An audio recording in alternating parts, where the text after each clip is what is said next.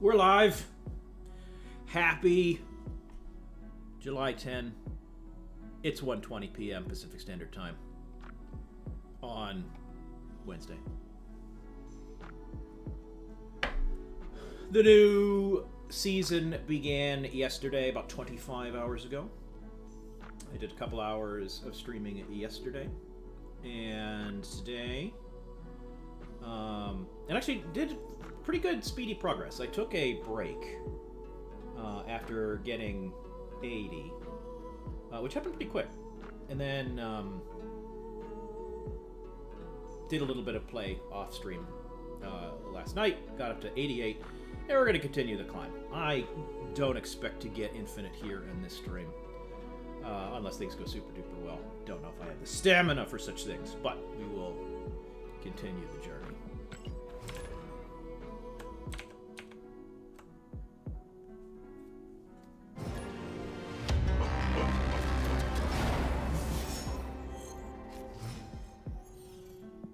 Opponent not playing an Aurisham deck.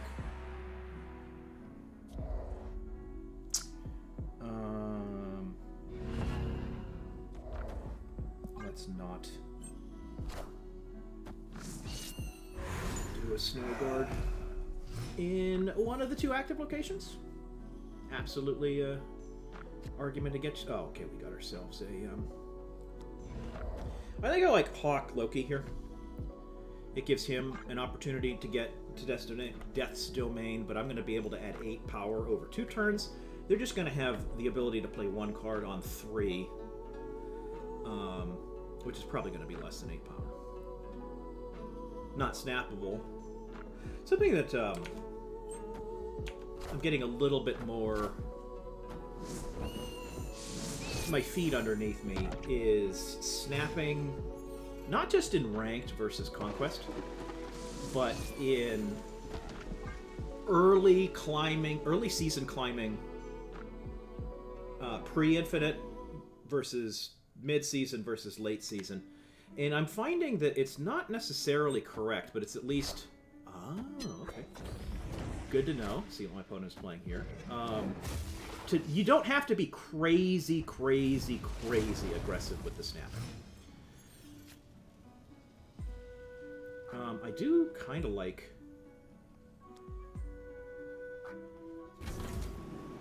Playing out Iron Man is dangerous.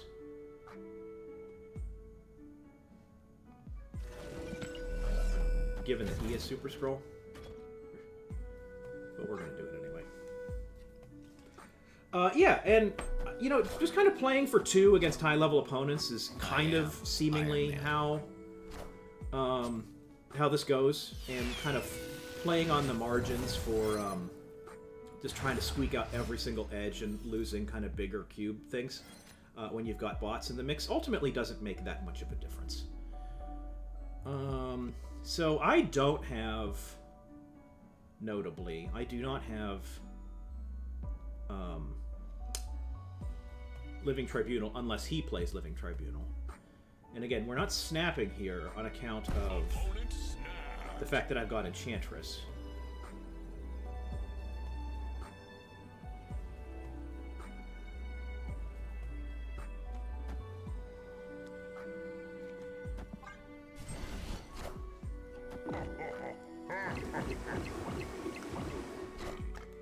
Behold my mighty hand. Ah, this is compelling. What I can do is... Where is he least likely to play?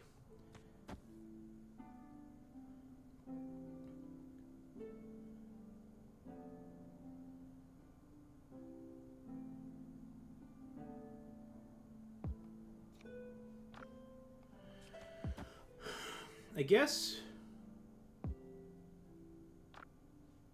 I kind of like this. Well, his Mystique could be Onslaught. How many cards do he have? There's 5 cards in his hand. I think we do this. Shit. Really wanted to play things, or fill things up. There's Mystique. Behold Behold my mighty hand. Tribunal. Judgment. Iron Lad who becomes Mr. Negative.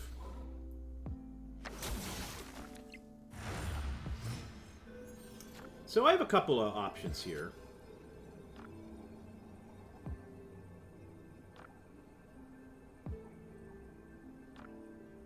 I can turn off his Tribunal. I'm definitely snapping this. I could turn off his Tribunal and very much win left lane and I guess right lane. Or, sorry, left lane and mid.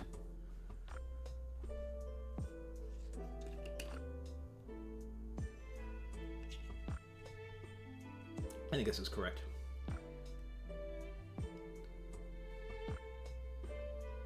Make sure I win left, actually. He's got 17. Yeah, I'll certainly have enough there.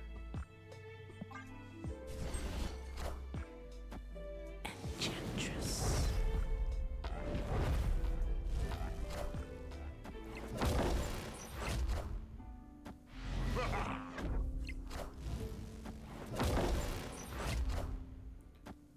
Oh, he got big enough. I didn't see that coming. How did he get... Oh, of course, because he got the blue marble as well. I was thinking that I would be big enough left. Oh, because he's onslaughted the blue marble. Yeah, I didn't see that line. That makes sense. I could lock it up that way. What I probably easily also could have done was Super Scroll here, and then I have 2 onslaughts. That would have been, I guess, the more obvious play. I just thought that this locked it up in a way that I didn't have to depend on some Super Scroll stuff. Oh well, that's a bummer, but it is what it is.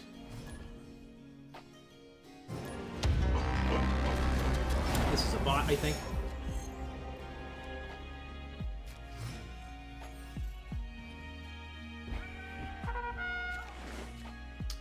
I don't like playing Sauron, even though I don't have Blob in hand. It doesn't always work. Let's confirm that this is going to be. I think this is a bot. I like snapping early in a bot. I have a lot of what is the right word I'm looking for? Thoughts about bot cube optimization plays, or I should say other people have thoughts, and I don't mess around that much. Well, it gives me Daredevil, sure. That said, what we can do is try and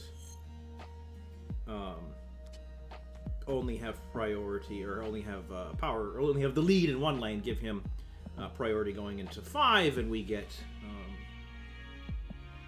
the snap back. But that's the kind of stuff that if you play too hard into, you lose. But that said, bots do love to play into Superfoe. Okay, this is good. Very good. You love to see it. And now there's even an argument. I'm probably not. I'm not that saucy about it, but there's a real argument here to like just doing nothing. Just letting the opponent get... Maybe I do that. I don't know. These bots really like to throw the game.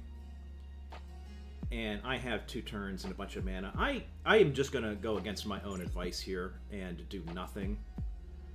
And anticipate a snapback, followed by my ability to win and get 8 cubes. Oh, my opponent also does nothing. I wonder if that was because I did nothing. So here I like this. The reason I like this is my opponent remains ahead in 2 lanes and maybe snaps back. I do not know how the snapback works with Daredevil. If like they would have already snapped back, or they would snap back now, or what. Feels like we're not going to get a snapback.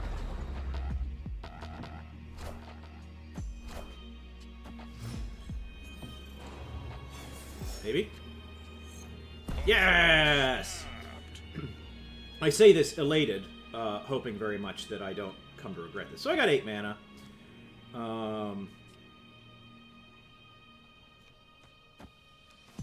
This gets me all lanes and the ability for Captain Marvel to move. I believe that this is the correct quote-unquote bot play. So we'll just call it there. And then if my opponent beats me for 8 cubes, I'll feel very dumb. Doom rules all. Alright, I believe Marvel Higher, going further, anywhere. faster, baby. Get it done? Yes, very good. We get those 8 cubes back, no problem. I also wonder Victory. how much or not that bot giving me 8 cubes was influenced by the outcome of the previous game. Because you get different bots that kind of donate at different levels. Some of it, I think, determined by where your overall ranking is, maybe MMR, or, frankly, I think there's a real case to be made for what we just saw there. Where I took the 8 cube loss, and then they just turned around and immediately fed me another 8 cubes.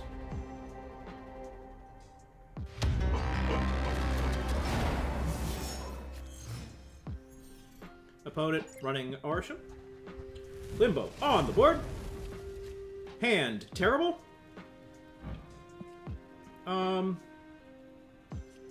We could do. Is Moon Knight just random card? Yeah.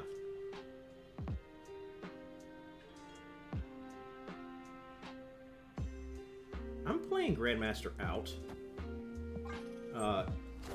We can get lucky and do either Moon Knight hit Swarm or Nakia into Moon Knight hit Swarm. We'll see.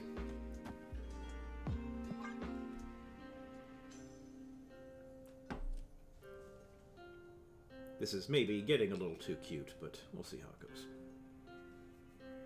Limbo, Legion Limbo is a powerful tool.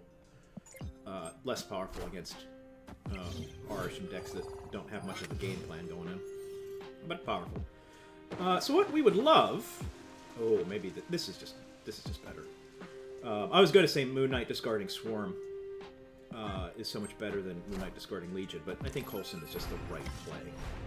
And then we get ourselves a little Darkhawk, so that's nice. And interestingly enough,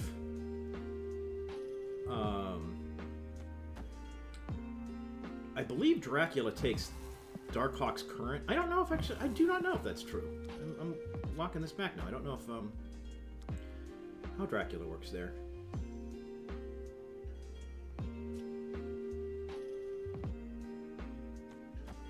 This.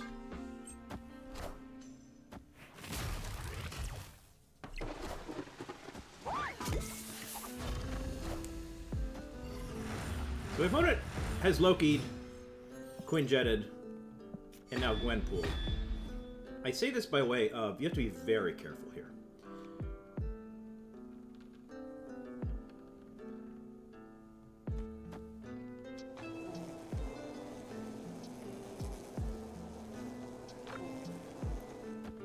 He can put up a lot of surprise numbers.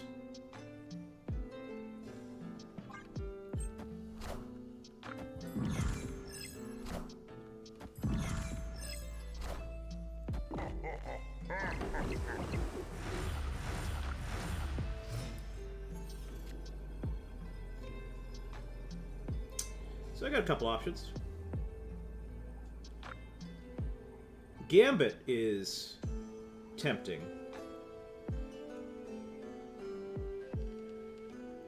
Actually, kind of like this.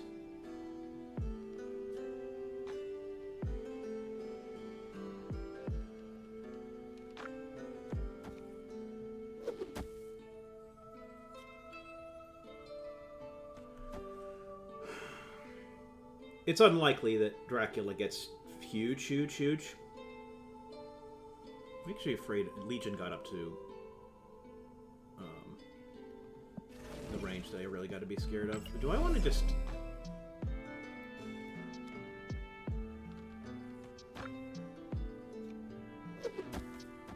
I think maybe this. We're certainly not snapping. Moon Knight Gambit.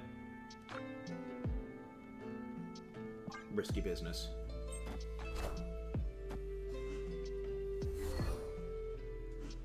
Helicarrier better hit than Darkhawk, but then fills up lots of things to poison the Dracula. We'll see. Those are broadly small numbers. It's the worst hit.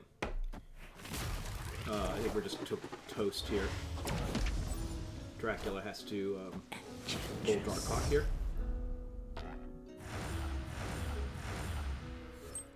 Oh, now, is it 3 or is it... Oh, so we learned that it's amazing. We quote-unquote got lucky. Hello, Double Neg. Good to see you again. I love that you're hanging out on a regular basis, just watching me get a little quote-unquote lucky, but unlucky at the same time. I don't know if you saw what just happened, but I learned a game mechanic with regards to Dracula in a very low-stakes environment. I don't care about losing the 2 cubes there. Doesn't matter. But learning what I just learned about Dracula's interaction, more valuable. And cubes on Orisham, always a good thing. How are you today? Are you coming to me from the cooler at work?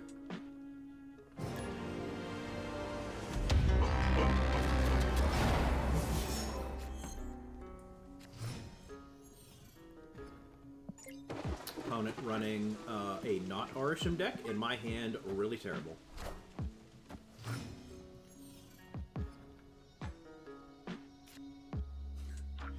Certainly not playing that.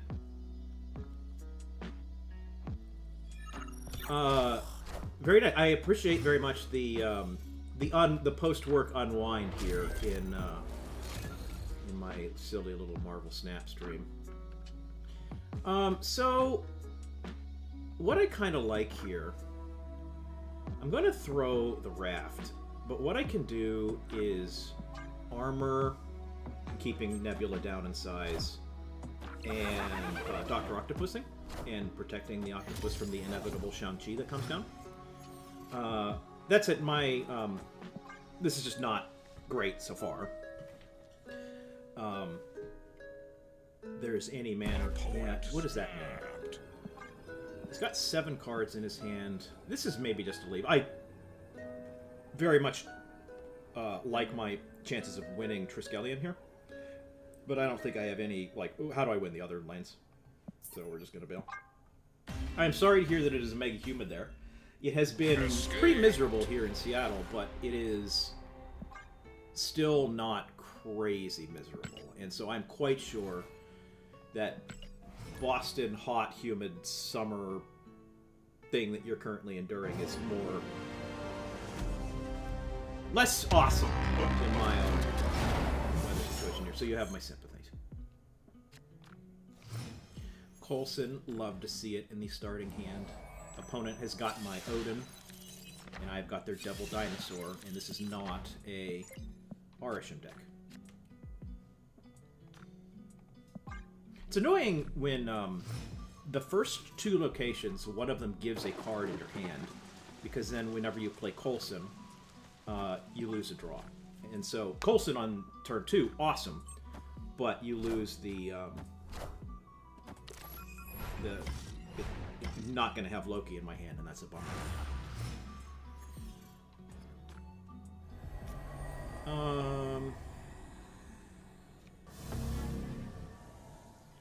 And like I could do White Queen Cersei, but I'm losing a couple buffs on Muir Island, as well as another draw I'm down. And I don't know if Odin does.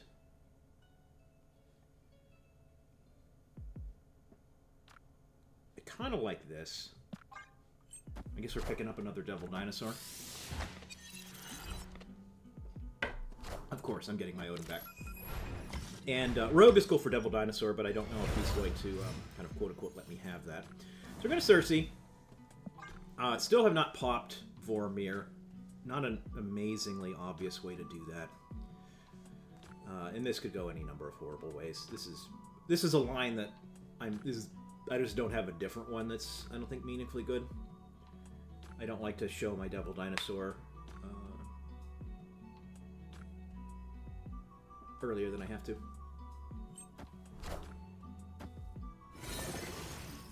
Okay, Hellcow, terrible. Lose my Devil Dinosaur, didn't love that. Oh, that's cool.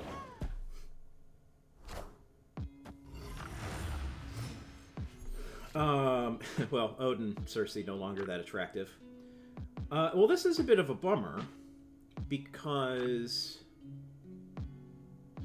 I kind of wanted to rogue his Devil Dinosaur.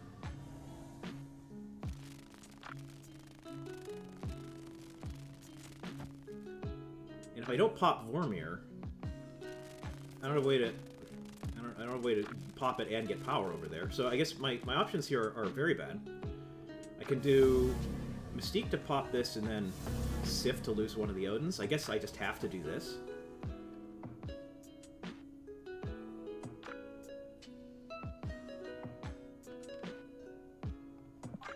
Not in a great spot. I guess, is that... Oh, that's Odin sending my... I should have seen this coming. He's Odining my Hobgoblin back over, but... That said, I can just do that back to him if I want to. Are ye worthy?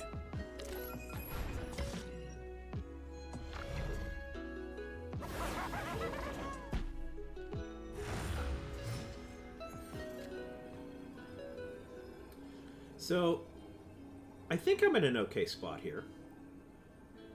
I certainly could Odin, but that doesn't work if he fills up mid, and he knows that I could come for mid. He has not popped Vormir. He has a full hand, though. So I guess the two lines here are either just a naked Odin middle, which loses to him playing anything middle, or I could do something like this and hope that he plays... This is probably okay.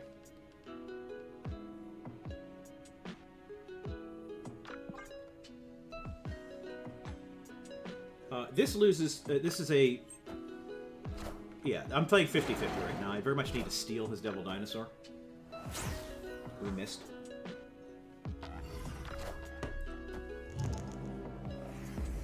That's fine. We lose, but I probably played correctly. Odining middle was certainly an option, but that just loses to... I mean, he had a full friggin' hand. There's lots of ways that I lose there. Disappointing to lose a 50-50, but you do what you do.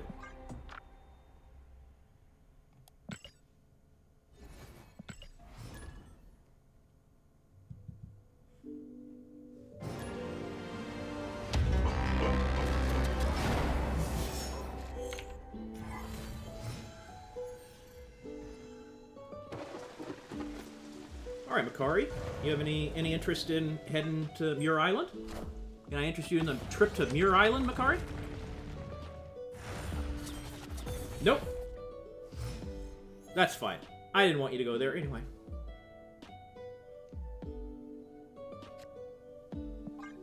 Loki is cool, but I am down 2 cards, and Makari on Bar Sinister feels bad. Ah, is this a straight up Phoenix Force deck?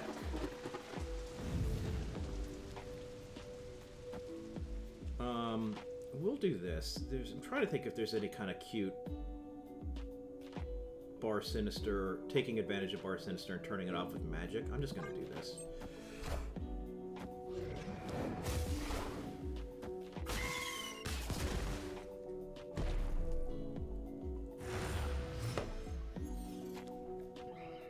Alright, well...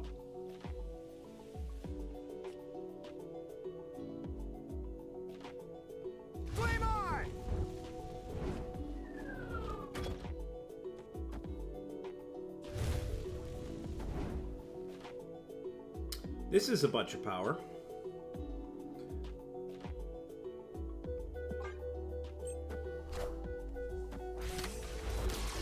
That said, if this is just a big old Phoenix Force on his Bar Sinister, that's a bunch of power for him as well.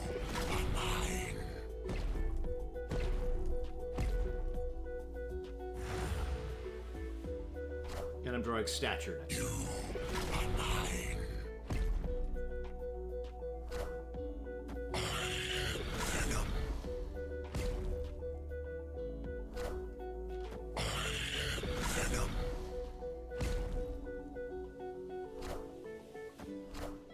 Oh, just straight up.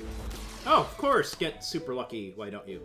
Well, the thing is, I think that this, like, interestingly enough, we don't hate this. I mean, that's just him getting stupid lucky, but I don't think that there's any meaningful way for him to now win Bar Sinister.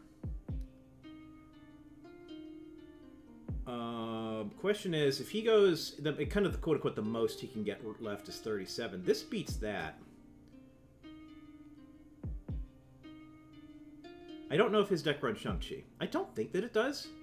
It might do some stupid things with, not stupid things, but, you know, he might have, Living Tribunal? Which might allow him to get big enough. I really don't know where I'm at in this situation. And I don't think my opponent can know much either. That said, he could move all to the raft and get himself a free 6 cost. I don't know what I do if I'm him. Yeah, full left for purposes of Muir Island. Now he's completely full in these places.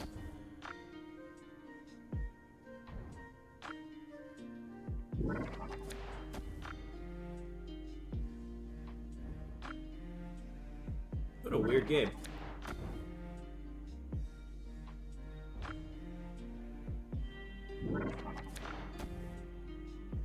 The thing is, he's not quote-unquote full in these places because he can just as easily move a card out. Oh, yeah, that isn't actually big enough there. Well, what can I do here? I'm incapable of getting... That was just a kind of an unlucky blob. Oh, we're just done. There's... What I could... Had I drawn a small card with Legion... A small cost card is do some kind of Legion on Bar Sinister and get 4 copies in the middle, but no, we're just gonna call that good. Escape. I think that my opponent probably could have, should have snapped at some point. This goes to the whole, at this point in the infinite climb, you know, 24 hours after the new season, I'm finding that people are really conservative with their snaps, and I don't think that it's necessarily that they're cowardly. I think that it's a function of, well, we're going to be playing bots anyway, so why not... Oh, it's gonna maybe get cute with it, and try and get Gwenpool and View. And so, like, we're going to be playing bots anyway, so why don't we just instead be very conservative with our snaps and battle each other out for 2 and 4 cubes here and there. And we'll do this. And then get our cubes from the bots and just not really fuss about it. Alright, didn't want that to hit those cards. Hands up. I think we can do this and win pretty easy.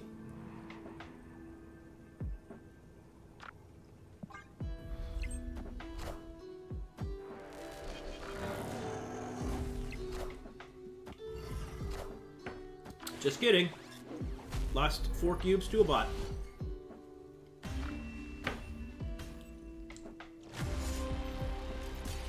Don't have to see that. Often these bots like intentionally throw. I'm just completely unprepared for that. Important data point.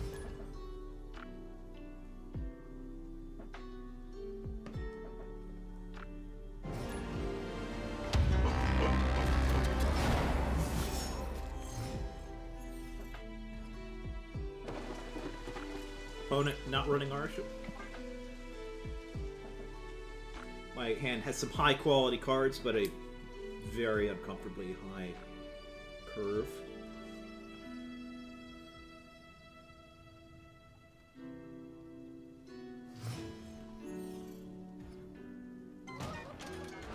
There's the Blob.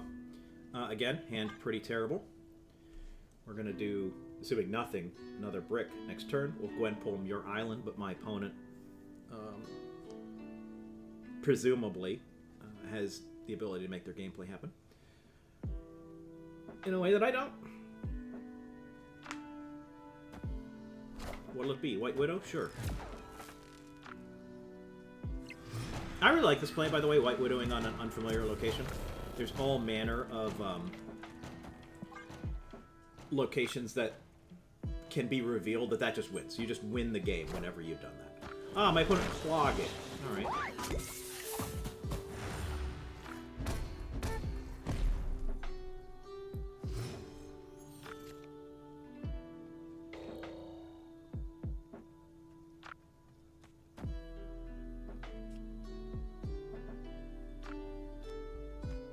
Kind of like this. My opponent intends to clog me. I'll make everything grow.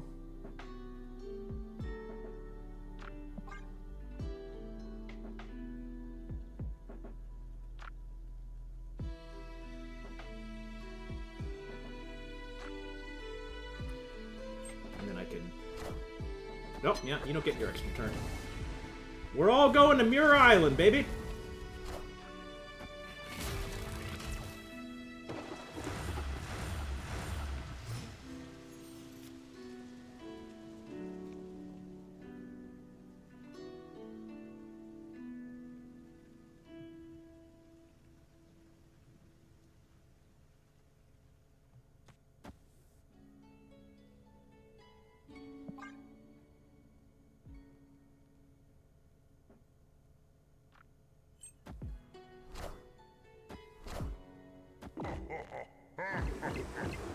And, like, again, this is another perfect example. I feel like I'm pretty ahead here. And would love to snap. However, I don't want to do that. I want to, like, I don't think my opponent stays if I snap and he loses. But, like, we could just chill and call it good. I don't see a ton of ability for my opponent to win all 3 lanes, or to win 2 lanes, given that I'm doing this here. I don't know.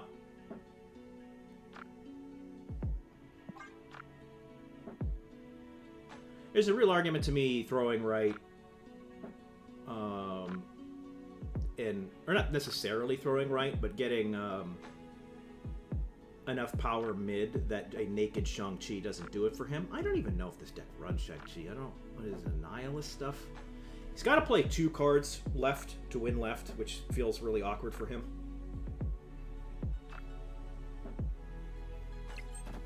Yeah, this feels like a win. I don't think there's a single card that he's got left that allows him to win mid and left.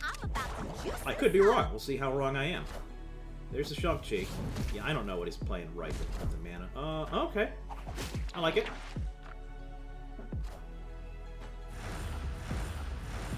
Well played by me.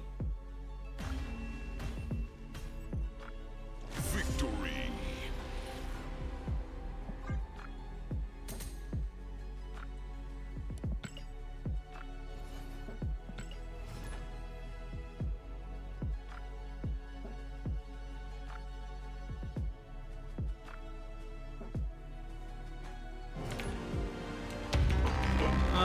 Double Meg, if you're still there, can you talk to me a little bit about how you do, like, breakfast, lunch, and dinner when you work that incredibly early shift? Like, what does your meals look like then?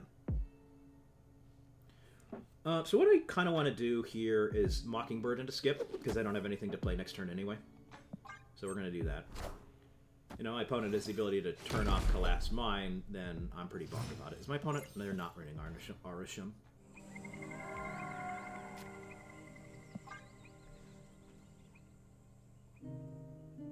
Fun bit of insider snap weird edge cases.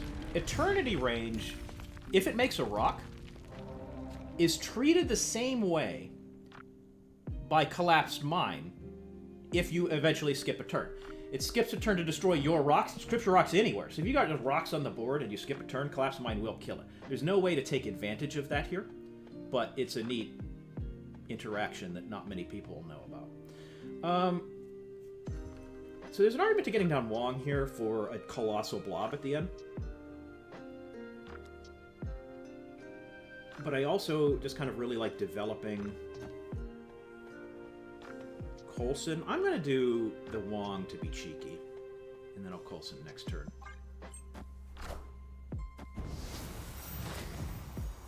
Let's see, bacon, breakfast at 5 or 6, sourdough. Oh, that's, I like, but I was kind of, my initial question was just, how does that work with scheduling? I love the detail that you've gone into here. Change my underwear. Sourdough and toasted with bacon, horseradish, cream cheese, hell yeah. Alright, so here we've got the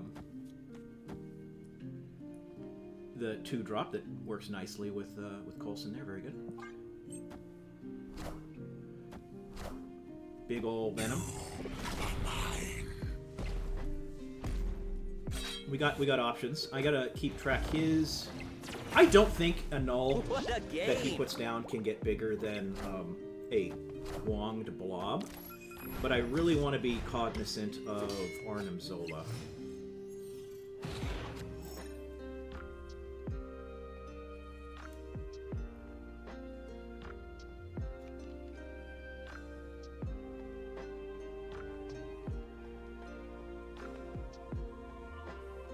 And he has the extra mana this turn. I can try and do some kind of hero. What has he got? 4 cards in his hand. If I Dr. Octopus, I damn better win that lane because I need to play Blob next turn. There's a real argument to blobbing this turn and kind of doing some Valkyrie nonsense next turn.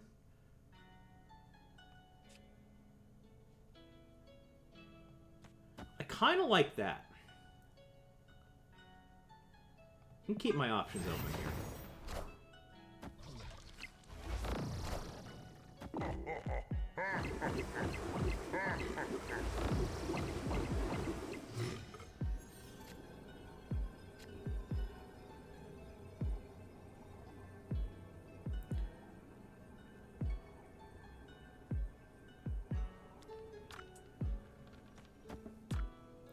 Well, this is risky.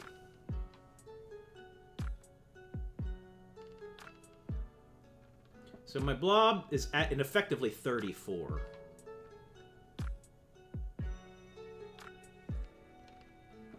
Would really like to be able to play a different card as well. Roguing the null does very little. Enchantress, same thing. I think that this is the play, and then if he has Arnim Zola, it is what it is. The trick here is if he's just throwing right, I'm not going to win a ton of things that he's going to do middle. We're doing this for 2 cubes. If he Arnim Zola's mid, I'm going to feel very smart because I think this just wins that. Oh. Huh. Okay. I didn't see that coming at all.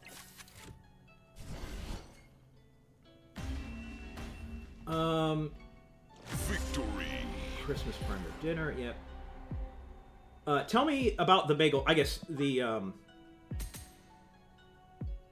bagel place is not your own, the place that you work. It is a different establishment. And wait, when would that open? I have it in my head that like you work at 5 in the morning. And by the way, you don't need to dox yourself with all these personal details or if it's boring. I just I have trouble enough functioning as a human with normal hours in eating, and so I'm just curious how that works. Bagel spot opens at 5. So now I wonder, what is it like to open a bagel spot? Also, welcome, Hail Satan Luxie. We're doing some ladder climbing, and be honest, it's not going super great. I lost 4 cubes to a bot, that was embarrassing, and I lost 8 cubes to overthinking it a little bit with a into a tribunal deck. But we are recovering a little bit and having some fun, some laughs with some friends. My opponent not running an Arishem deck. All right, good to know. Shadow King gives. This is broadly really strong. But I don't know. My opponent is running a high Evo deck.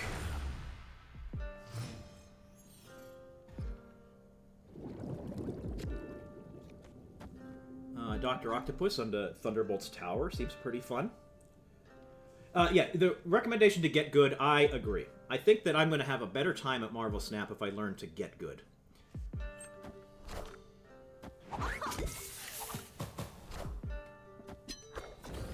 Alright, 2 of those Gwenpool hits on Shadow King is very unfortunate. All right, I like. My opponent is probably not going to play on Thunderbolts. They're probably going to play one card. I'm going to fill up left lane here. I am not going to snap back, but I really, really love Dr. Octopus in this list. It is just increasingly feeling awesome. I have so many tools to deal with whatever gets pulled down here. Okay, just kidding. Actually, Leech, that kind of helps us with Shadow King. We lose that drawback. Question is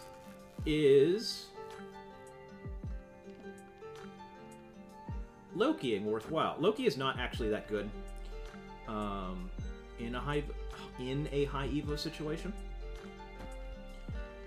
but my cards as is are not overly good. I bet you I can scare my opponent out of here with a snap.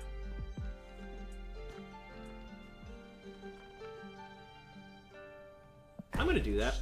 This is a semi-bluff snap. I'm just banking on him leaving. But even if he does not leave, I think I'm still favored to win. And even if I don't end up winning, I'm fine kind of quote-unquote risking the 2 cubes here.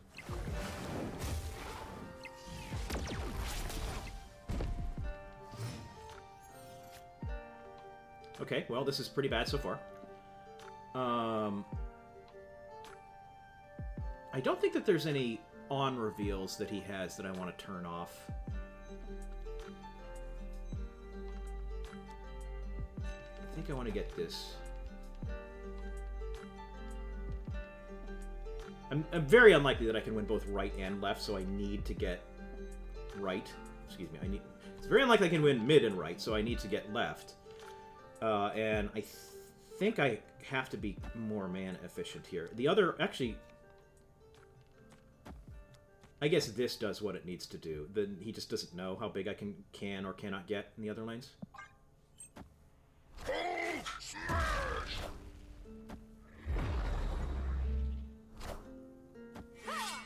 So what I'm hoping for right now, yeah, I cannot beat him. Well, what is he? He has 2 cards in his hand. I guess if I'm... What? This goes to 12... 14. So if he floats any mana, I lose mid. Sorry, lose right. I think I just have to retreat here.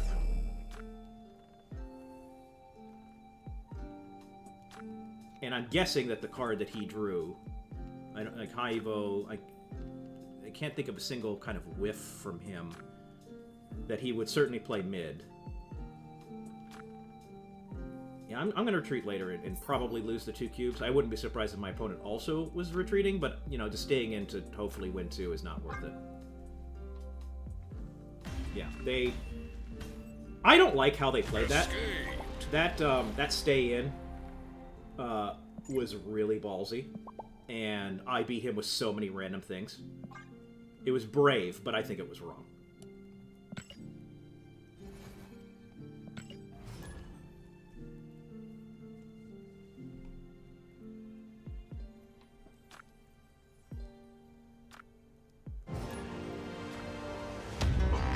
Yeah, I do not know a lot of people that bake commercially and have been doing it for like their whole careers and are super healthy and happy. Like, there's a lot of bakers that are just grumpy as hell or kind of their bodies are destroyed. It just does not seem like a great lifestyle to be getting up at that hour and slaving over the whatnot. I'm glad that these people exist, but I do not want to be one of them. So my opponent running Arashim, they've got a random card for me. My hand, pretty trash. Calling Wing is lowest power, lowest cost. I don't want to lose Rogue, at least not yet. My opponent took my Coulson, perhaps the best card they could have taken, pretty disappointing.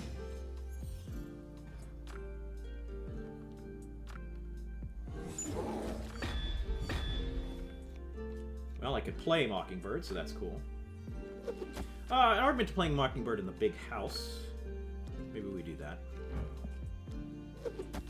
There's also, you can get cute with it and do Legion on Monster Island.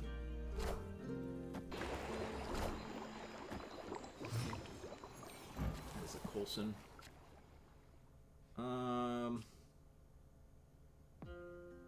What I'm going to do here is Legion on Monster Island with the hope that they're playing a card left that fills them up, and then I have tools. Them playing a card left makes sense, but who knows with the Arisha move and all. They're not playing a card left, that's questionable.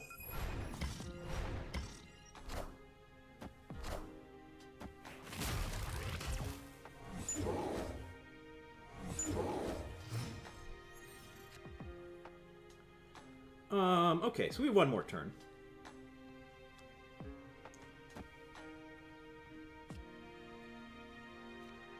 Kind of like this.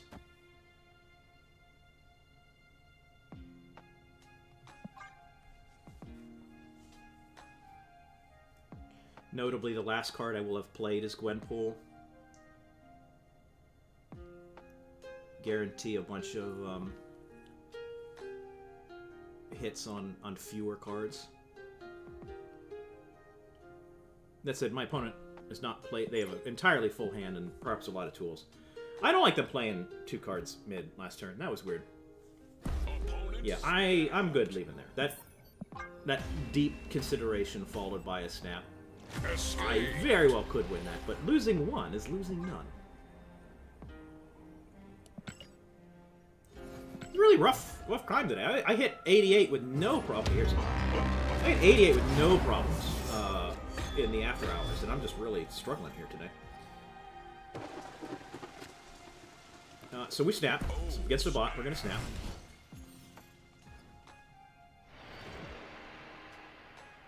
Not really wanting to get too cute about trying to win the cubes, as I did last time and then lost 4.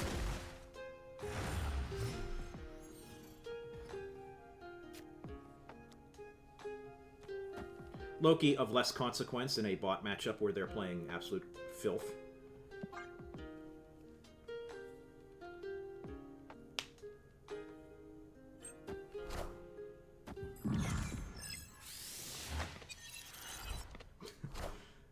Bone Running Destroyer. I like it. I like the deck. There's the snapback. Yay! Okay, so we will... Now I'll Loki, because the rest of my cards, not ideal. Be aware of my opponent's Destroyer. Oh, sick! Sick bot Warpath variant.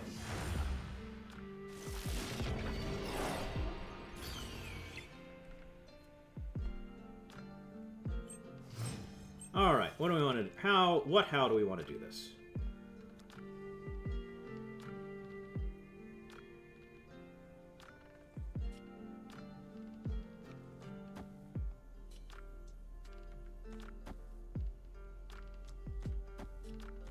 This seems pretty good.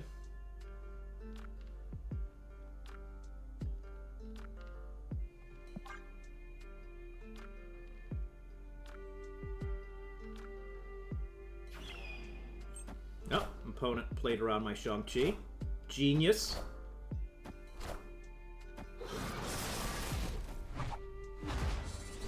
Oh, what's up, Angel? Welcome to the party. Oh, I think I can still win this. I don't think there's a Destroyer my opponent can play that cooks me too bad. And then we'll just... I don't think I want a Legion. Legion favors them a whole bunch, so we'll just do this and call it good. Yeah, that was a sick dodge of the Shang-Chi. That's next level plays. That said, I bet... Ah, they didn't even give me the 8 cubes. I hate watching them. What's up, Beesworth? I was thinking about what you were talking about earlier. And I think I did a poor job of explaining monetization in this game. And I know you probably ultimately don't care that much. But I thought about it and how I could summarize it in a paragraph, and I'm going to do that for you now. As you play Marble Snap, you are every 8 hours given quests to complete that just automatically complete as you play the game. And as you complete these free quests, you get resources. These resources can be used to improve the cosmetic appearance of your cards. And as you do this, you then unlock additional cards. That is a kind of a fixed speed And it is hotly debated whether that speed should be faster or slower. Okay, so Quake allows me to do some cool things here. But if you play enough, you just get resources and cards, and it's super cool. Buy Mobius. And that's broadly how it's structured. And I think I did a very clumsy way of describing that last time. So with Nocturne, suddenly the value of Quake goes down a whole bunch. Oh, they don't know I have Quake. So I'm going to turn off I'm going to turn off Nocturne. I'm going to disable that. And with any luck, I can do Quake Dr. Octopus shenanigans to lock this up. We hope that my opponent's... No, my opponent's not snapping. What does this mean? Yeah, and that's it. That's ultimately what we're talking about here. So, let's see. What does Quake look like? I can... Quaking Shuri's Lab is a disaster. I just lose. I can do this.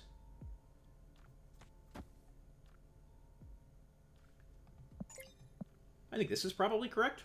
If I pull Shang-Chi, we're pretty devastated, but then we've got Quake outs. I think I snapped that. Yeah. My opponent, Gwenpool Bar with no name, I think with the intent of turning it off with Nocturne. So also, I don't know how to pronounce your name, also Def. I don't have this stuff set up. I apologize, I don't have a Nightbot set up that can just give you a deck. It's a fairly standard Arisham list. I've got Gwenpool in what I consider to be the singular flex spot right now. And it's working out pretty well. You can see it on the screen, and if you want to talk, if you need the code, I can dig through it. I don't have that set up. I really like this deck for an Arisham list, but it lives or dies by the kind of quote-unquote Arisham, anti-Arisham meta, and I don't have a sense of where we are with that right now. And I also do not know if Gwenpool is... Oh, nice. Yeah, we'll do a casual 3-powered She-Hulk here. It is... That is a good question. Blob is pretty important to Arisham. I'll say the first replacement that you would do is Red Hulk. Red Hulk is absolutely the card that you would put in instead of Blob. But I think Blob is really, really, really important to Arisham, and I don't know if I would run this if I didn't have that card. Opponent snapped. My opponent snaps.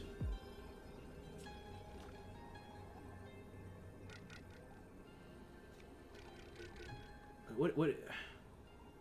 I don't know what that means. I guess does that mean he's playing Darkhawk this turn? No, he can't play Darkhawk this turn.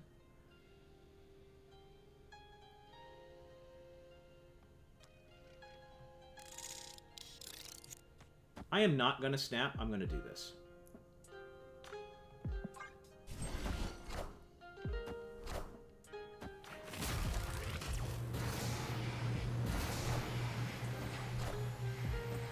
I guess that's what that snap means.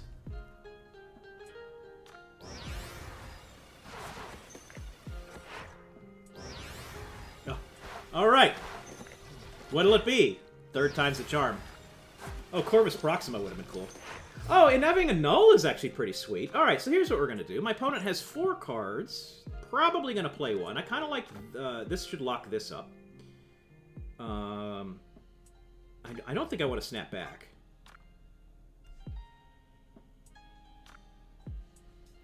Marvel's... You know, I have not seen any kind of... oh, what do you call it? Oh, we'd really like to... Oh, that's a bummer. That's... Oh!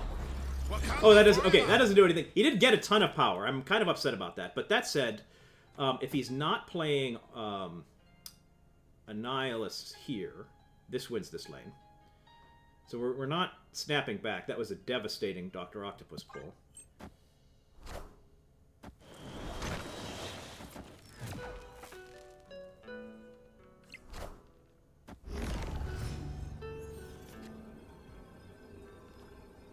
And unfortunately, Shang-Chi isn't even big enough for the things there. Well, that was a pretty unfortunate sequence. I played that exactly how I needed to, but Doc Ock pulling Cersei, truly devastating. I think I just have to run here. This doesn't even win outright.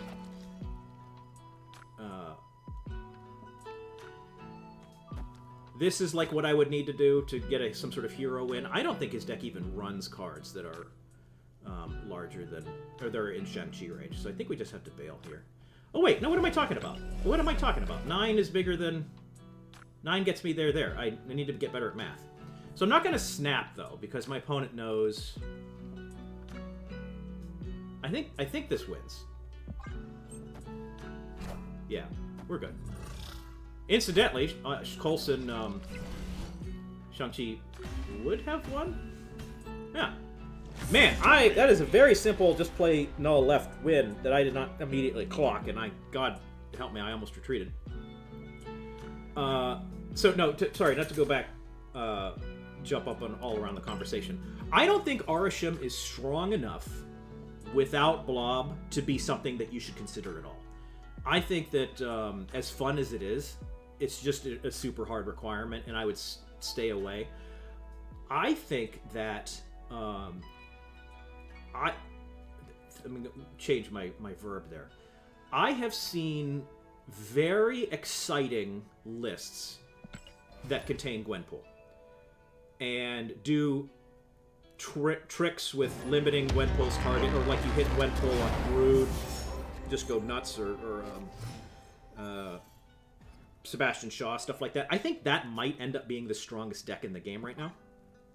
I am an Arishem gamer just because of what I like more than what is good. Yes, this is part of why I like them, why I, dare I say, even love Arishem. You've touched upon exactly Gripsmoke Tecmo. Is snap equity. Your opponent does not know. And that is incredibly valuable, useful intel in a way that is, for my Conquest playing, just invaluable. But for Ranked is still really, really huge. So what we're going to do here, I guess I have two thoughts. First of all, we're playing Dr. Octopus right, because it's going to give me the benefit of Grand Central and not him the benefit of Grand Central. Unless he's doing this. I kind of like a snap here, even.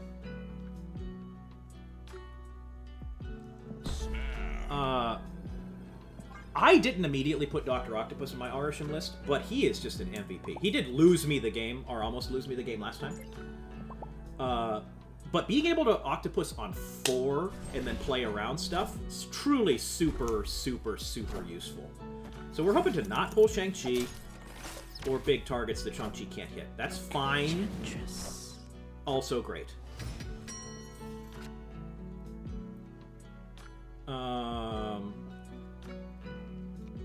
Legion is enough here. I believe, and I hope I'm not wrong here, whenever I Legion here... Oh, you know what? I am gonna Legion here. This is, I don't know if this is it's going to turn everything into Grand Central, and I don't know if that's going to work on all 3 locations or not. I don't want to give him the new cards with... The thing is, I really need to win Grand Central right now. And I really don't want Maximus to come down, because he is down to 1 card, but I think it's going to come down anyway. So we're just going to do this. What we kind of want to see is Maximus come down first, draw him cards so that he fills up middle right now. We'll see if, in fact, this all triggers, which I believe that it does. Okay, so now he's dry. But if if Maximus comes down, he gets another bite at the apple. So we really want to see not Maximus right now. Okay, that's good. So my opponent has 1 card in his hand. He needs to play that card and somehow win both middle and left. Very unlikely that that's able to happen. So we'll just play Blob and win. How about that? Victory. That was a fun sequence. And let's hang on one moment. We take a moment. Ligature marks. Well, I was going to say thank you for the follow, and I do appreciate the follow. Mild concerns about the name ligature marks. Please let the record reflect to the police who are viewing this after my untimely strangle death in the coming weeks or months that a person by the name of Ligature Marks has just followed me on Twitch, and that's probably something worth investigating. Assuming that does not happen, thank you for the follow. Thank you for hanging out. And actually, let's take a moment to thank everybody for hanging out. This is so much fun. And having a nice Wednesday afternoon with some friends, loved ones, and soon-to-be friends and loved ones. Sorry, I missed the thing. Think about becoming a low-level Snap streamer. Does a bait switch into Tecmo games? I love it. I absolutely love that. Opponent snap. So my opponent not running an Arisham deck, and he snaps. Gwenpool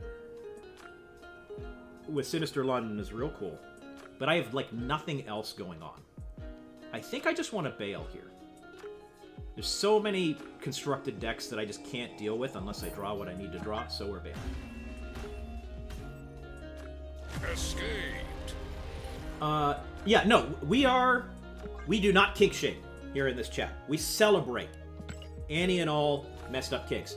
The issue is my own safety. If I am suddenly dealing with a murder right after being followed by somebody on Twitch who's like imurderstreamers.com, like, I want to explore that a little bit, and it's just worth, you know, saying that out loud. Do I want to set a safe word? What is a great safe word here? We'll play this one here. The funniest... Oh, what is... My opponent gives me a... Oh, it's a bot. I should have clocked that. My opponent's a bot. We snap.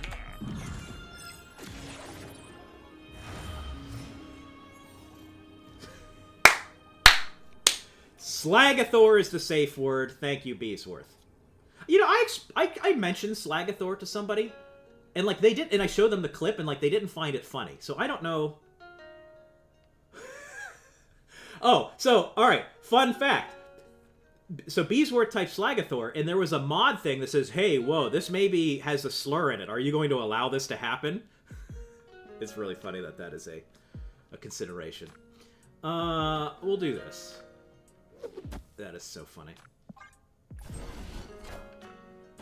And for those of you who do not know what Slagathor is, it goes back to the television show Scrubs, which I don't know if that's aged at all, if it's aged well or badly, but that's a very funny line from that show. So the most correct thing to do here is probably Lockjaw into Iron Fist, but I also don't love... I want to get the snapback next turn, and this is almost certainly not going to do that. We'll do that. We'll ship it. I don't want to lose to a bot again.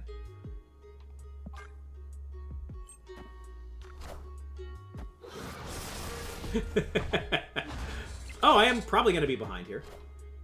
Yeah, no, I do. Whenever I saw it was on a mod, it's like, yeah, that is kind of hilarious how that is in its own way perverse. I'm sad my opponent's not snap back. I guess we do...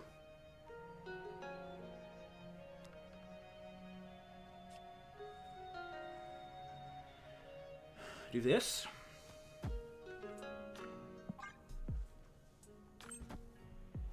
Oh! Opponent cooking me! Hope I don't lose another 4 cubes to a sick bot. Alright, we're gonna just Arisham and chill here, and if they beat me, I'm gonna be very impressed. Okay. Okay. Calm down, bot. Alright, I'm going to run to the restroom, pause in the stream, be back in a couple minutes. Victory.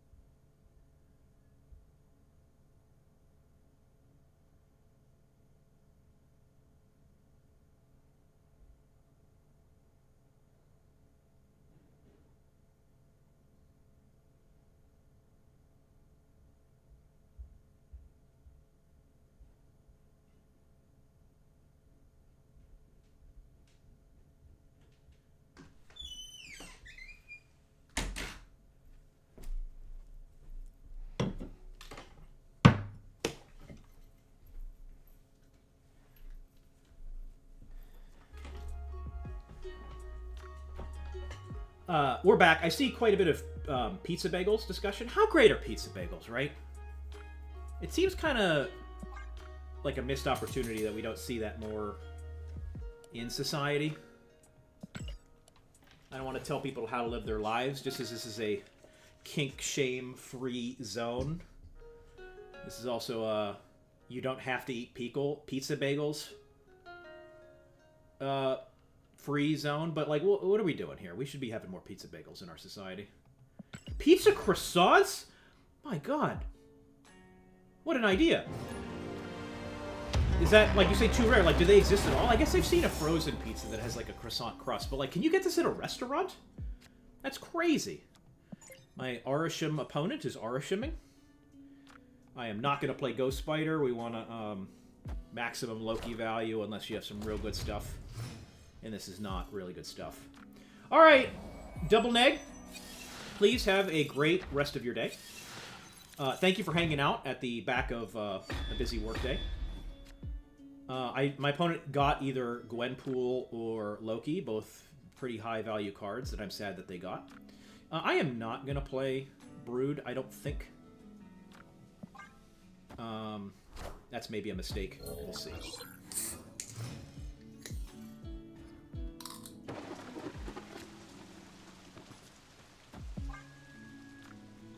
Grip it and rip it. Opponent did not get their... Well, it's weird that they played that. If I'm in their situation, I play either Loki or Gwenpool, and they played neither. So I got a Worthless Mystique. That's a bummer. Do I want to just play the Mystique out? To get... I think maybe there's an argument to do that.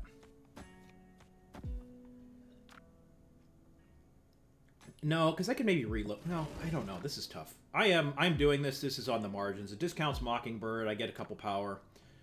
So they held the Mockingbird to play Loki. I don't know if I agree with that decision, but I respect it. You guys take it easy. I appreciate you guys hanging out.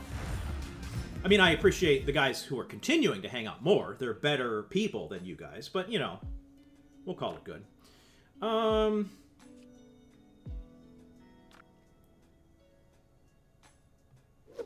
Is this the play?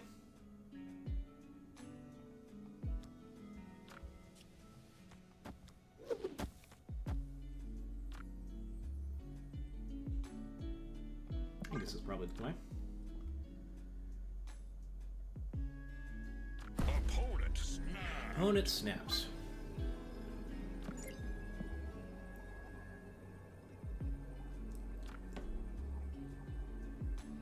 So, what this does is changes the calculus for me because I got a couple Shang-Chi's in hand.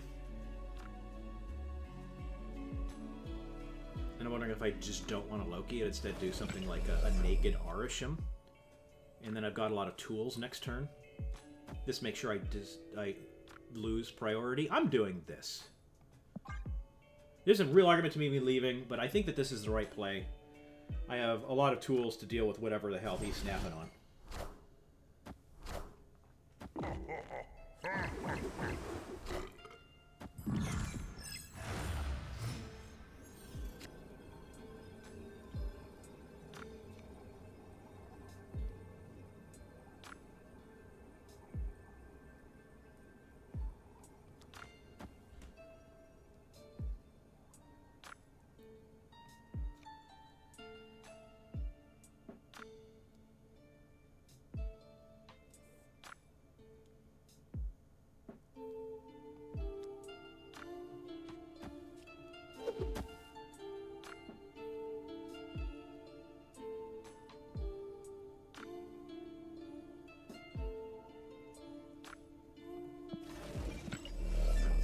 Hang on, 7 mana.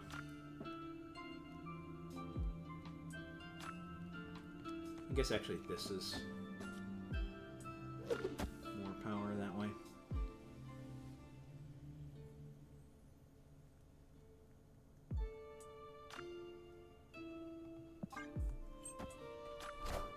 Oh, yeah, that cooks me on points. I'm going to tie middle.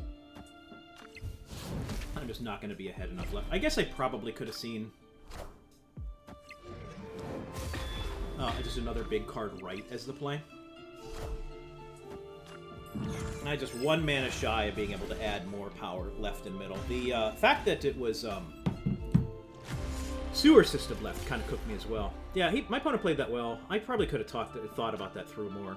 There's maybe not only a line that won there, but was maybe also worth exploring.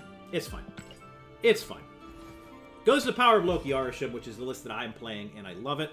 I just wish I had Darkhawk, man. It's been very good in this meta, at least for the next week until people figure it out and get bored with Arisham. I will never get bored of Arisham, I don't think. I think we're in it to win it for the long haul. My opponent not running an Arisham deck, weirdly enough. Well, I have more mana, so this broadly favors me, but he also might have some kind of Surfer Brood. Oh, yeah, that helps him.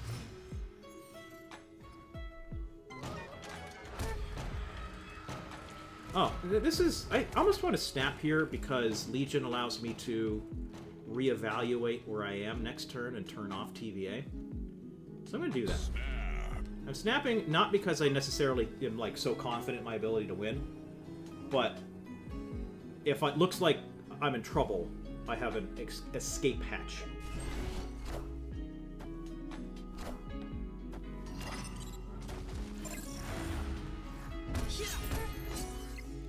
Time's up.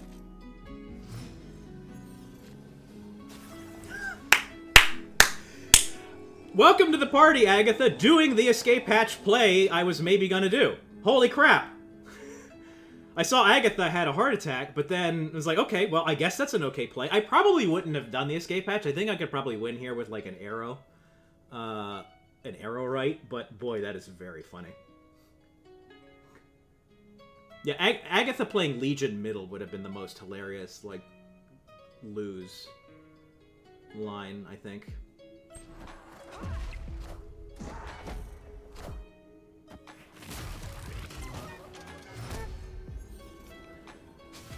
Okay, Agatha wants to go mid. Great.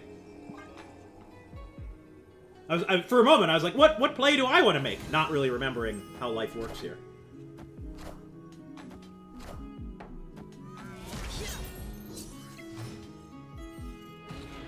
Yeah, I mean, I certainly hope they think that. They're like, wow, the balls on this guy. So, really this comes down to if they have Shang-Chi or not. I feel... How many cards do they have in their hand? 4, and we know that one of them is...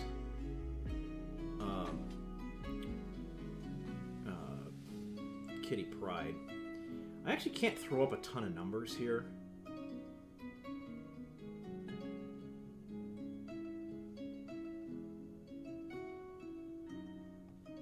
Arrow does not... Well, I mean, Arrow's 9 power. Arrow's effect does nothing.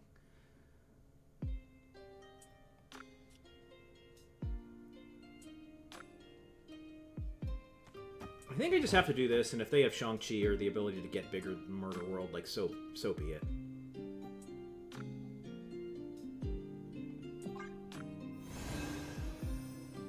Oh my god, they do.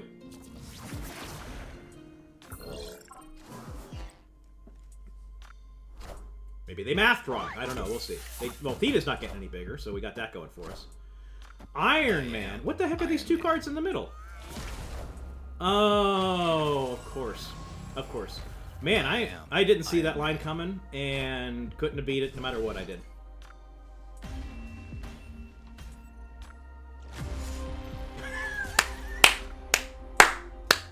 Imagine if Agatha took over the stabbing and the emoting and the retreating.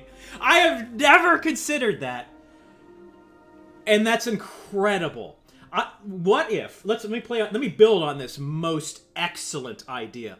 Like Agatha is a 630. Like she's a 640 and does that. And like she isn't always going to retreat or throw out emotes, but like that's a real risk that she's going to do that. I think if you are not Lord Mustache, if you are not a senior designer working for Second Dinner, you should be.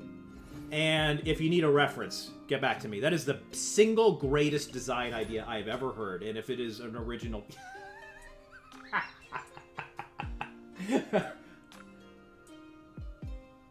Oh, that's so good. I mean, I don't like losing those 4 cubes just now, but boy, that's some good business. My opponent not running Agatha. I'll turn off this location. I feel like I can take advantage of your island better than your average deck. We'll see. Oh man, we're all kinds of. This is crazy location town.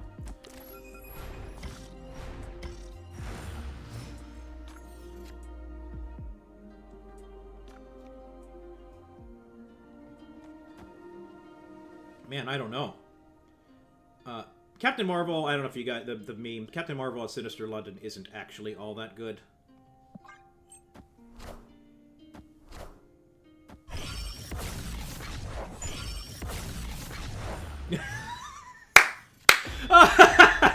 Oh my god, that's very funny, Lord Mustache. Yeah, well, first of all, you should quit. Take it back. Everything I said. You're very good.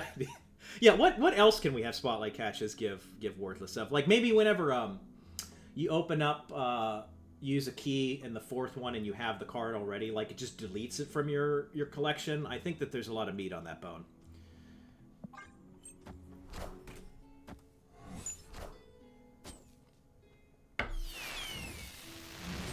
This is very funny. It really what I'm taking away from this is there's a real opportunity just on Reddit or whatever. Be like, what is the worst feasible design thing you can imagine? Like Second Dinner, I kind of like just Shang-Chi here, or do I Shang-Chi next turn?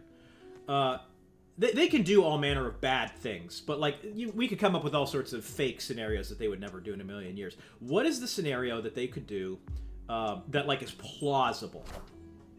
That is just like they might do it, but it's the worst thing you can imagine. What does that look like? And I think that that's a funny thing to imagine. So right now I'm a little scared. I have no idea. Like, my opponent has 6 cards in their hand. They've got double discount / buff with Phastos. I've killed Onslaught, but I'm a little scared of some kind of weird... I'm not going to leave. I think this is the most power. And I don't want to Cersei. I might just stay and lose by a whole bunch, or he retreats because he missed, but we'll call it good here. Yeah, no, that sort of thing. Not necessarily... Okay, so yeah, every 150 levels is a chance... Okay, I think we win here. Wow, my opponent... That's an aggressive stay. Hold... slow down! These are too good. The front-facing camera Uatu thing... Like, that's a perfect example of what I'm talking about, where... That's almost certainly not going to happen, but like there is a chance that could happen in a way that is just so fucking funny. I love it. How long have we... It's funny. I have been streaming now for 1 hour and 20 minutes, and I'm exactly where I started. I am just not... I'm not overperforming right now. My MMR is pretty high, and I wouldn't mind it going down a little bit, so this is fine. My opponent, not running Orisham. Shuri in Comertage, pretty good, I hear. Lord Mustache, thank you for the follow, but let me be honest. I should be following you. You are making better content in my chat than I feel I am able to deliver here on camera. And that's not commentary on me. I am doing a great job. You've just got some great ideas. You got upper management written all over you, my friend. Alright, so... I kind of like something like a Shuri into Omega Red and then Legion on Death's Domain, something like that. I don't know. We have tools, we have choices.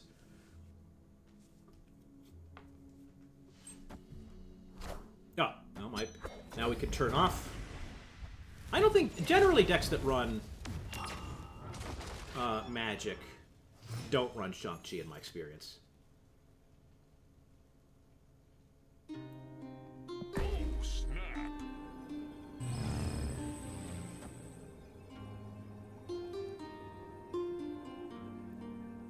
I'm just thinking, like, I certainly like the Surprise Legion on the last turn.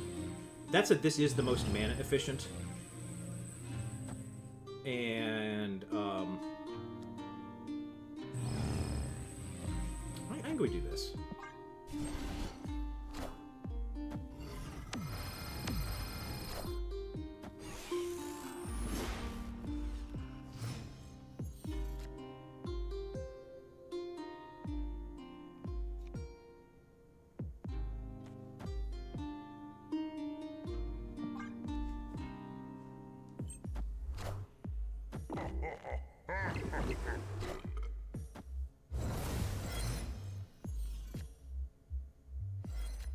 No!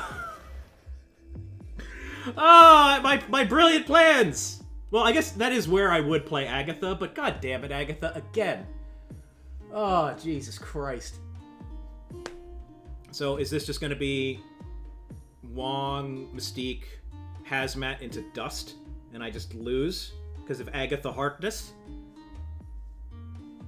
Might have been asked earlier, but if you had to rework Hydra Bob, what would you do? I would... I have two thoughts. I would either add power, like straight up like a 1/6, something crazy like that, or just make it kind of like... oh, geez, I don't know. It would do something when it moved to its power. It would reduce power to an opponent's card. It would add power to himself. I think that either of those are workable. Making a 1/6 is a little bit dicey, so maybe something like you control the thing, like when you snap. Opponent See, Agatha ruins everything. I actually can't, and I cannot. I can retreat quickly. I don't. Yeah. The Agatha of it all did not allow me to end my turn like that.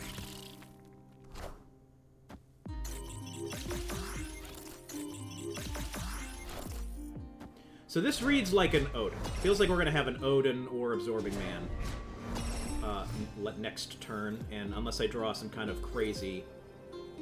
Yeah, Odin middle makes left just completely unreachable. And so the question is, Yeah, I can't win this. Agatha just cost me effectively 8, if not 12 cubes. Oh, that's really frustrating. Well, I can turn off Kamar-Taj. Is there anything there? If I do this, now that I think about it, and maybe I'm overthinking it a little bit, he goes up to 14 with an Odin. Well, he's also be able to play another card on top of Odin, maybe.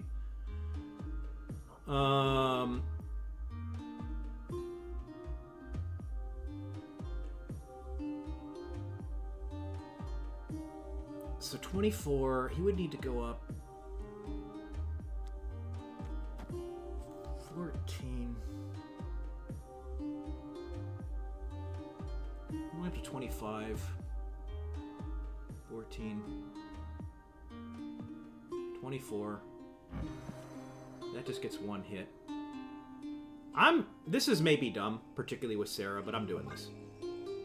Oh my god, that was not Odin. What the hell's happening?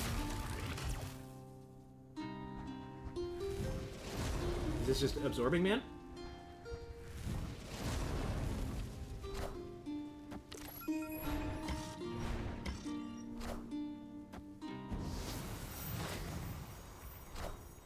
Oh.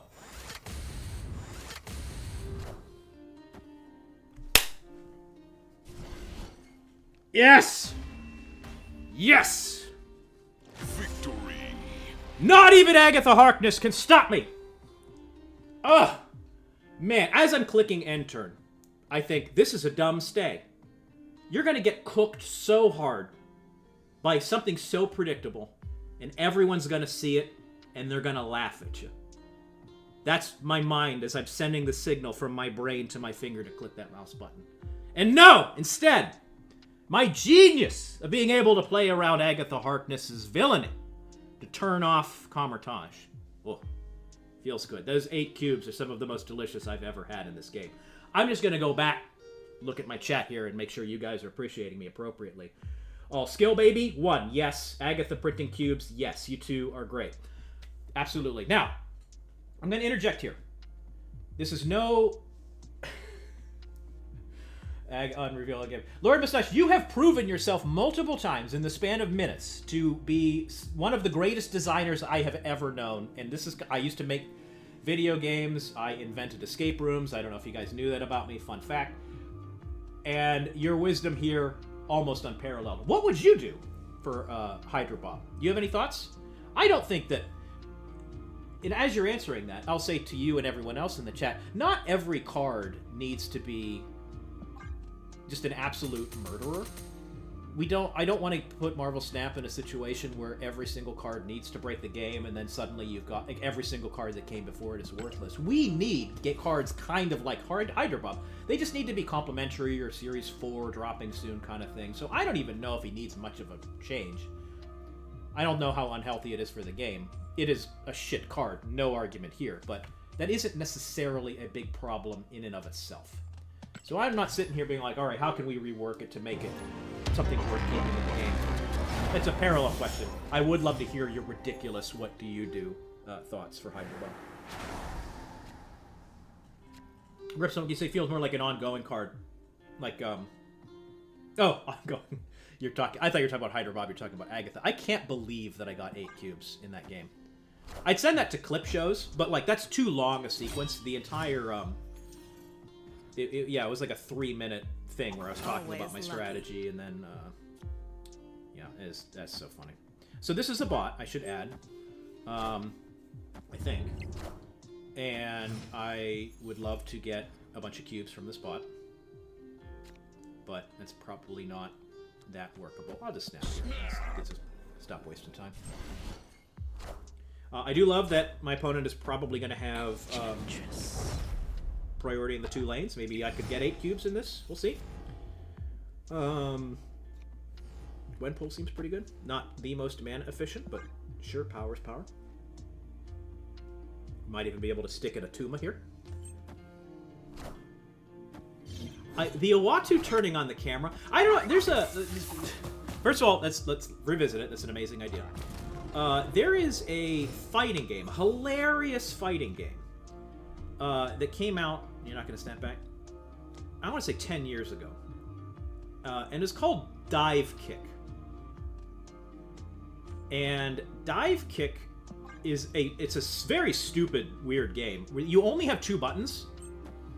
Jump and dive and kick. And it's a meme game, but it's kind of amazing. And one thing about it is that when you play online with people, your microphone is on, I think, mandatory. I think you cannot turn your microphone off. And it's ridiculous, but it's just a neat quirk that exists in an actual production game. And so the camera facing, like, there's precedent. It can be done. So I can't get over the top left. We just hope that my bot can't beat Starlight Citadel, and which they might. I have lost 4 cubes to a bot before, so good luck to me. I just retreat. All right. More serious note. Hydra Bob. If opponent snaps, immediately retreat. I mean, I don't know if 1-5 is even strong enough. Like, 1-5 almost seems like table stakes anymore. But that said, there's something about 1-6 that truly feels power creepy. Once we have a 1-6 in the game, suddenly it's, why on earth would you play any other 1-drop? You know, Ebony Maw's drawback is so huge. So separately, my opponent's avatar here is a very rare one that I used to think I was maybe the only one that had that infinited, but he's got it too, so good for him. I actually did not know, I mean, it makes sense that he's coming out this month. I didn't know his connection with, with Deadpool. I assumed he was in Hydra, and that was why he was called Hydra Bob. I don't know. I like Marvel Comics, but I'm not a, I don't know the terminology. I am not super savvy. Opponent Fastos, is it? Opponent is running Arishem.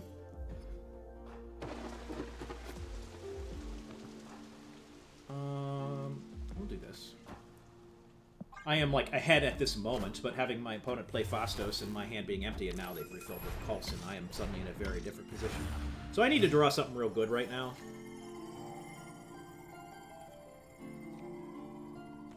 We could try this. This is maybe dumb. This maybe cooks me because they're going to play something sizable on Muir Island. This is maybe too cute by half, but we're going to do it anyway. Because I'm probably not going to win otherwise. Well, now I've just lost left because... Oh, I was going to lose left anyway. Well, this isn't bad because I got Rogue in hand. So I've lost Quinjet,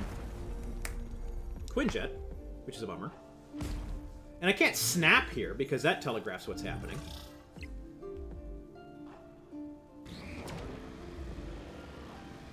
I guess we do this.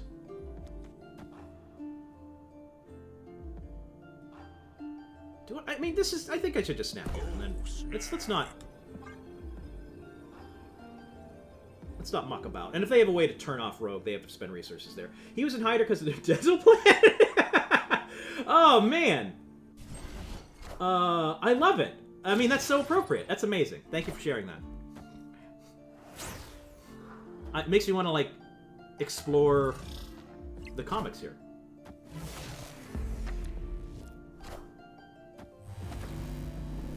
Alright, so we are in a win all 3 lanes profit situation here. My opponent will need a Rogue or a Shang-Chi to win left. And then the question is if they play another card. I don't think that they could easily do that and then get over the top of 6 power right. But in this exact situation, if they do exactly that, I'm cooked, and that's just very bad luck. Okay, that's a bummer, but I don't think that they can then also get over the top middle here with 5 mana, 4 mana. Yes, very good. Very good. Victory.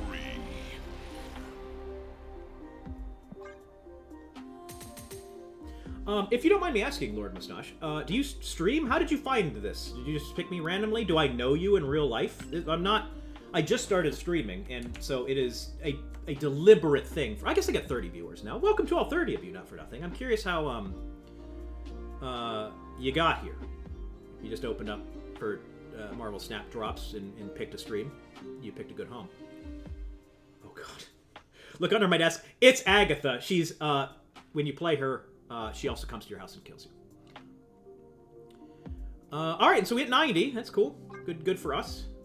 It took much longer than I anticipated. I got to 88 in about as much time as it took me to get to 90. I don't normally struggle that much, but we keep it going.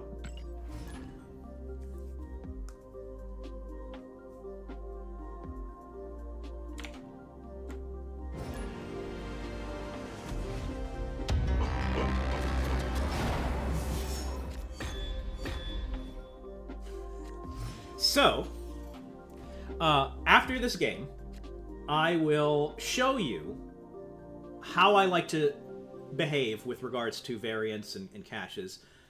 You're not going to like it, but I want to give you some insight, because I've got some thoughts. I've got some delayed gratification thoughts. My opponent running a high Evo Erisham deck, which I don't like that deck, but it is a good way to beat me. So, actually, do we... We'll get swarmed down. Yeah, were you... Correct me if I'm wrong, Gripsmoke Tecmo. I know you came to Snap a little bit later. Were you playing... One moment while I focus here. I don't overly love playing Mockingbird middle because then it gets into Shang-Chi territory, and I mean that's maybe just getting a little too cute with it, but we'll add it. Good. It used to be that Spotlight caches they were of higher value. They gave you so many more collector's tokens and gold, but this was before keys were introduced, and so then I was opening them up as they come. I guess let's do. Enchantress does not do a ton for me here, so I'm good to play it like this. Prior to this change, I was opening them up every week like anybody, or every time I get them like anybody else. But when they reduced the value of them and introduced the new system, they did so in a way that guaranteed.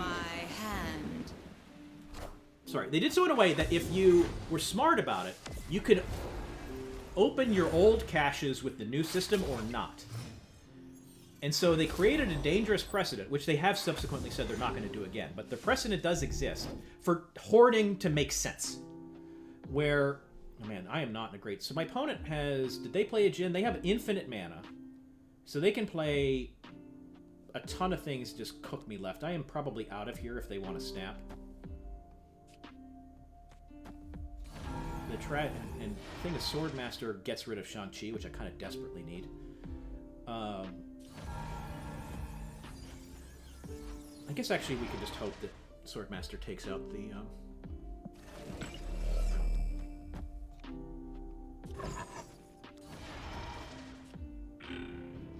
Let's do this. I mean, I could use... The thing is, I don't have priority. Oh, wait. Oh, Jesus. Megahertz. I'm sorry, I'm dumb. I'm being a little dumb. That was dumb. Of course. I didn't see that Groot was over 10 power. Yes, that... I like this. That's... There's no Grandmaster plan here. This isn't like next level... Oh, I know exactly what we're talking about. This is just me being dumb. So we are now throwing... Or proverbially throwing left. I'm guessing there's going to be a huge Hulk or something there. The thing is, now that I have completely full up Muir Island, a ton of cards just beat me here. He's got 5 cards in his hand. I'll feel very dumb if this is a very small minor card in the flooding location, but I just don't think that's going to be the case.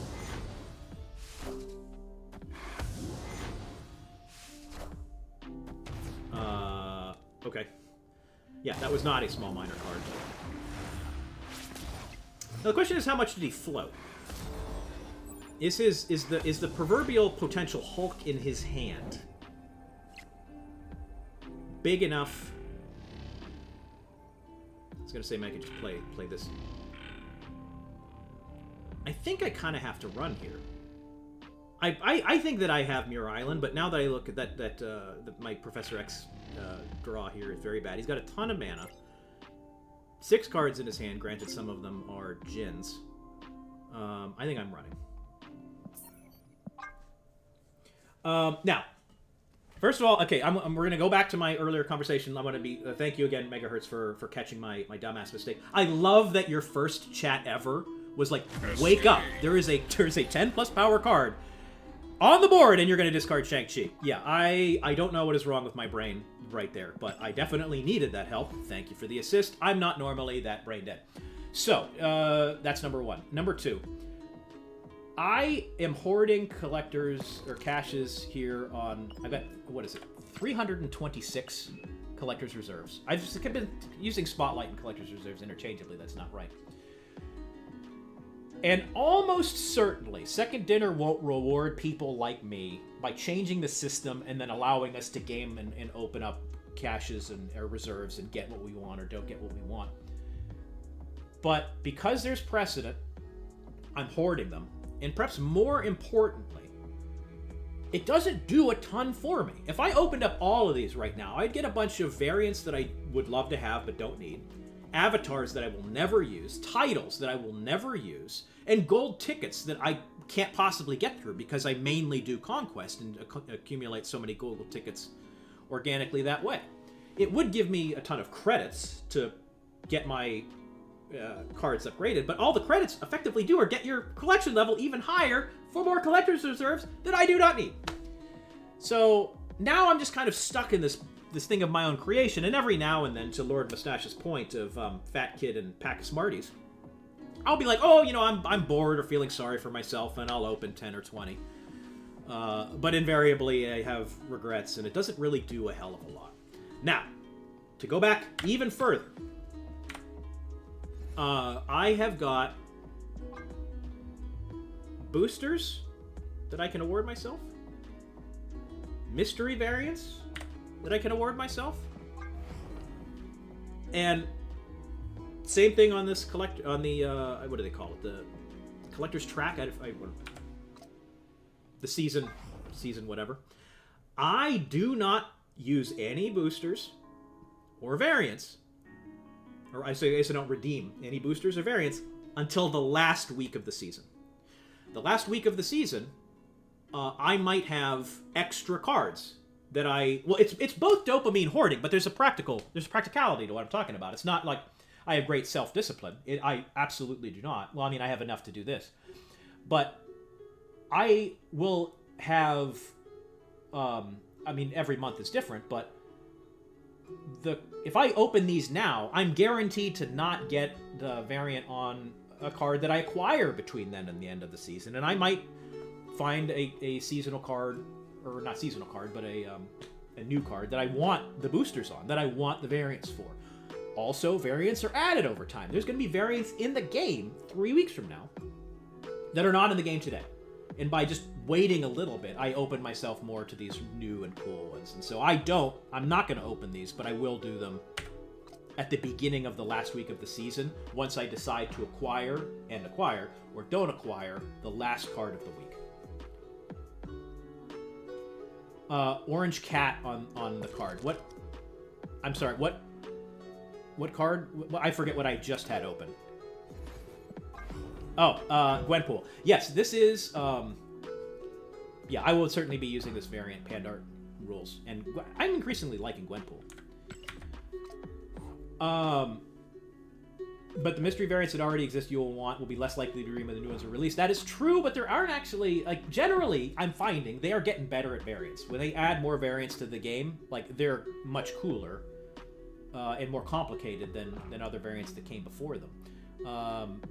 I can't think of the best example, but there's just the animations go crazier. Stuff like the Pride Angela. Look at all this stuff. We got the animation is going nuts. There's so much stuff in the background and the flags, and most critically, all of these cool hearts on the outside and kind of adding the 3D thing. I want new variants more than I want old variants generally, and so I hold. And I'm not holding them forever. I just hold them to the end of the month. So I just wanted to give a little insight to why I have 326 collector's reserves in reserve, and I don't pop the variants and the boosters on my monthly track or this. I kind of just hold it. Anyway, the fight continues.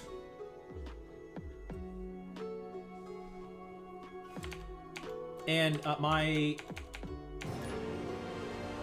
casual, thirsty reminder for those of you who are just joining us or are new to the stream, I am new at. Oh yeah, this is a little bit of a marginal snap, but growing on Muir Island into Coulson into Loki. Okay, yeah, give me my cue. Follow me. I want your audience. I am really enjoying this this level of engagement. I'm really having. I actually don't have subscription. Thank you for the like and subscribe, Double Knight.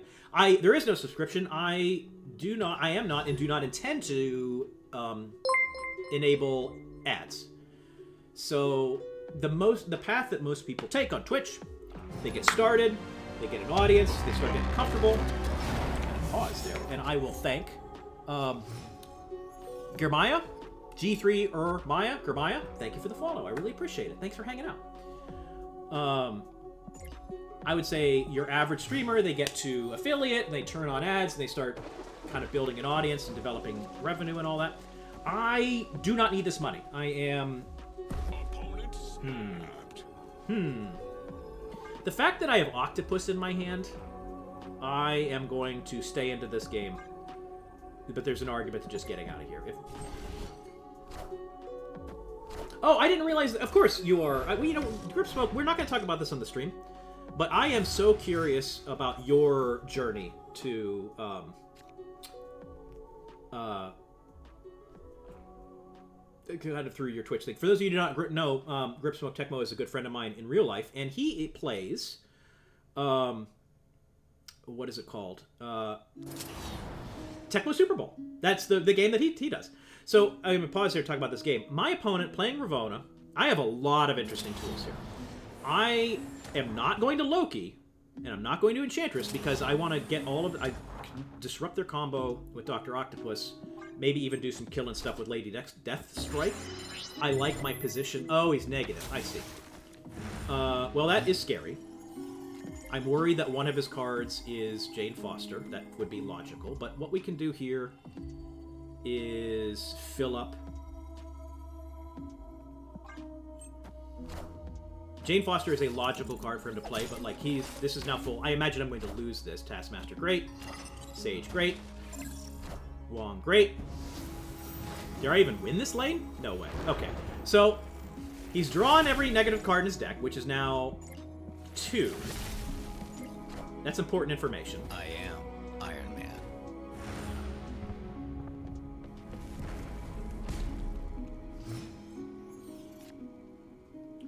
So we have a couple ways to play this. Alright, take it easy, TJ. Oh, well, thank you, Mustache. I'll talk more about my greatness after I focus on this game. I don't think that the... Okay, so Rogue actually is dangerous. I think the most correct play here is Deathstrike, but then the question is, can I get over the top of him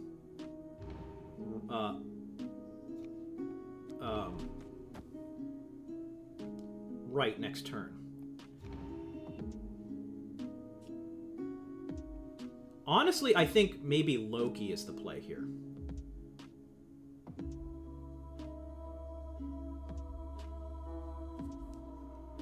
No, I don't. This is tough. I do kind of cook him here, and what the 2 cards that he has is Mystique, and I don't know what the other 0 power card he would run is. We're doing this in Chilling. There's so many different lines I could make right now. So with any luck, I can Mystique that. That's a line that I can win with if he lets me have it, and that's not the other one's not an ongoing card.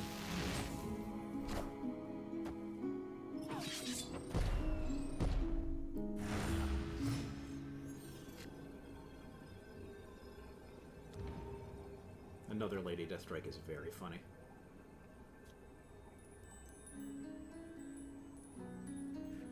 Okay, so I don't think that he's got 2 cards. One of them, I don't know enough about like this list to say what these other 2 cards are, but I'm just operating under the assumption that he can't get bigger than me middle, and I don't think I can get bigger than him right. So now the question is roguing this Iron Man, is this enough power to win? I think it probably is. It's not enough to like snap back. I'm certainly not leaving. We're just doing it. And there's a lot of things that beat me, I think, but I do not know his list well enough. Destroys destroy. Okay, let's explore that. That's a great question. The thing is, if I do that here, I am only up 2 power. And I don't think that's enough. I think that I have to put up the most numbers. I think that this is it. That's it. He might just cook me middle. I don't know. There's a lot of things that I lose to. What is that? I think that this is enough to win. Maybe not. I am 18 to Iron 12? 18 to 16. Shoot. Did that... Let me verify here. Did Ironheart hit twice in the left lane? Is that what cooked me there? Did it 3 times in the left lane? I think I played that well. I'm really happy with kind of the result there. Not happy with the result. But I'm happy with kind of how that played. I think I made the right play every single turn. Ironheart hit that once. And that once. And that once? Is that what needed to happen? It was 3 times. But even if it hit twice, I still lose. Because he's going to cook me on power in the other location. So it needed to hit once there. Excuse me. If it hit 2 or 3 times, I lose. And it did hit 3 times, and I lost. So, I mean, I was favored to win that game at the end. Then I put myself in that position. It was fine. That said, my opponent, huge dick for throwing up the thumbs up at the end. I don't normally comment on my opponent's behavior, but like in that situation, throwing the Miss Marvel thumbs up, like that's just a dick move that I don't appreciate or approve of. So let's go back to the chat for just a moment. Oh, you custom emojis with is that Rick? Yeah, that is Richard Sherman. I know that's good about it. This is, of course, my first time watching you, and not going to lie, I always much prefer your way of speaking to people and the presentation of the bigger streamers I found. Thank you, Lord Mustache. Appreciate that. Grip Smoke Tecmo. Ladies' most skilled public speaker. I know. Thank you for that. Yeah, for clarity, even though I have just started streaming, I am a senior career businessman, and I have done a fair amount of public speaking, and I'm just older and mature and wiser, and I bring these skills to the table off the bat. And I think in a lot of ways, streaming is so hard for so many different reasons. And if you don't have a lot of other skills coming into it, it's just got to be overwhelming. So I'm doing what I can with the skills that I bring to the table. But you do have to develop that initial audience. These connections that we're making now, I don't have any of that. And that's why we're here having a lovely time. I'm trying to win these games. It is even better and easier when, you know, you throw up 70% win rate and incredible cube stuff. And I am getting kind of cooked on the luck of it all in this stream. But it's okay. We're maintaining a positive attitude. Username is Gambit's Trenchcoat. Like, I'm sorry, when you say that's the your Marvel Snap player name?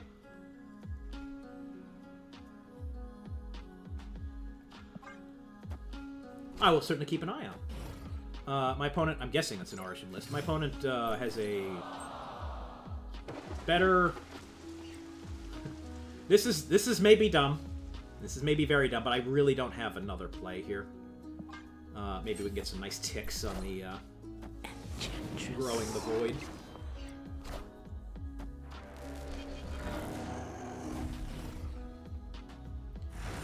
So there's not an obvious kind of best octopus here. I love to fill him up right, but then he's growing Mirror Island. And if I fill him up left, he's winning Mojo World. And I fill him up middle, then suddenly I am at mercy of the Great Web. I think I just has to be Great Web. It's the least worst play that I've got. I can also do some kind of Legion. Maybe this is the right play for just absolute madness. Question, what do you think about Leech and Arisham deck? Isn't that like bringing back 4-cost Leak? We know it's toxic. Great question. I was so excited for Arisham. I did a ton of mental theory crafting. And I never do that. I'm not a theory crafter guy. I just find decks that other people are winning with and just go nuts myself. And I was really excited for Leech for the exact same reasons that you're describing. It makes a ton of sense. It is so smart and powerful to be able to get down this early. Now I kind of like Great Web a bit more. How many cards does he have in his hand? 3. We're going to do this. I'm almost certainly done with this game. My opponent has just got way more stuff going on than I do, but this might cheat out a win. Now, the thing is, in the past 8 days, it's Arisham City. Arisham was up to like 75% play rate or something crazy like that. And Leech is not good in that situation. It's just not... Oh, that's actually pretty weak. Alright, so now we're hoping... He's taking 2 cards. I'm guessing these are big cards that he let this happen. Omega Red, sure. Mockingbird, sure. Yep, those are big cards. So, my answer to your question, my verbose, long-form answer to your question. When Arisham play rates go back down to normal, I think Leech is going to be not just a pretty good idea, but like auto-include in this list. For the same reason that Dr. Octopus is. Why I love Dr. Octopus in this list is it can really, really, really, really just win the game for you in a way that makes you super comfortable with snapping or staying in other games because you know you can just delete their win condition. Yeah, we're out. Leech is the same thing. It's just not powerful enough in the Arisham flooded meta right now for that. So I took him out pretty quick. The other thing in that kind of category, not as powerful as Leech, but something that I had considered and rejected, was Wave and a couple extra 6-drops. because the extra turn... Well, snap here. This is bot, I think. When you, as an Arisham deck, are able to play Wave on turn 2, and your opponent is not playing an Arisham deck, and on the turn 3, you have 4 mana, they don't, and you can throw it on one of your 6 bombs, it's incredibly powerful. The thing is, that the benefit to that just goes down the fucking tubes if you are not playing... if your opponent also has that extra mana. So, I think Leech and the Wave package, the value of that will go up dramatically as time goes on.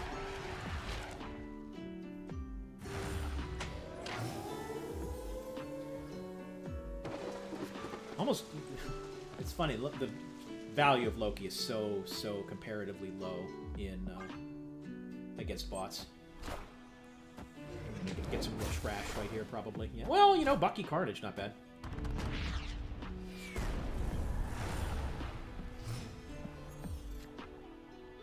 All right, what do we want to do here?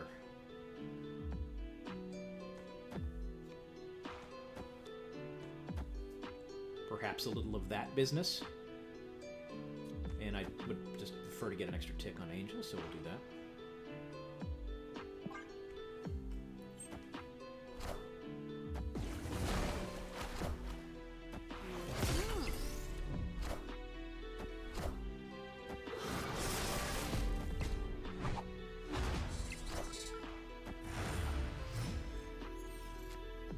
Oh, yes. I think Gwenpool might be sick.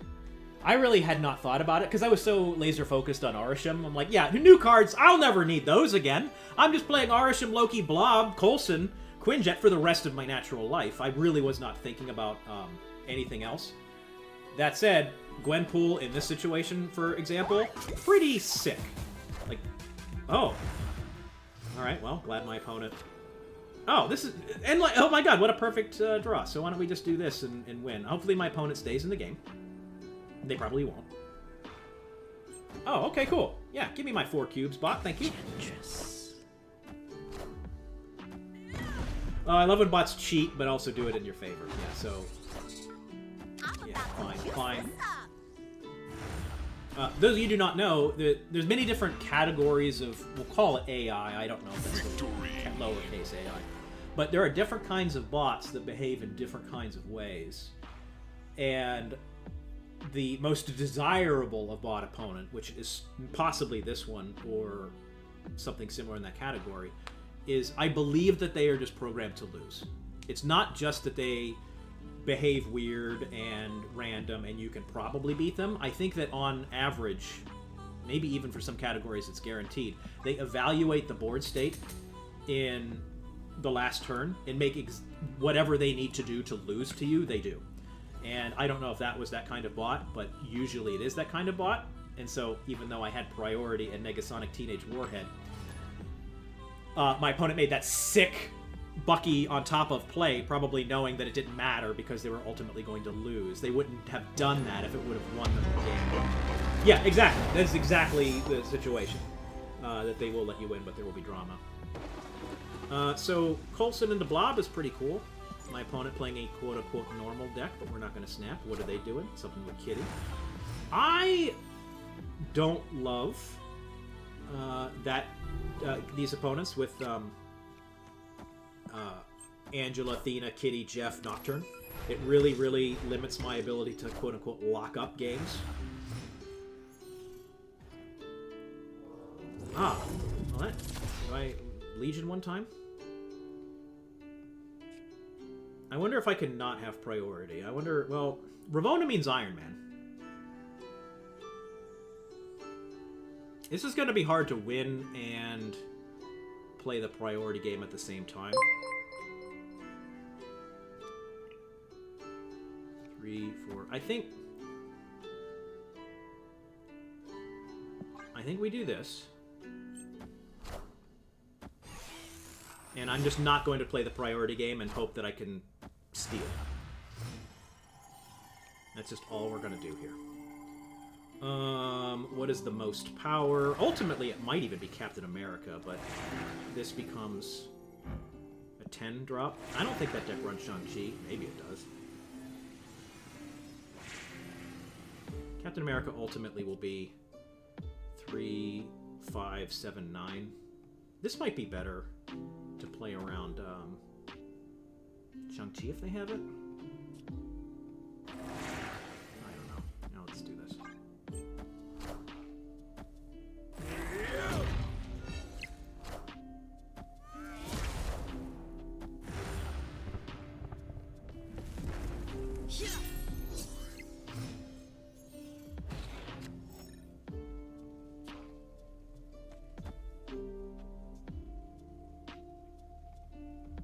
So what we'd love to see is a big thing that we could just rogue right now. But that seems unlikely. And tragically... Oh, he might just be turning off Nexus. I see. Don't love that. This is a really awkward spot. The thing is, these decks that run Hope Summers are often designed around being able to do like a surprise Darkhawk without priority, which is exactly what's happening right now. So what I need to do... I can't retreat, but what I need to do is try and get enough power in one of the other two lanes, because if he turns off Nexus and throws the other things. What is the most power? I guess probably is this. There's no way, right? I can basically play a 5 or 2 3s. This is not a lot of power, man.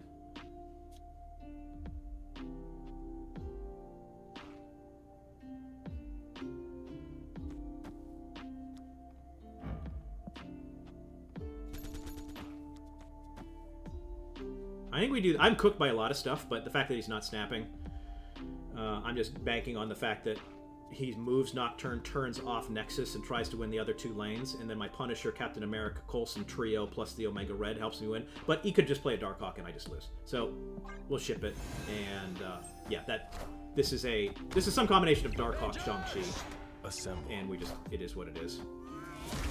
Yeah. Wow, that is closer than I thought it would be. Blob 8 must have ate a lot of cards. Hilariously enough, and I could not have found this line, just a naked Jane Foster Thor wins, right? That's funny.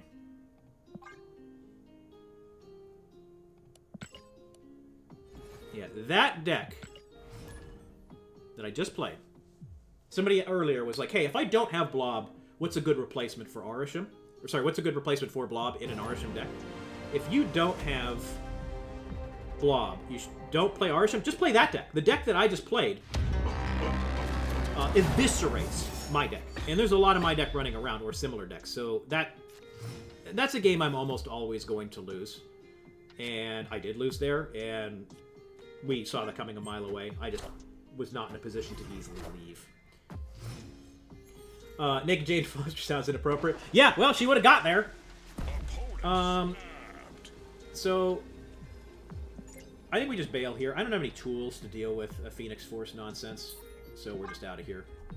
I can, my normal play would be Stegron mid into Mockingbird mid, which is going to add a ton of power, but a quick snap like that on turn 1, I'm not going to be able to deal with that unless I draw very lucky. Yeah, multiple blobs is so good. I don't run Mystique. I don't think Mystique is worthwhile if you do not also run Darkhawk. I don't even have Darkhawk. If you are just joining the stream for the first time, I like to claim the title of the person in the game in all of Marvel Snap with the highest collection level that does not own Darkhawk. I just don't own it. Boy, Muir Island, what is this location batching, man? I can't easily fill up White Hot Room, so we're not even going to try. I don't want to get Sauron down. What is my opponent? Running a main deck, nothing on 2. So because I do not have Darkhawk, I'm not running Mystique, because it's not worth it for just Blob, but it is very, very fun when you get a Blob Zola, or you get a Blob and you get to rogue their Blob. It's just great stuff. Oh, there's a... So, for those of you who don't know, I am almost exclusively a Conquest player. And I'm doing Ranked right now because it is the beginning of the season. I have to get Infinite. So, like, hot locations don't exist in Conquest. I don't even think about them. Okay, yeah, Mirror Island hot location. I kind of forgot that was even a concept in Marvel Snap. I don't have a great play here, so we are just ripping the Professor X and hoping and let God sort it out. What'll it be? Gladiator says. I see. Moving right along. Wow. Hang on. So not only... Well, okay, I can Magneto out of there. Opponent snap. That is a hilarious interaction. Do I snap back? That is so funny.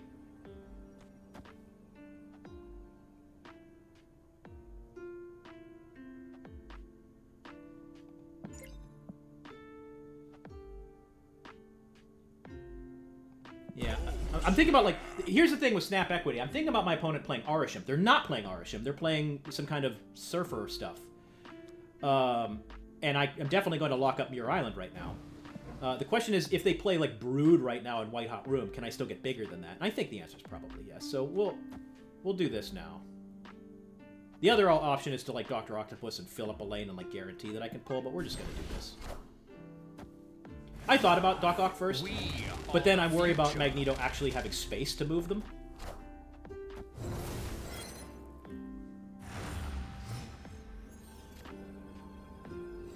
And frankly, I mean, can he get bigger than this? That seems unlikely. And he doesn't run Shang-Chi. God help me if he runs Shang-Chi.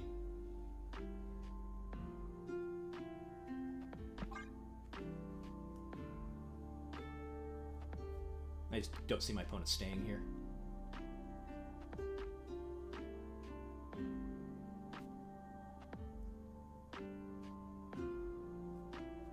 How many cards do he have in his hand? 6. There's an argument. I could have also played I don't know if Octopus was the best choice here. If he does stay, I imagine he's playing every single card in White Hot Room. Goes. If he plays Juggernaut and everything goes middle, like... I mean, that's a very real possibility. Juggernaut is increasingly seeing play. I love Juggernaut. Oh, that's big. Oh my god, is the last card Juggernaut? Don't you dare.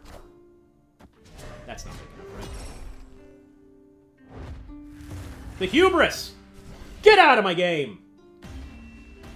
Man. That Victory. Gladiator into Heimdall into Magneto. How are people out there playing Marvel Snap, booting it up, building a deck and selecting a deck that doesn't have Aurisham in it? What possible logic could there be? It's too perfect. It's too amazing. You don't get moments like this with normal decks where you know every card. Absolutely not. Aurisham is the past, the present, and the future. So great. Yeah, no, and also I would be, if I was him, very frustrated. To kind of him, it looks like I sort of played him like a fiddle. There's so much luck, and I made the right moves. But if I'm him, I'm kind of mad. Everything went perfectly right up until the very end, and he would get a couple buffs on Shaw. Shaw did get freaking huge. But, yeah, I think that stay was incorrect. I did put up 22 power. I don't know. In any case, we take 8 cubes. All hail Aurisham Shane in the back. Absolutely. And yeah, Blood Artist, that does make sense. That I speak like, oh, that was weird that my opponent stayed, or maybe that was suboptimal. I very well may have stayed in the reverse situation. I actually don't like Surfer decks that much, despite Silver Surfer actually being the Herald of Galactus, which is the whole conceit of my name and title pun. I just don't like that deck, so I don't don't have a ton of experience playing it in a way that makes me super comfortable. Well, my hand is trash, and my opponent is also running Aurisham. Maybe their hand is trash. All right, we'll give him one of those. I don't know what that means. Maybe that just means, like, that might be the emote for, hey, Aurisham Gamer, I'm an Aurisham Gamer. That would be logical. What are we're drawing? Yellow Jacket! Perfect! My opponent is cooked. Into Squirrel Girl? This is a snap back hand, everyone. Surfer is pretty terrible these days. I played the OG Surfer, and today's version doesn't hold a candle to it. Well, it depends on what OG version you're talking about, because if I recall, like in the... Well, I guess Surfer came... Surfer was a season pass card. There was a time when Surfer... Yeah. Goodbye, opponent! Enjoy your 1 cube. Wait, actually, what would I draw? Loki's compelling. Oh my god, do I stay for Loki? No, that's not cute. Yeah, the thing with Surfer now is, I mean, it's limiting, and I don't overly like it, but it's really, I think, interesting with, maybe this isn't even a Surfer thing, Gwenpool and Sebastian Shaw and Brood and some of these things that sort of play well together. Like, not Surfer and Gwenpool don't immediately have direct synergy, but they have a lot of overlapping stuff that they benefit. I think could be really sick. I think we're going to find a very dominant meta with maybe Arishem, but we're going to see Buffy things. And then we're going to see a resurgence of Shadow King. That's my half-assed prediction for what's coming in the coming weeks.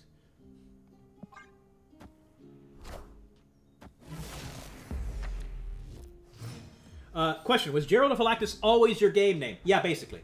I think I used Zarplex at the very, very, very beginning.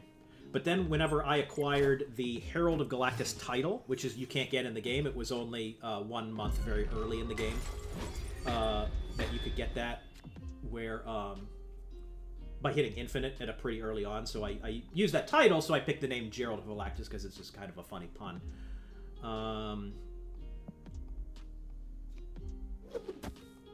Let's get some Mockingbird cloning going. Is my opponent? Yeah, my opponent's Arishimming. This is maybe almost a snap.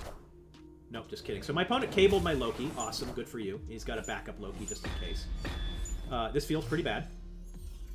Being able to get multiple Mockingbirds feels pretty good. But this feels pretty bad. Yeah, no, I've been playing for many months. And I have played against a lot, and I've been always pretty highly rated, so I've been playing against a lot of people. Elsa 2, man, I am not...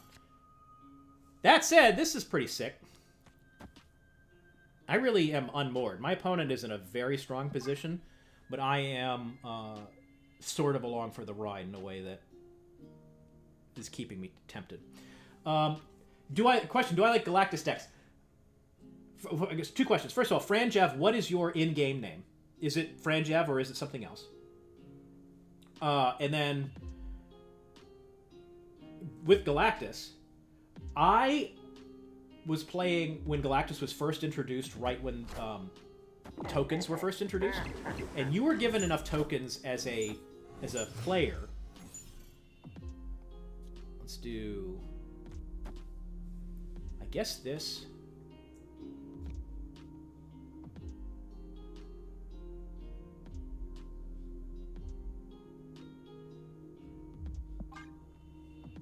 This is tough.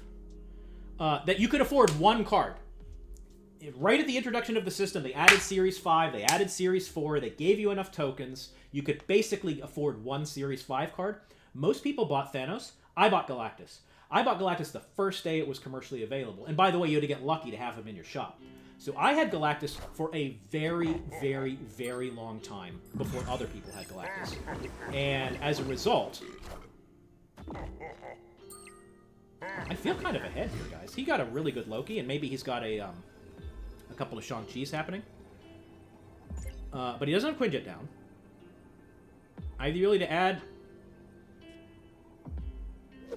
Well, Shang-Chi doesn't even... So Shang-Chi takes... hang on, I'm going to focus on the game for just 1 second. Shang-Chi adds 7 power. He goes up to 18. So adding anything, adding that actually wins left to...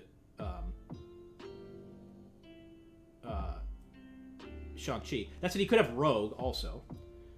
Yeah, Zola would be a hilarious way to lose this game right now. I'm not snapping, and maybe my opponent isn't snapping. Is there an argument to even tribunaling? No, we're not going to do that. So let's figure out my mana. I'm definitely doing this. I have 4 mana left over. Sorry, what? No, I have 6 mana left over. Is it Legion?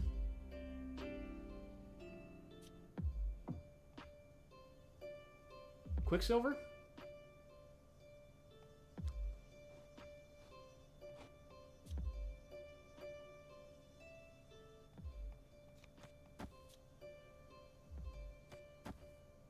I think this is the play. There's a lot of things that beat me because he got such a big Loki, and he's got many Elsas. Actually, could do Elsa... I'm a little scared now. It's too late to change it. An Elsa somewhere else, and then a Shang-Chi left. Hooks me.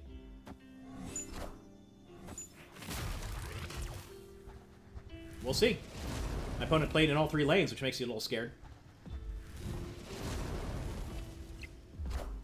So, Rogue beats me there. Probably. It could tie, but it probably beats me. Shang-Chi, I don't think that's enough to win. Because we played the Quicksilver. Good on It's called math! Stay in school, kids! Quicksilver, pretty standard Quicksilver winning the game. We've all seen it. Anyway, so I got Galactus so early. Nobody expected it. There were months where I would play Marvel Snap. I would just have a Galactus list. The whole point of the list was to just get to play Galactus. You really couldn't stop it unless you predicted and you threw down a Cosmo, which happened, but it was not super common. Or Arrow was more in the meta then. But if you were doing those things, I was beating you every single game. The thing was, it was almost always for 2 cubes. Galactus then, like if you just got Galactus, it was always on turn 5. You would never be able to win a Galactus on turn 6. And so, even if you snap in advance, I just collect my two cubes and leave. So there was also in the mix, if I played so much Galactus, there was, for sure, before they changed how the card worked, I had to have been in the top 5 number of people on the planet that played that Galactus the most times. Subsequently, I've lost a lot of interest in the deck. The cube equity's terrible. It's more interesting now. There's a lot more tools to build decks around it. It can be a secondary win condition. It is so much in a better place than it was. I've moved on. I'm now a Loki player and an Arishem player. There's always going to be a big love in my heart for Galactus, but it's just not something I run much anymore. Hey, welcome, Junkhead. Thank you for the raid. Appreciate it. Yeah, I have. Let me see. Check my collection list, Blood Artist. I don't know if I might have deleted it. I did delete it. I had a deck in here. It's called Junklactus, which in the more modern landscape, I think is a lot more interesting. Where you can get some goblins down. You can put a Galactus down on 6 after a Nihilus and collect a bunch of cubes with a surprise win. There is much better, more robust of a deck than anything I ever dealt with. I had just already moved on at that point.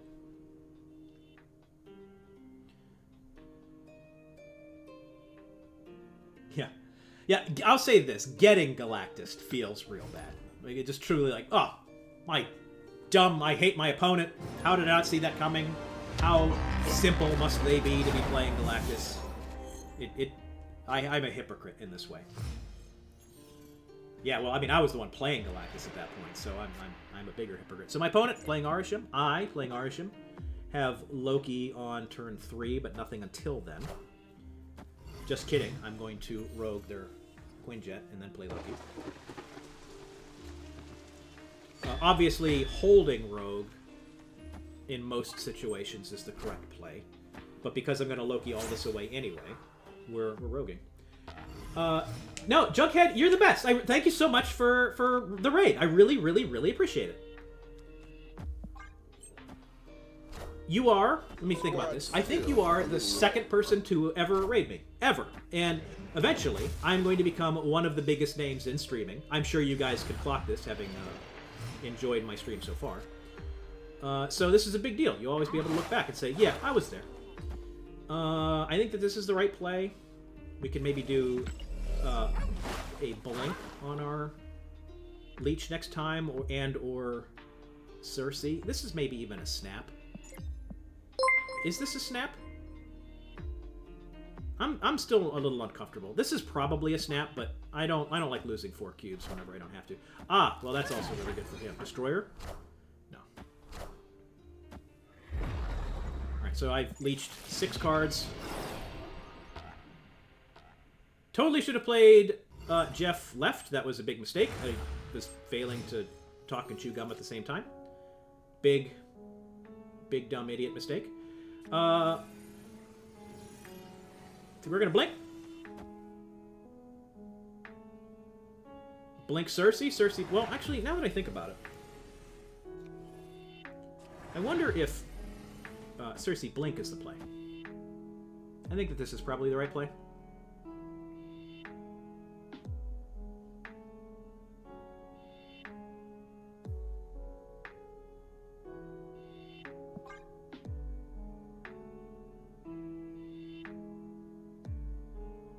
I'm giving them a Cersei, but like that is for sure happening in that late. There's an argument to moving Jeff. There's the oh, he gives me a free destroyer. That was maybe a bit of a blunder. Well, hopefully I'm winning this lane. Oh, probably not. Darkhawk pretty big. Blob one time. What could happen? There's no strings on me. Blink could turn that into Blob. Now, if that can overcome the top, it can't. But if it did, there's a world where he can't put up those kind of numbers. Thank you, Ultron. Yeah, that's a terrible snap. My opponent... Let me tell you how to play Marvel Snap. First of all, lesson number 1.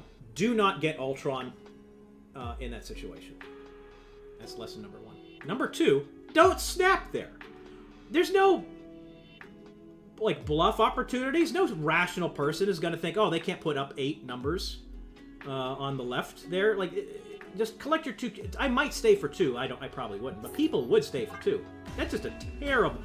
Boomer snaps have a time and a place. Escaped.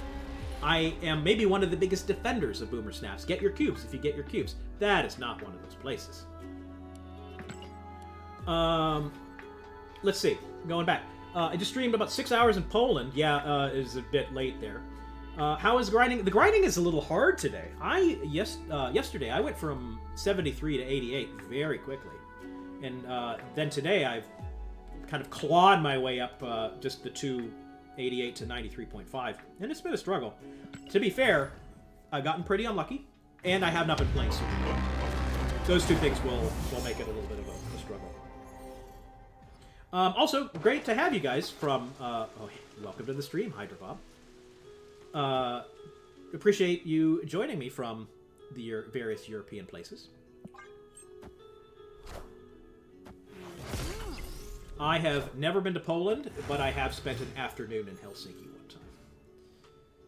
Alright. Oh, this is a bot. Okay, I have to remember that. My opponent is a bot. There's going to be a snap. Hey, take it easy, Jughead. Thank you so much for the raid. Have a wonderful sleep in Poland and your natural time zone to get that done. And we hope to see you next time. I really appreciate you hanging out in the raid.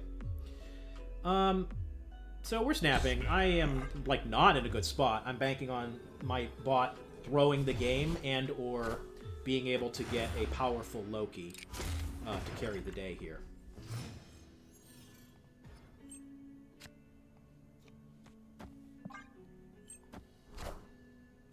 The stream is popping. Hail Satan, if you, Oh, Dracula into Blade. This is maybe hot business here. If I can Thumbs up. get... Is the next card going to be super cheap, or... Oh my god! Oh, no, I can't play it. Yeah, no, I can. You guys ready for some sick plays? Here we go. We're doing Dracula here. This is, I guess, my biggest deficit. And then...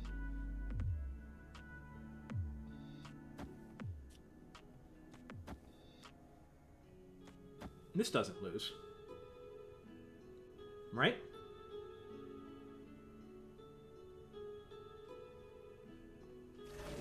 You know what? No, we're not. Let's just focus here. Gwenpool buffs don't carry over to the Loki. I don't think so. I have not like seen this interaction or paid close enough attention, but I would be shocked if that's how it worked.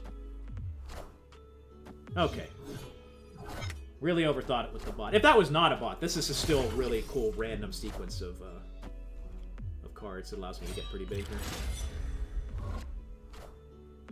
Yeah, that is a very fair question that I perhaps could know the answer to. I'm just a little not paying enough attention to know the answer for sure. One thing I did learn today, I'll pass on this wisdom to you. First of all, Hail Satan, we're in the middle of this is drops. We have Marvel Snap drops right now, so a lot of people just turn on a stream and just leave it running for the drops.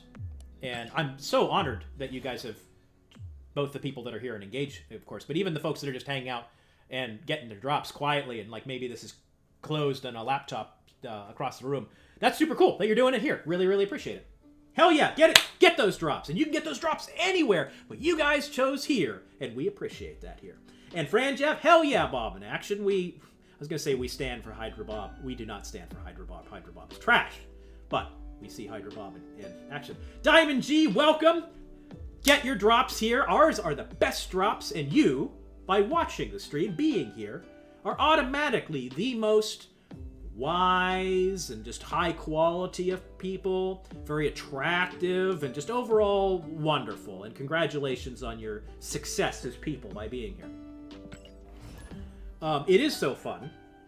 That said, it would be even more fun if I could just play a little bit better, do a little bit more winning, but we're doing what we can. Oh my god, a fellow shocker in the car avatar enjoyer. We give him one of those. We give him one of those. And thank you, Franjev.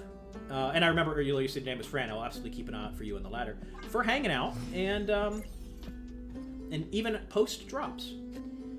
All right, so Aunt May's and Fisk Tower just is what it is. We'll throw down the Coulson, and if it gets hit, it gets hit.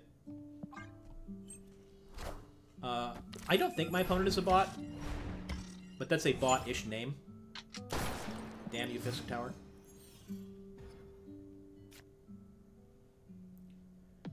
I think I also don't think a bot could have that avatar. There's just something about that name that just speaks bot to me, but I think that you're right. What we can do is get a little value from Sinister London here, and then turn off Sinister London. Yeah, it is a fancy avatar for a bot. I snap here, right? Like, what? I'm snapping here. And in fact, we'll turn off Fisk Tower. I don't want them to have... Or do we turn everything into Fisk Tower? No, we turn everything into Aunt May's. No, we turn everything into Fisk Tower. And if my opponent has Magneto, well, oops. Okay, they're just leaving. Victory. We're climbing, slow but sure. How many viewers are we up to? 39 viewers! For those of you just joining, you might say, oh my god, what a professional sounding streamer. He's so good, he's been doing this for a while. And indeed I am. But I have not been doing this for a while. This is like my second week doing it. And so 39 viewers is a pretty high number for me. And I want to thank you guys all for hanging out. You're the best. There's a perverse argument to putting Medusa left. I'm not going to do that. Oh, my opponent, Boomer Snap! I just got done defending him as a concept. Enchantress going away. Would have loved a Pig on a Tuma. It feels like an Arshan list, of course. Blob is a cool card. But other than that, my hand is kind of hot garbage. Not doing anything. Feels pretty bad. My opponent developing some substantially ahead of me power here. Love Loki. We'll take a White Queen. We'll take a White Queen, and we're out of here. My opponent snaps. Destroy. Suddenly, the tables have turned a little bit. Oh, double blob, you say.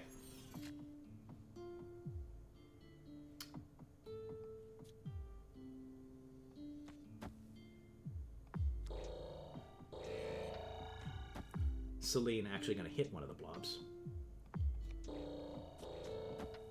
This is almost a snap.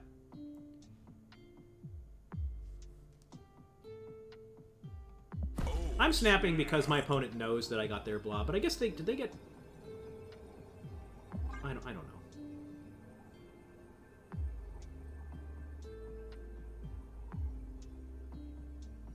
Opponent stays. That's fine. Well, now I'm a little scared he's going to clock me right here. Don't clock me, bro. Well, that feels good.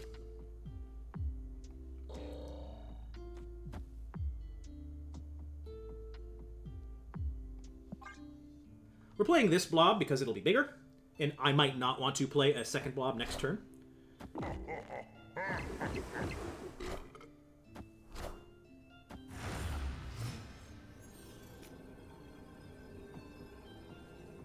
I don't see how my opponent... Yeah, I was going to say I don't see how my opponent beats me here. Victory. It's funny. I just got done kind of joking about having just started the stream. I, like most of you, watch Marvel Snap. I watch a lot of streamers, and I have I had a really good sense of what I like about certain streamers, and I wanted to kind of bring to this content what I don't like about certain streamers and what I wanted to avoid doing. And along those lines, also thinking about just generally what I will need to do to develop my own skills and what to think about and worry about. And I'm getting there, and I'm sure if we come back in 2 weeks, 2 months, 2 years, I'll look very evolved. But one of the things that I did not clock is how cowardly I feel sometimes. I don't want to look stupid. I do not want to lose 8 cubes ever. I extra don't want to lose 8 cubes in front of a live studio audience. Well, my opponent is so far ahead of me. It's ridiculous. I would love...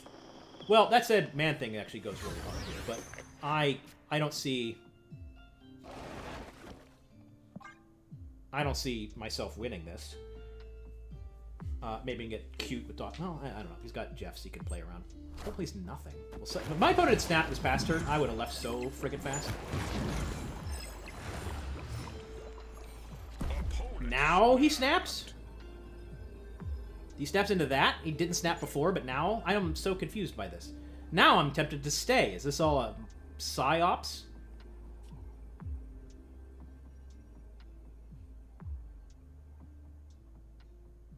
Green Goblin here goes pretty hard, but I'll tell you what goes even harder is Dr. Octopus. I'm staying for one. I would not have done this, but I'm staying for 1 extra cube, and this is maybe a mistake. Don't know what he's playing middle. I don't know what my opponent's cooking here. Oh, yeah, that's sick!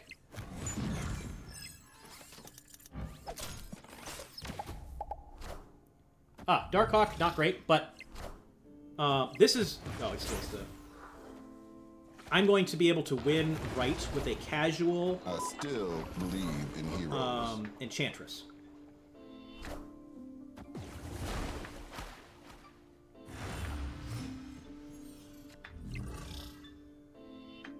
So we're going to snap back.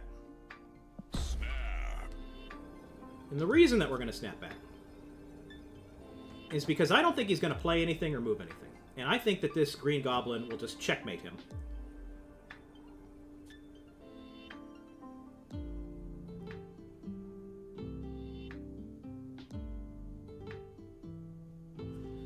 The question is, am I playing Coulson or am I playing Mockingbird? Probably Mockingbird.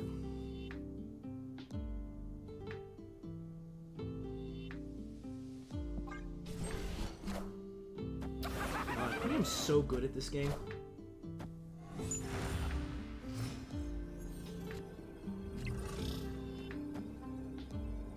Yes, bots do have titles.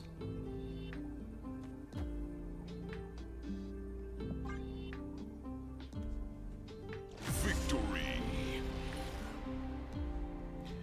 Oh, I love it when a plan comes together. God, Arsham is so good! I think, yeah, there was a, there's a certain... I'm gonna actually walk back that statement. Oh, that's... Now, let me say, there's an opponent that I have played that their name is Bot or something. It's like actual Bot, and like their title is, or is it? And they're not a bot. That's a real human. I don't know if that's universally true. So going back to Shane in the Black, why not blob this turn? I don't remember the mana. Did I have the ability to both blob and Green Goblin? The thing is, if I'm thinking of the right turn you're talking about, where they only had one spot, if they play a card there, I can still win by playing nothing. Or maybe given the sense of false hope by playing Mockingbird over here. I knew that I would have the Enchantress's wins right. So by playing Blob and Goblin, I lose some snap equity, I think. Didn't ultimately matter, but I think that's what I was going through with my thought process. Blob easily could have been correct there if I could have afforded both of them. I don't even remember the landscape. Sorry, I didn't catch that in the moment. Now, there is a moment, and I haven't been here for over a year. I only have this one account, but there's a period of transition as your collection level grows. I want to say as it hits 1,000 or so, and your opponents, you start seeing opponents with avatars and stuff. I think that might shift bot behavior. Like you start seeing different kinds of bots. They start to have titles. I don't know, but bots definitely have titles, for sure. Do all bots have titles? I don't know that to be true, but they definitely can have titles. I will. Oh, sure. Yeah, I wanted to lock them out. That was maybe even the smarter play from a cube equity standpoint. But then if I did that and then they could move their Jeff, they might be able to cook me with the Shang-Chi in a way that I wasn't seeing. I could have talked that through that more. That might have been an okay play. That might have even been better. What was I talking about? That said, Ravonna, Blob, and Mystique and Soul. I'll say this: having Mystique and Darkhawk in Orisham, I think is just objectively correct. The reason I do not have Mystique and Darkhawk in my list, I don't own Darkhawk. I have a collection level of 14,835, and I could have so much higher if I open my collectors. I just don't own Darkhawk. I hoard these. Actually, somebody was asking earlier. Yeah, I also have 18 keys that I'm just kind of sitting on. Anyway, I think locking them out was the smart play, but there is absolutely a line to not do that and kind of do extra mind games. The 100% consistent bot identification that I use that is foolproof, absolutely foolproof, is the speed at which they load into the game. Not the speed of matchmaking, but whenever the matchmaking happens, the time between that and them getting into the game, if you're like paying attention, you know that they are a bot. There's other very, very, very accurate, consistent ways to identify bots, but load speed is my preferred 100% foolproof method, and I will point that out to you guys if I see it. And we probably should. You don't get as many bots in the 90s, but you do see them. Having Darkhawk in the deck without Rock Throwers might not even be correct. Yeah, no, I don't think it is at all. I don't think you should have Rock Throwers in like the current Darkhawk Orisham meta. That said, as Orisham goes away, I think that probably, maybe even now, we might even be past this inflection point, where having Darkhawk Mystique package in your Orisham list might be stupid.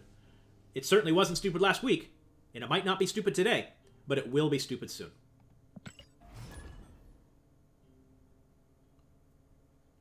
Okay, we know already this is not a bot because it takes a little bit longer. I should also say it's not just the load speed.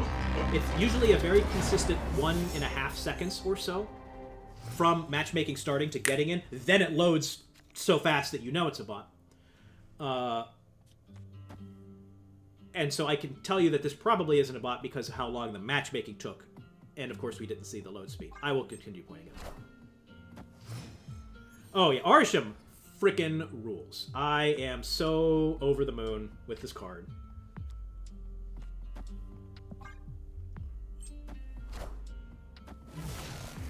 Now, is my opponent playing Orisham? They are not. They have an unimproved Mirage. This might just be a regular Loki list, and I think that they got Korg from that. I think we do Swordmaster. Well, Swordmaster's moving there anyway. I think we do Swordmaster Korg.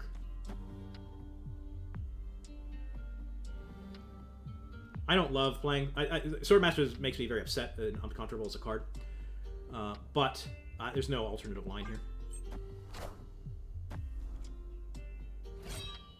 Shade in the Black, thank you so much for hanging out. I hope you have so much fun wherever you end up going. I will keep on winning, but only because you asked nicely, and I hope that we see you again soon.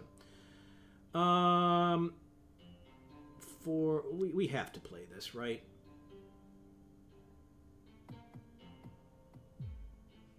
There's a real argument to me wondering if I can win with Giganto into Taskmaster.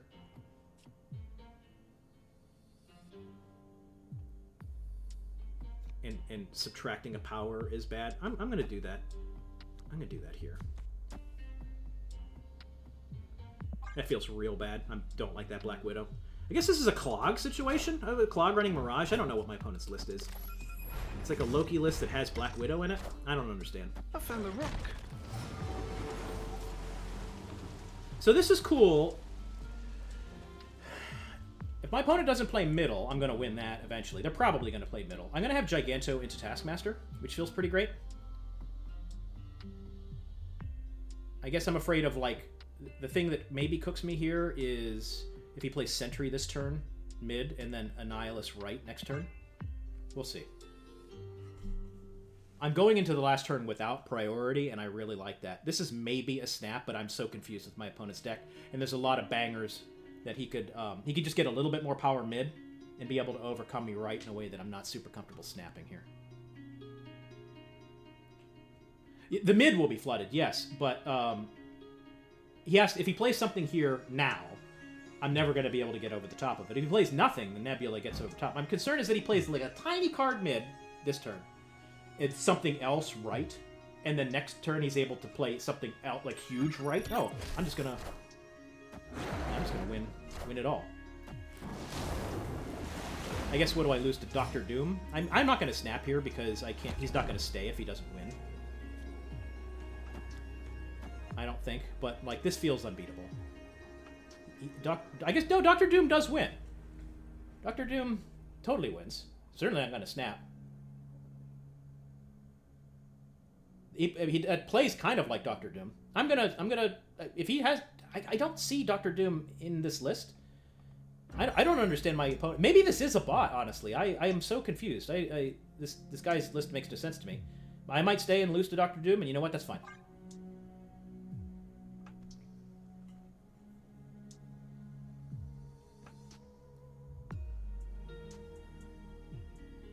I also lose to Negasonic Teenage Warhead. No, it's just gone.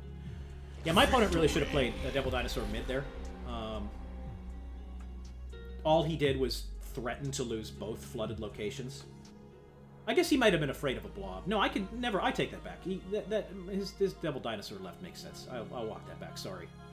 There's absolutely an argument to doing it like that.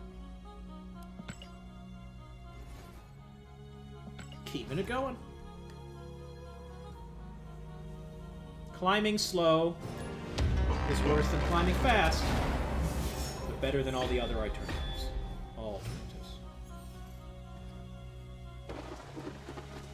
Once again, I was about to say, wow, sure are a lot of Muir Islands. Again, I completely forget about hot locations. Gwenpool early is pretty cool, but it is unfortunately going to land on some very expensive cards. Just kind of is the nature of the beast. We'd love to see several hits. What? Is this a bot? I didn't catch it. No, that's not a bot. Bots aren't doing White Widow stuff.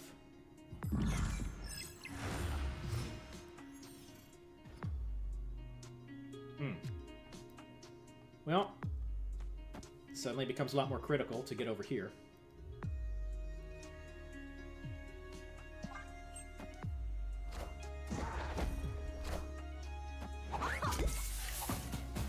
Wow. We did like... So, I hate playing against Nocturne, man. They have so many options coming up. They can... If they can't get over to Kiln, they can move over to Kiln and get back in there. They can turn off Limbo early or not. The mind games here are endless in a way that feels pretty bad. That said, naked, it seems unlikely that they're going to be able to get me in Kiln right now. With 4 mana. Not a ton of 4/13s in this game.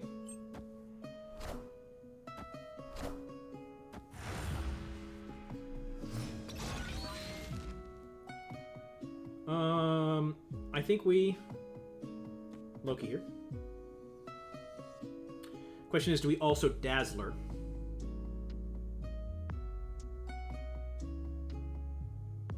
Kind of like not doing that. It's not going to be a ton of power, and I like the... Hey, Gripsmoke Tecmo, take it easy. I appreciate the good luck. I hope you have super duper fun wherever you end up, and we'll talk to you soon. Actually, I guess we'll talk to you on Friday or Saturday or something.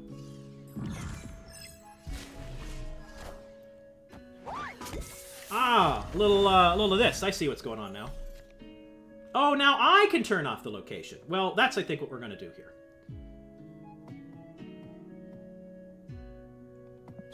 He is absolutely not... The way that I lose here is if a bunch of these Gwenpools landed on Brood and he plays it right. But as it stands, we're going to do this. And he can't... This turn, he can't get over to kill. And even if he moves to turn off Kiln, which is probably what he will want to do, I am turning off Limbo. I don't think I lose here. Actually, let's reverse the order for Negasonic Teenage Warhead reasons. I don't think I lose here. I don't think there's a line. Gwenpool is the X factor here. There's absolutely some kind of crazy Gwenpool math that cooks me. But I'm adding 16 power, right?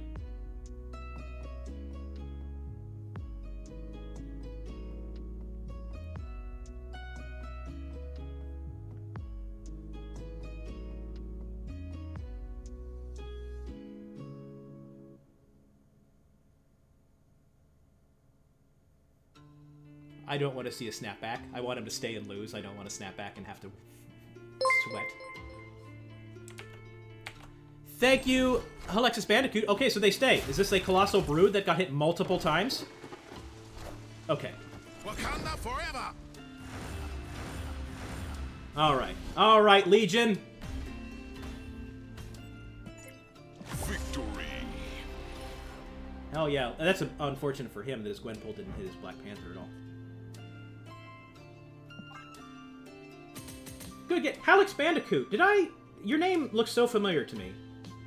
And yet this is your first time chatting. Have I played you, like, just very recently, or am I having a stroke? Both of these things could be true, by the way, but your name looks very, very familiar. And so, I'm new at streaming. Does that mean that you were playing me and you're in the stream? I don't know. I apologize if we did just play and I don't remember. I have had some caffeine today, and my brain moving half-bit.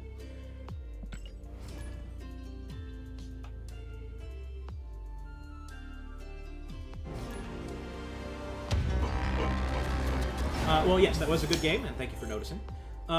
Speaking of bot identification, I think that I'm pretty batting about 1,000 whenever I'm actually like paying attention to all of the variables here. And I don't think that I have ever seen a bot with an infinite border. I don't think that if they are doing that, I don't think they're doing that at Second Dinner. And if they are doing it, I have not seen it. So we're calling this not a bot, and we're just gonna start digging in the Quantum Tunnel. They are running a regular deck. What do we get? Gladiator, sure. Which pulls? Get out of here, Jeff. That's cool. We're just gonna keep feeding the Quantum Tunnel because my hand is hot garbage. It's actually a real... just kidding. I'm going to hold this and Loki next turn. I don't know enough about their deck to snap on this or not. Thena is an unfortunate thing for them to get. It allows them to get real big. I can't throw away Kiln. There's a real argument here to just talk like abandoning ship. I'm not going to do that. I can maybe get their own Thena and try and outscale them there. But I can't just give it up for nothing. That makes it too unfortunate.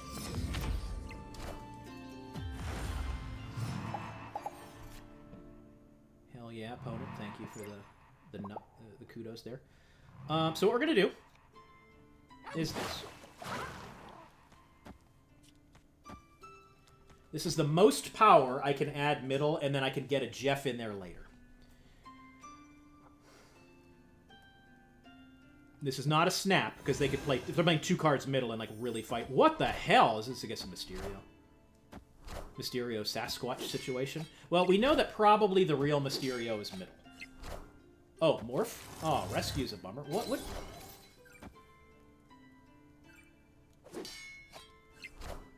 I guess that's... If they have Jeff in hand, I'm not super happy about that. Because then they get reasonably big. Blob is pretty cool. Question is, do we want to do... The Real Mysterio's in my chat! It was in the whole time! Alex, yeah, the thing is, I recognize your... Well, what does this mean? What does it mean? Even if they play Jeff, so they're at 9 there, I feel like my moving Jeff over is going to be big enough. Man, that's tough, dude. I don't know what the right play is here.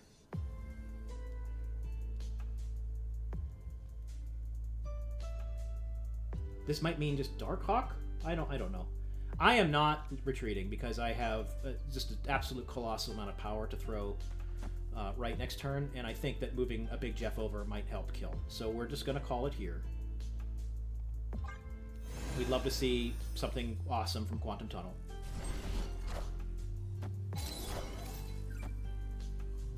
Huh. I don't even know if that's good.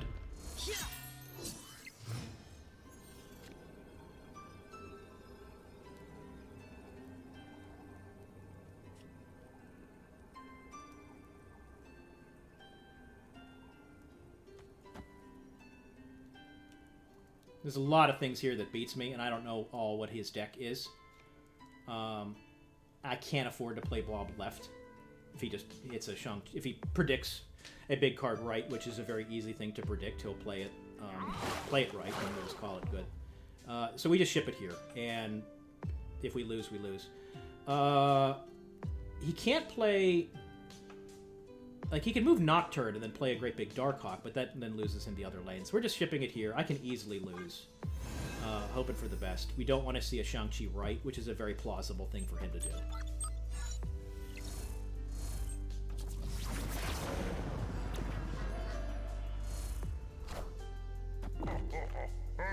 That's a Shang-Chi right might not even be enough for him.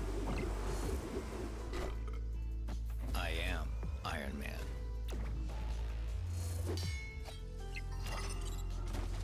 Oh, that might be enough. What is happening? I don't know why it took us... Oh, I guess...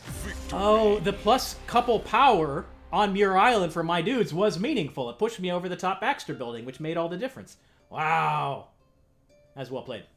By everybody. I don't mean to tell you I had that considered. Yeah, and Blob needed to get pretty freaking huge there. Blob does not get that big. It's not enough. I definitely got lucky there. Let the record reflect that Nate the Great Martin / Gerald of Galactus recognizes when he gets lucky. I played correctly. I played even very well. But I needed luck to get me over the top. Helix Bandicoot, are you comfortable sharing the name that you play with? I just, love to say hello. And if not, that's totally fine. But I, like many other people... This is a bot. Okay, did you see? That was a bot. This is a bot. The speed at which they loaded into the game, that's faster than a human. If you guys are wanting that information, I invite you to go back to the VOD later, figure out what time clip we're at. And this is... My opponent is a bot, and they haven't made any plays yet, but I know that because of the speed that they loaded into the game. We snap now to collect our cubes.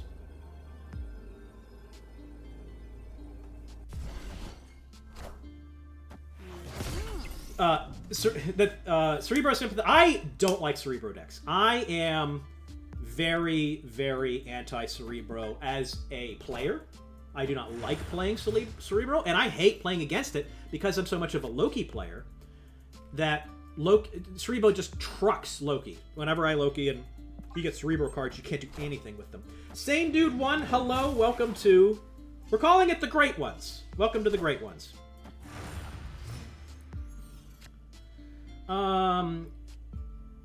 Lady Sif into Deep Space, pretty cool.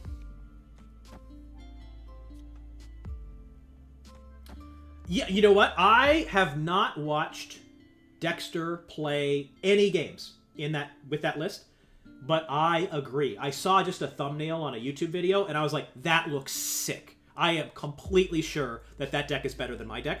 I just love We're just Arisham lovers in this chat, man. Do we want to? I'm kind of like keeping my options open here.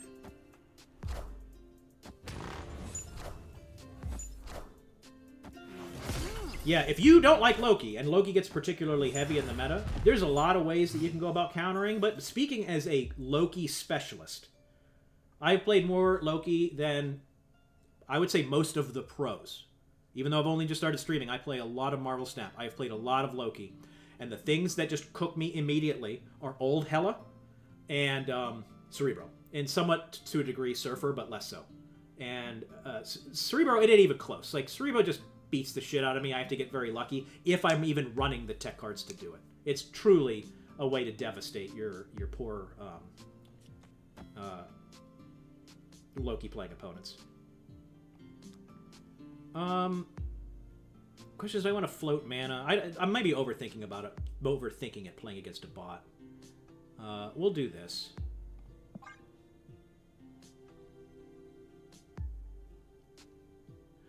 I don't think anyone thought Gwen was going to be good. I am not a good theory crafter. I pride myself on a lot of different areas in Marvel Snap in which I am skilled. Theory crafting is not one of them. I wasn't even thinking about Gwenpool because I'm so in lust with Arisham.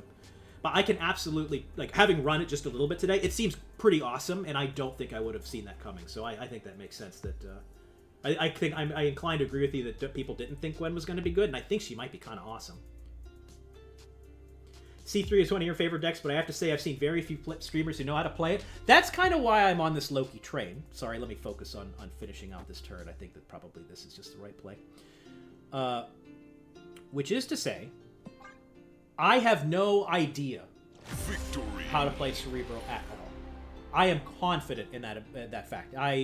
From how to order these things to just how to position the board, it is seemingly simple. But I completely agree that unless you have a deep understanding of it, you're going to make mistakes. That's it. I think Dexter really likes Cerebro. I'm curious, Blood Artist, you're a C3 adjoiner and a critic of streamers who are playing C3. Do you feel, as I do, that Dexter is a good Cerebro player? I'm coming from it from the outside. I don't have objective ways to evaluate this. It just seems like he knows exactly what he's doing in a way that I don't know for sure. And part of my hatred, as it were, that's a strong word, but one of the reasons I don't overly care for Cerebro is you're just so at the mercy of location sometimes. And I guess Nocturne is an incredibly valuable thing, but I just hate, speaking as a former Galactus enjoyer, whenever a location reveals itself and you lose the game, that feels so bad.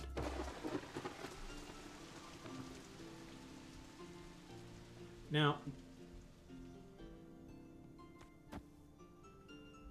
Wong Gwenpool is real tempting, but that's maybe a little bit too cute. There's the Green Goblin. I'm not the world's biggest viewer of Dexter, but I think that is a deck that he enjoys playing. So I got a couple options here. I really like Octopusing and not dying right here. I think that's. I think we do this. I don't know. Is this a debris coming in? Oh, he's Arisham. We're Arisham Gaming. I didn't clock that. Ah, well, totally would have won that otherwise. That feels bad. I have no way to get over there. That would have been pretty sick, too, of seeing that coming. We're out of this game. I love a hero Professor X like that. I can't be mad about it. Escape. Oh, C5 is another, like, really any Cerebro deck. I know this isn't exactly what we're talking about, but I can only speak as a Loki enjoyer. Just for funsies, I wonder if there's a visual way to see this. Any Cerebro deck is particularly I'm not favored against, but Cerebro 5 did feel a little bit easy. Like, I had a shot against Cerebro 5, whereas Cerebro 3 just or worse, even Cerebro 2. Just doesn't work. Yeah, I played a lot of Loki. You could see, split him a bunch of times, 600 some boosters on him, and this purple and shadow split. I very much wanted an orange crackle split, but I did enough splits that I kind of felt bad spending more resources on him. I think I have kind of a list of it's not a hard and fast thing, but cards that exist in Marvel Snap, in my estimation, are just way underplayed. I would say like they're the best cards in the game, but the delta between how good they are and how much they're played is very, very strong. One of these cards is Juggernaut. I think Juggernaut is incredibly powerful. I think Negasonic Teenage Warhead is incredibly powerful, and actually now we're starting to see some Negasonic Teenage Warhead resurgence. And I also think that Valkyrie is very, very, very under. Is this an Urshim deck with the Dazzler yet? Alright, Cloak coming down. My Mockingbird gone. His... Oh, you like to see a Darkhawk. His Eliath gone. I will probably be doing a Gwenpool here. I'm a little nervous about...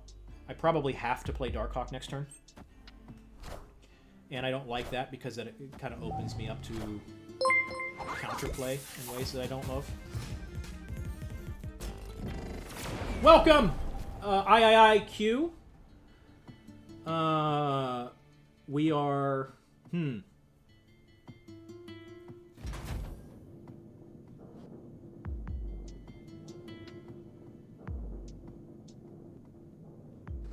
is tough. I feel like I really have to Darkhawk this turn, Blob next turn, and then see where we're at. But I really don't like showing my butt on this Darkhawk here. I'm going to play it here.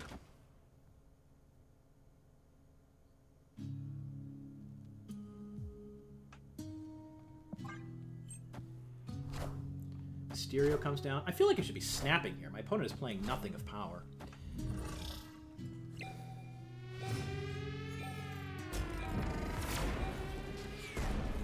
Okay, alright. Now we can blob. This makes us feel a little bit better.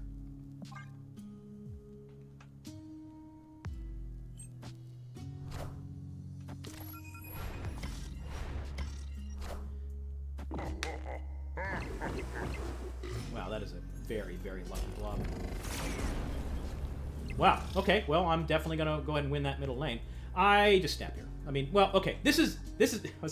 I just got done not making fun of an opponent, but like a true boomer, no one would ever allow you to snap and then stay in the game to this loss.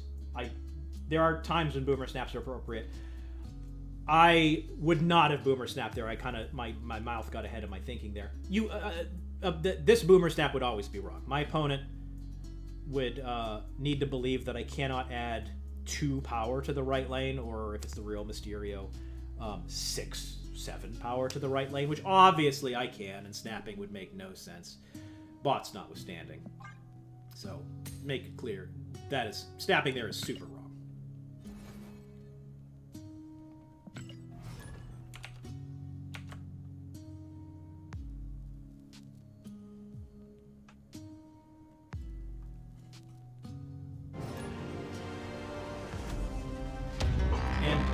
Again, you're still with us and following along.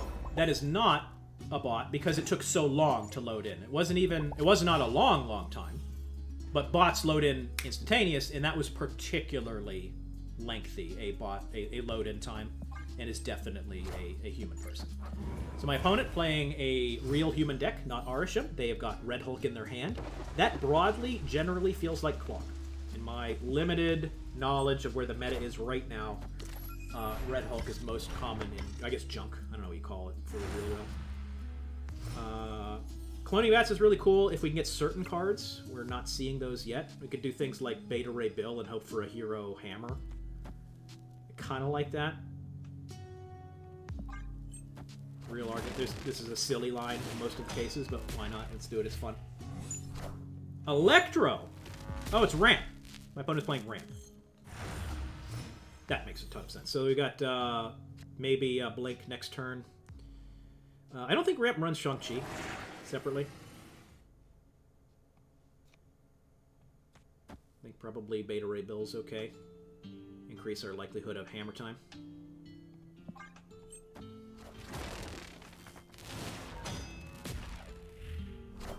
Here's the Blink. Galactus. That's a thing. Oh, Blink again. I don't think that means anything. This is Dicey. Thank you much for the raid. Welcome. This is Dicey and crew. It is great to see you. Welcome to the Great Ones. We're playing... Oh, that's pretty hot. That's... I mean, he can't overcome this, right? He's got a Red Hulk, but I'm bigger than that. I'm snapping. Yeah. Victory. So, your favorite trick... Celine your own Electro, and then giving them Electro. As if honestly, giving them Electro enough. Like, I guess you used to be able to do that with Viper, but I guess Annihilisting. Like, that's so dirty. Separately, I used a key to get Annihilus. As we've discussed, I'm fairly frugal with keys. I don't run a ton of junk. I love junk, but I don't run a ton of it. And so it was on the margins whether I would buy Annihilus, but cool shit like that, that makes Annihilus a card that is just so exciting, you can't not have it. Whenever additional cards are added to enable combos like that, just too sick, man. This is Dicey. We are climbing the ladder. Things started off a little rough. My very first game of the day, I donated 8 cubes to a smarmy opponent, and that felt so bad. But subsequently, the climb is going pretty well. I see we've hit 97. That is pretty cool.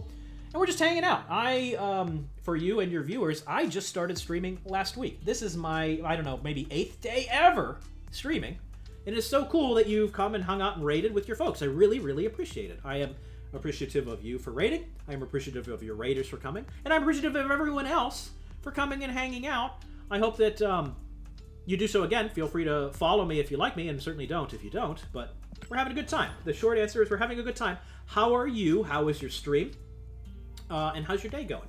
And that is for everybody. How's your day going? Zephyro745, good to see you. I usually don't, Blood Artist, I usually don't like playing Lockdown or Restricting decks for removing Compression Arcades. I love Lockdown. I love Restricting decks. The problem is their cube equity is terrible. It's really, really, really hard to play those well, get those great wins, and be rewarded for it with 4 or 8 cubes in a way that doesn't feel often great. And yes, Dicey, it is hard for, like, building that initial audience, pretty challenging. I have such enormous respect for people that do this. This is, for me, I'm not doing this as a source of income. This is we'll call it it's a hobby. It's a serious hobby, but it's a hobby. And it ain't easy. A lot of streamers make it look easy, but getting to where they got took a lot of time, energy, and effort. See, my opponent not playing Arisham. I have no idea what's going on.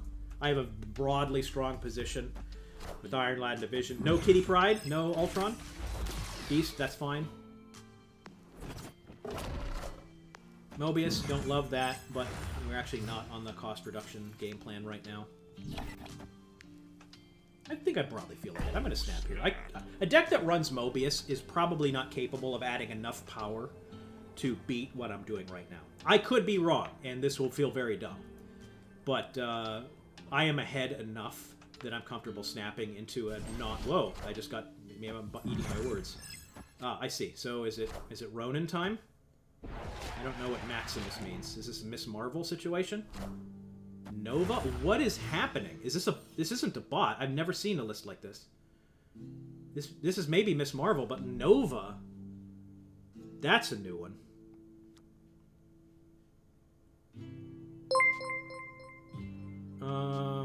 No, okay, I kind of like Blob.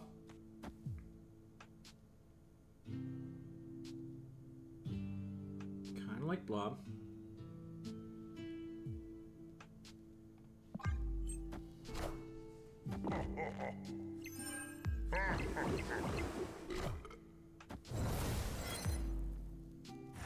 Okay, so notably, an opponent's Miss Marvel is active in the right.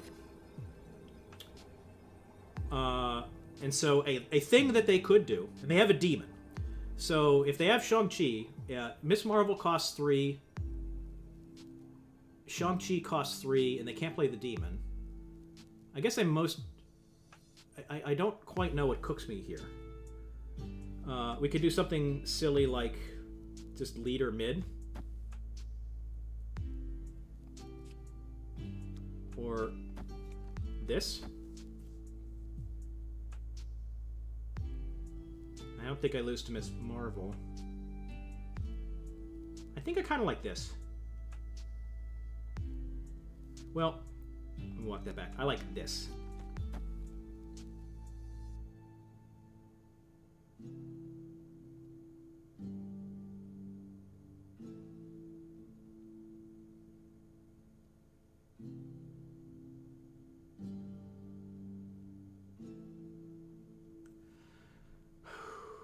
Okay, and if they play Miss Marvel and that is the card that I eventually get, I actually beat them right. If they play nothing else. We'll see. My opponent could have a lot of stuff that wins here.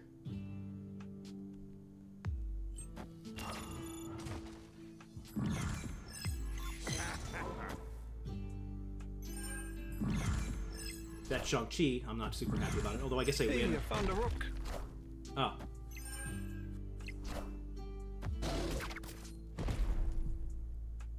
Do I possibly win on points? No, he might just casserole me here. Or not casserole, but yeah, that's going to be his demon, which will be bigger. Wow, okay. I didn't see that coming. Ah, see, that's unnecessary. The thumbs up there, like, that's just a dick move. You shouldn't do that. It just makes you seem like a piece of shit. I was focused on... Yeah, I mean, that was... I haven't seen Shadow King yet. Honestly, I think we're going to start seeing more and more Shadow King. So how could I have won that? Leader obviously wasn't enough. It just gave me a demon that got killed. So I would have needed to move vision. Like, moving vision left, I'm never going to see that. And, man, that's a tough line. Love this game almost. Not so much Hydra Bob. So going back. Dicey, thank you so much for the follow. And Badger Gaming, yeah, the thing is, the game needs Hydra Bobs. We need to have okay cards. A card game cannot exist where every single new card is a meta-defining, genre-busting, YouTubers have this face, 75% win rate, monster. We need decent cards. But the way that the economy works, not as conducive to adding medium cards. Hydra Bob is totally worth having in the game, but it needs to be some kind of Series 3, or you get it for free. Or Series 4 going to drop pretty soon. I can see that it could be buffed, but it's just a victim of the economy.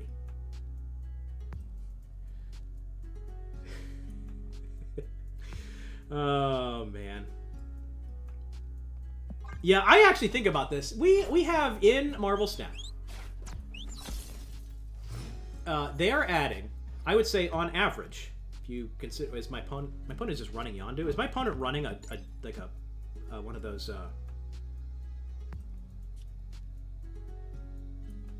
I think we just do this.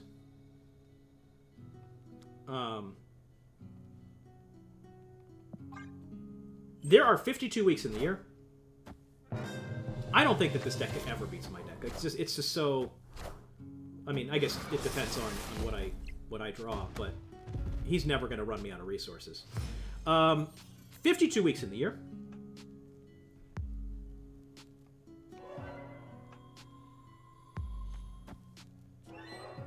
We're going to do this to really, really, really, really, really, really diminish his silk. I do kind of like making everything Wakanda, but I also like making his silk negative 1,000 power. So 52 weeks in the year, plus 12. Let's call this 64 cards every single year. You need 64 cards every single year. They can't all be good, and also not for nothing. That's so much weird IP we have to dip into, including the mailman thing. Yeah, so, yeah, welcome to hell, Silk. Keep it going down. Ba-boom!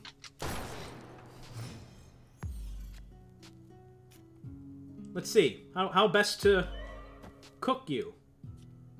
Fastos into Hulkbuster. Sounds good to me.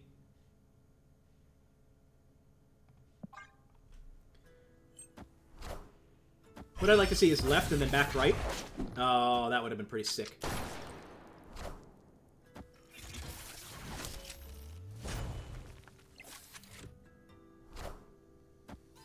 this isn't going to help you very much.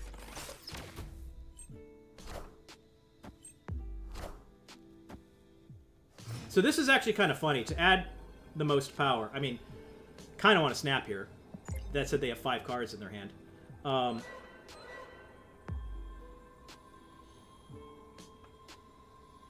If they play anything...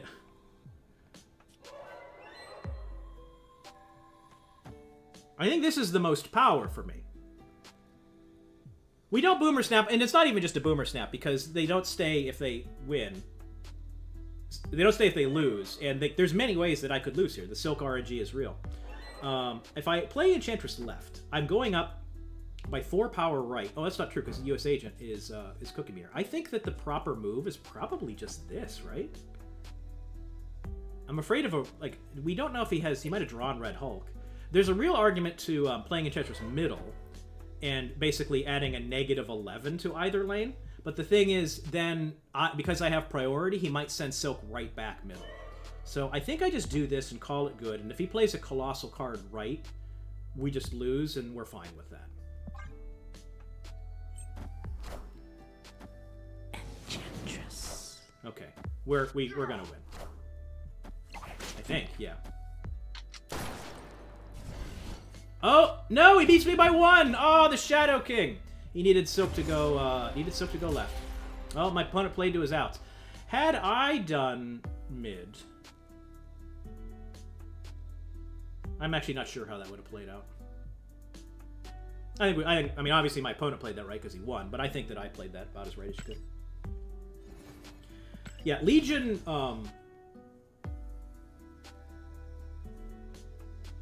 Legion was so when isn't US. Oh yes, of course I would have turned off US Agent with the channel. So I wasn't Legion. I still like my play there because of the silk of it all. I just was not expecting Shadow King. That's 2 Shadow Kings in a row now. I think we're going to be seeing a lot more. From the Daily To be Bugle. honest with you. Gwenpool on Mysterio I think is pretty cool, but we're not going to be able to get that with that order. Whenever Arishem came out, oh, here's fun business. This is a snap, probably. Whenever Coulson fills up your hand, as is about to happen, he cannot be bounced back to Luke's bar.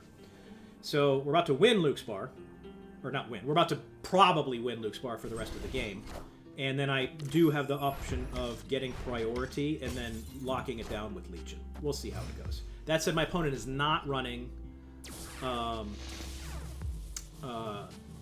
What is the word I'm looking for? He is not running Arishem, so he might have some kind of Brood Absorbing Man way to get middle. We could do this. The thing is, this fills up my hand. And I kind of want to get a draw, but I also like the idea of getting a card. I think we just do this. This is not the greatest quote-unquote value. Oh. Yeah, so I wonder if that's Brood. Yeah, so there's Brood. We could still get over there.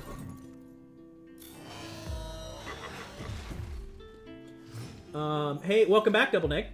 And Zephyro, how's the ladder going for you guys? I would say the ladder for me is 2 steps forward and 2 steps back. I am having a not like the roughest of rough times, but it was much harder today than it was yesterday. So what I'm thinking about now is, like, do I want to get really cute with Spider-Womaning Luke's bar on down? Moon Girl sticks, but then he could probably, if he's not, he's probably buffing these cards. If I'm him, he's probably going to brood, he's brooding left this turn. I'm going to Spider-Woman left here.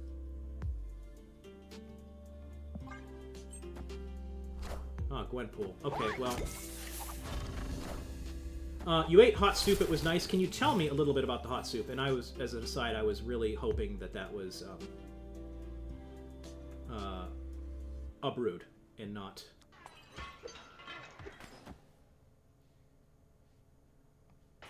So we can do something like this. This opens me up. If I'm able to get priority, this gives me the ability to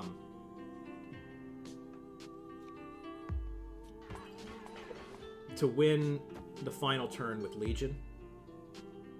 Actually, I like Mysterio, and then I can actually Havoc Legion the last turn. So this is what we're doing. We're going to attempt to do some Legion chicanery. On top of Luke's bar by having priority going into the last turn. If I can get it, that might not be an option. Yeah, I don't think I'm going to have priority here. Or will I? Actually, the Mysterio starts at 2 power.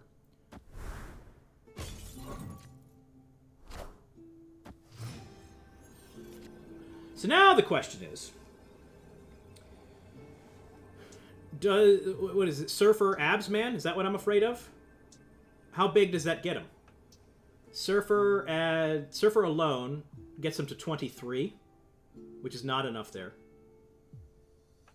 And so it would need to be Surfer Absman specifically, and he can't afford that.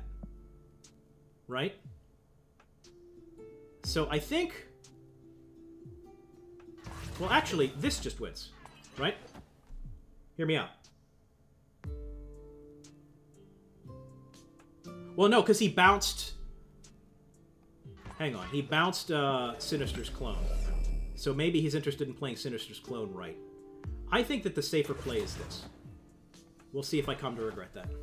Well, no, sorry. I already have 4 power on top of here. So 16 to... No, I'm taking it back. I think that the safest of safe plays is this. And then we ship it.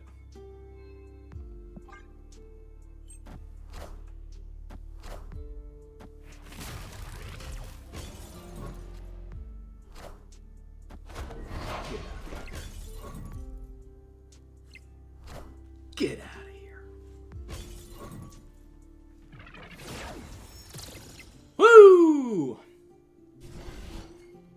I don't know why I was so stuck on Surfer. Of course, this is also Patriot business. Victory. And it ultimately... See, now that thumbs up is not rude. That... I mean, maybe it's the thing. But whenever you immediately win off of the back of some bullshit, don't send a thumbs up thing. That just makes you look like a huge dick. Be an adult. That thumbs up is Jimbo being cool. Or... being cool in the way that he's being uncool. I totally support that kind of emoting. Pho with the Eye of the Round and Meatball. I am not a huge pho guy, but that does sound awesome. I'm really glad that you got some... Well, I was going to say, I'm really glad that you got some hot soup. Is it not 1,000 degrees and humid where you are? Isn't hot soup maybe not what you want to be having right now?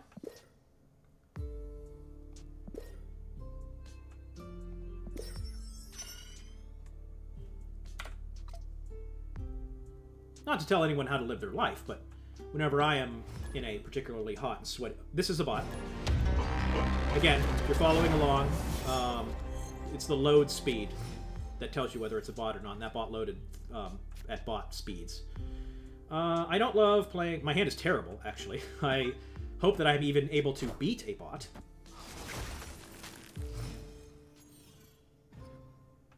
Question, you drove home with the windows down. Is that while you were eating? God, this hand is terrible. I guess I play the blade. I don't love it, but we have to get some power out there.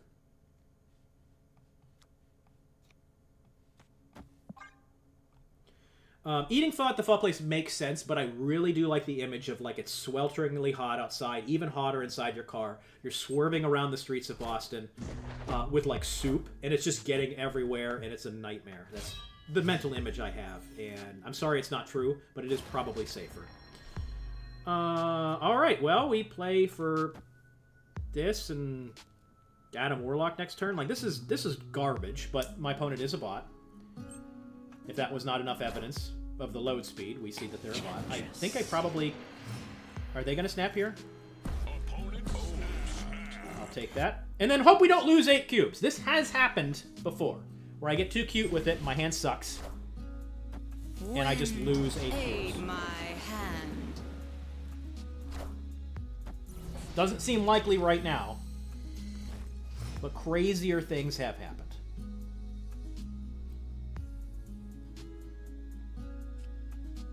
So if I really wanted to, I could Legion middle and lose the game. I don't really want to do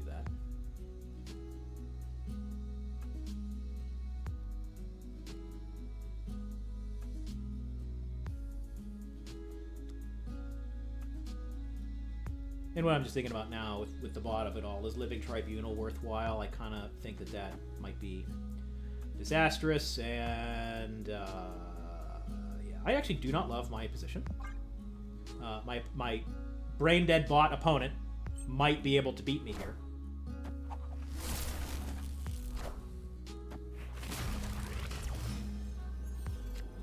Hydra Bob! Well, he's not moving. So, I mean, probably I could just beat him on points, but, oh, of course, we can now play cards there. Let's do... I have priority.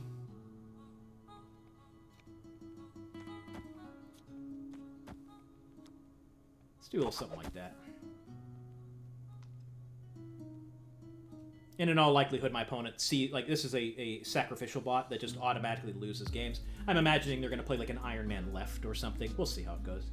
Hopefully I don't lose this. I'll feel very dumb losing 8 cubes to a bot in front of a live studio audience. No whammy stop. So Silk is going to get moved here, probably.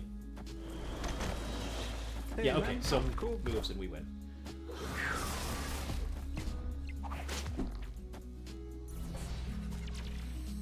Hydra Bob, obviously the MVP. Would not have been able to win those 8 cubes without the help of Hydra Bob. Victory. Legion Middle would have been fun if I had room for Tribunal. And the thing is, I actually don't think I would have been able to put up those kind of numbers. I don't think I didn't think about it. But Living Tribunal is not able to win unless you are able to actually get enough numbers to beat 2 of the lanes, and I just had no kind of board there. Well, 97, and I don't know if... Whenever I started the stream, I immediately lost 8 cubes, and it was kind of treading water. Now I'd say we're broadly increasing cubes, which is lovely. You love to be able to go up whenever you're actually attempting to climb the ladder. So I think we're just going to keep going until I get to infinite, pending some real disaster. We'll see how... In my limited experience, I would say I am mostly a Conquest player. Well, I'm definitely mostly a Conquest player. So I don't have a ton of ladder experience in recent seasons. But this is sweaty, this time of the month, where you've got... My hand is terrible. I can't play either of those cards. You've got opponents who are very good. Yeah, White Widow on Comertage is pretty good. That's an unimproved thing. Is this Arisham or... No, it's a regular deck.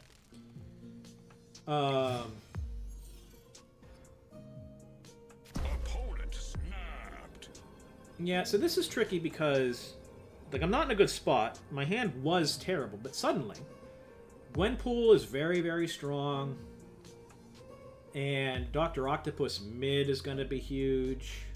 The thing is, a likely thing for him to do right now is Debris. A deck that runs White Widow also runs Debris. That said, this is really good. I'm going to stay... I'm not going to necessarily commit to 4 cubes, but I am unscared enough, even of getting clogged left, that I'm staying in here.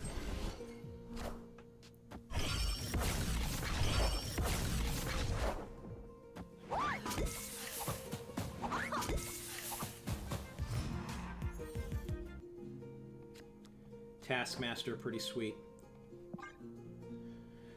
Damn, I think only C5 was when I was playing.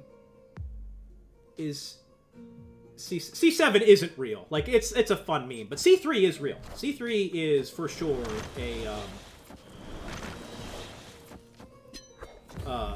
a deck that exists and is very good. Now, what we don't want to see here is Shang-Chi or Hobgoblin. Okay, there's Shang-Chi. Sure, fine. Hobgoblin would be the worst thing that we could see here. But no, we are in a broadly strong position here. He does not have Shang-Chi. There's no way he's going to be able to get bigger than...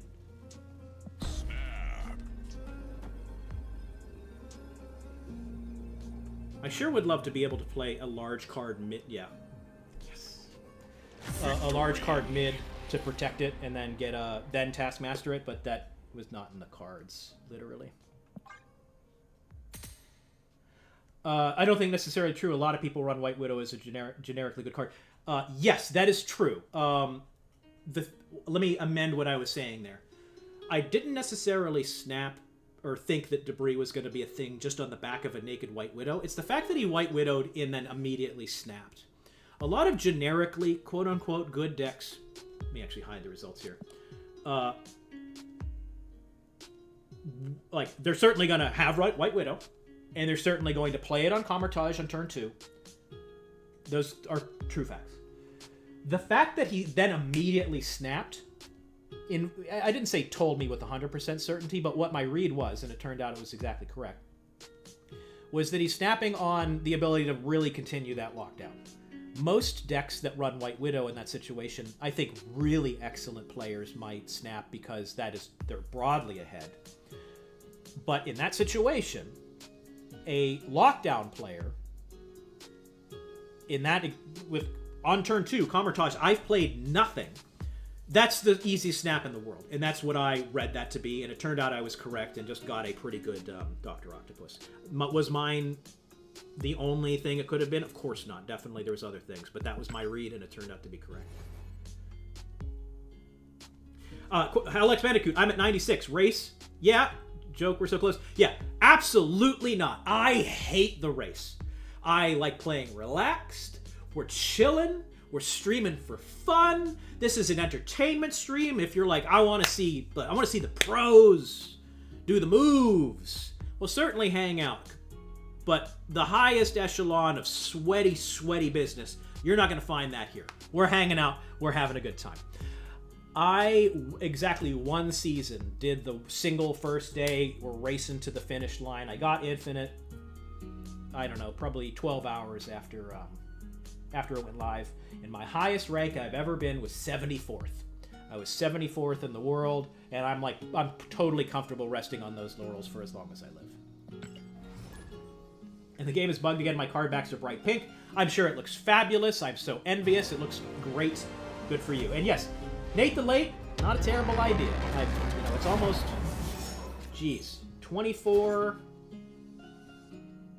29 hours since the new season, and I'm not Infinite yet? Yeah, I am. I am Nate the Late for sure. There's an argument to getting the Orcus Forge going now, so I have better cards to play. I kind of like that a little bit. That said, my hand is hot garbage, and it is what it is. My opponent running Arisham. I'm glad I didn't play anything middle. Well, now I regret doing Orcus Forge because... Oh, no, I'm not Drips costing myself a draw. Alright, can we get some shenanigans to play with? Oh, he's doing, my opponent is a high evolutionary Arisham build.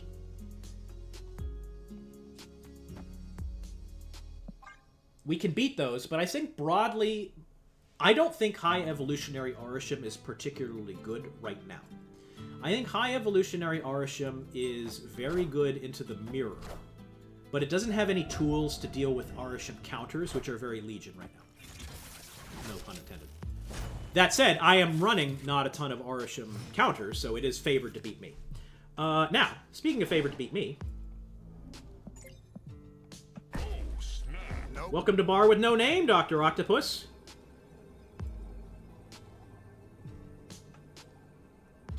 I mean, high evolutionary Arisham, it's not even about it's not even about evolving and winning that 50-50 split. It's just a good deck. Like, you're going to be floating mana more, and so you have the ability to grow a Hulk, you have the ability to have Cyclops shoot and grow your Sunspot and have Misty Knight Fire.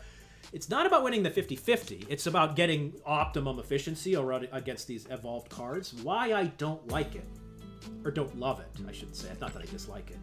Why I wouldn't run it in this place is to get all of those cool things, to slot in the High Evo, to slot in the Hulk, to slot in the Misty, to slot in the Cyclops, and probably what is the 5/9? Starts with an A. The 5/9 thing that gets cheaper. You have to sacrifice so many other things. You don't run any counter cards. You're not having Loki in there. You're not going to have Rogue or Enchantress. You just get cooked whenever they have counters, and they're going to have counters right now. No, not Mockingbird. The one that, shoot. I don't have it in my deck. It's the high evolutionary thing. It's the Abomination. Abomination is the name of the card I cannot think of.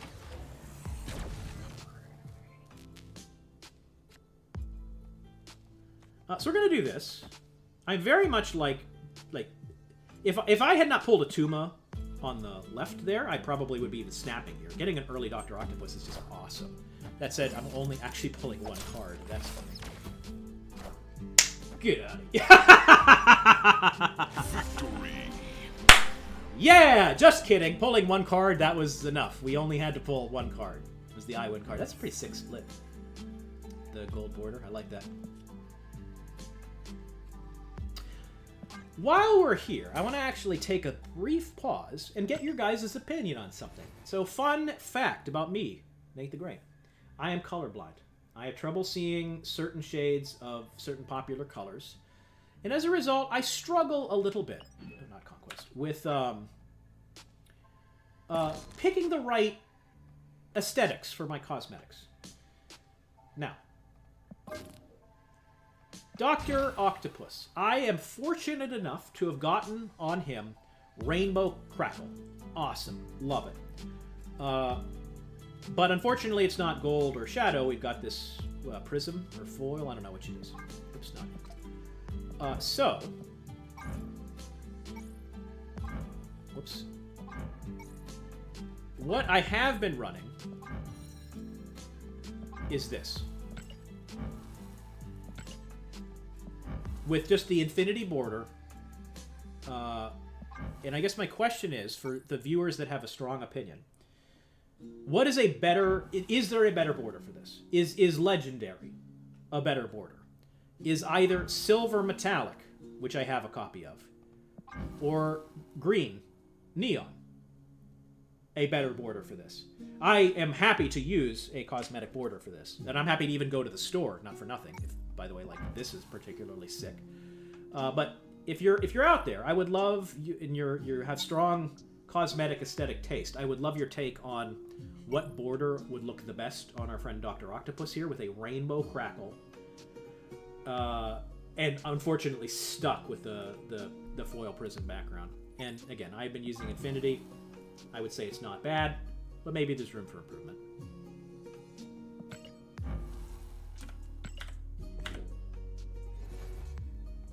The climb continues.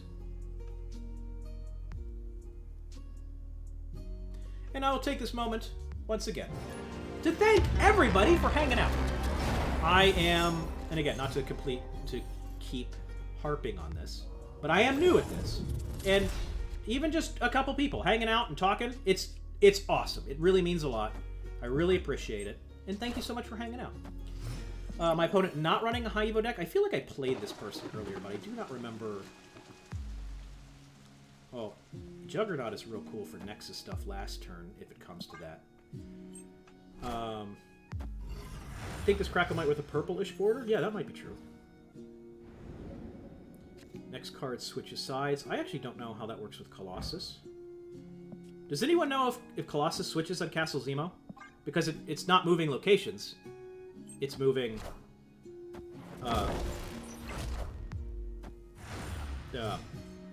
intra location.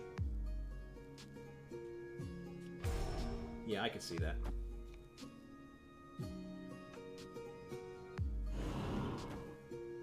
We'll give him a Yondu.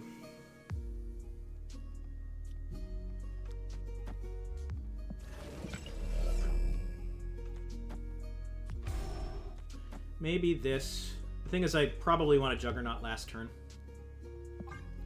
And as a result, I'm not going to have the mana next turn to play anything particularly big. I'm going to stay here. This feels like, again, with Hope Summers, they could do interesting things with Plague Darkhawk last turn whenever I don't have priority. But Juggernaut is too strong to... Oh. It's that kind of thing. I was going to say Juggernaut is too strong. Oh, wait, no, what are they... No, they're running...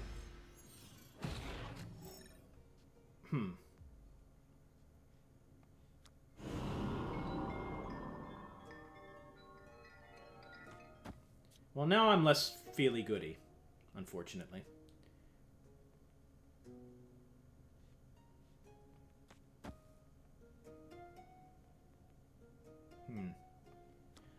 The thing is, if I'm playing Juggernaut next turn, I can't play a 6-drop with it. So there's an argument actually to playing like a single 1-drop, but that's just too... There's many, many things I could draw that are that are better than one of these 1-drops. So we're just going to do this. And unfortunately, I think I'm just cooked here. The Juggernaut's not going to help on the last turn if they are growing the Surfer that they have. Certainly a... Iron Man. I am. I was going to say a Rogue right now would certainly be very nice, but a Legion also? Yeah, that's not going to do it. And certainly I could, Juggernaut and get bigger on the surface. This wins on points, but if he buffs anything, which of course he would, we're just cooked there. And fun fact, Snowbird Hawk, quote-unquote, turns off the Nexus, but it reactivates at the end, so it doesn't actually work. I have won a fair number of cubes against opponents who do not know how that works. I said that's really risky. My opponent. Escaped. I'm just gonna beat this guy. Exposing his Iron Man like that. I don't know. Like, I play Rogue in anything and I win. Anyway, next game. It's fine. Oh, that's a pretty awesome Goliath avatar. I like that a lot. I did play Enchantress, but I also run... I mean, I guess I play... That is a fair mathematical thing for him to not be afraid of, but I also run Rogue. In my head, of course, my opponent knows all my cards. They don't, but Rogue is a card I can have, particularly when you run Enchantress out naked early like that. That tells, or should tell a smart opponent that they don't do that willy-nilly. In that case, it's because I literally had nothing else. But very frequently... Oh, God. That means they have a backup. There's Quake. Welcome to the party. Fun fact, now the location on the right will reveal first. That's always fun. Oh, main deck Selene. So we got a... probably a junk situation over here. Now, I have priority... And they're running a junk situation. Makes me kind of want to, well, they can... I would love to Cosmo and do some real fun gotchas. But there's no meaningful... Well, I guess they might honestly be doing White Widow. I'm just going to do this now. It's much awesomer if I have priority and can catch a Green Goblin. But with the hot location being Mirror Island, I just kind of like getting the Cosmo down. And if they played a White Widow there, we get the Mirror Island. Great. I'll go ahead and put Enchantress down because I got no other play. I don't think this deck runs. If they do a Darkhawk weird thing, I can always... No, they say there's a Green Goblin. I can do fun things like Legion Isle of Silence. I'm not going to Legion Isle of Silence.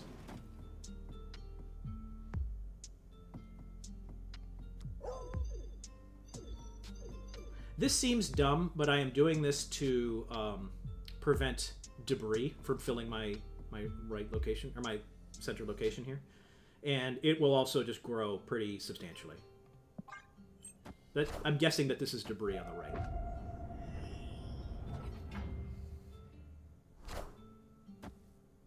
Yeah.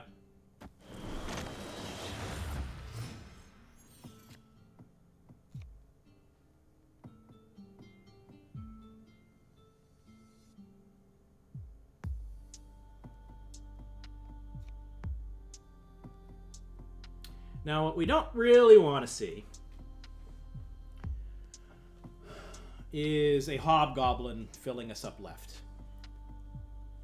But I can't Legion left. That makes me too vulnerable in the other locations as the cards get dropped. And this feels real weak.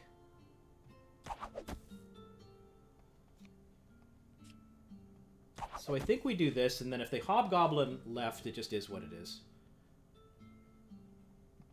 I like squeezing an extra turn out of Mirror Island middle. Oh, okay, that's fine. And the reason that this is fine is I don't think this deck runs cards that can get bigger than me. Get bigger than this. I'm going to be 19 on the right. And I haven't seen a Red Hulk tick from him yet. I believe his deck does run Red Hulk. But it's not going to be big enough. I'm not going to snap because he would never stay if he's losing. But I think this is enough power.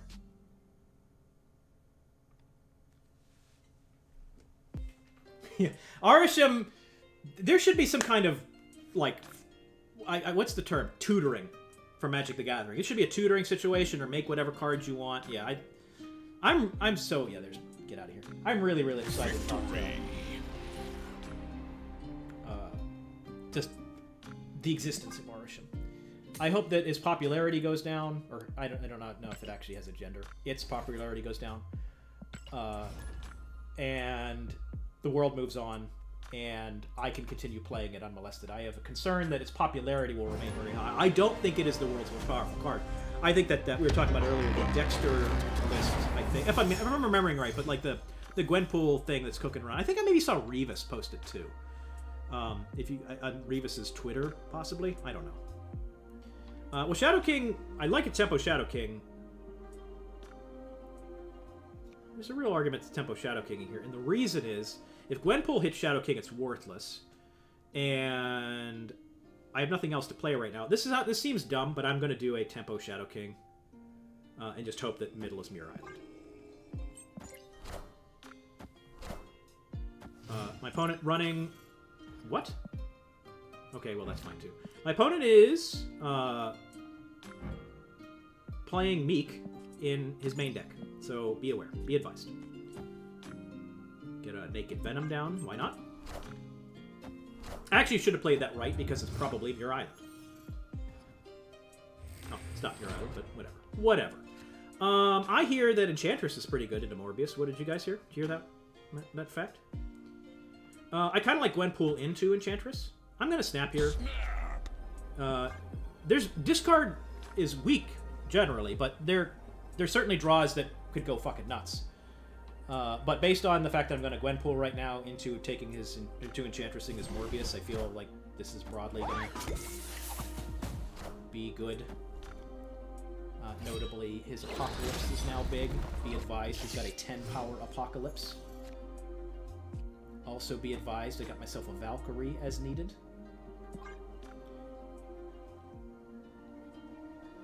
Seems unlikely that he's going to play Apocalypse in a way that I'm easily able to Shang-Chi it. But, yeah, we're not... He could play Dracula into MODOK in a way that feels bad. Enchantress. Here's Dracula. Here's my own Dracula. That's kind of funny.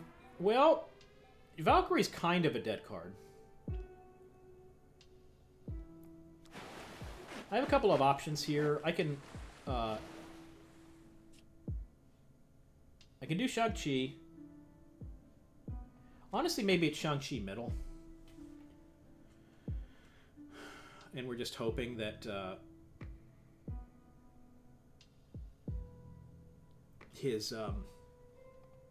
he misses his Apocalypse. His Apocalypse is 10.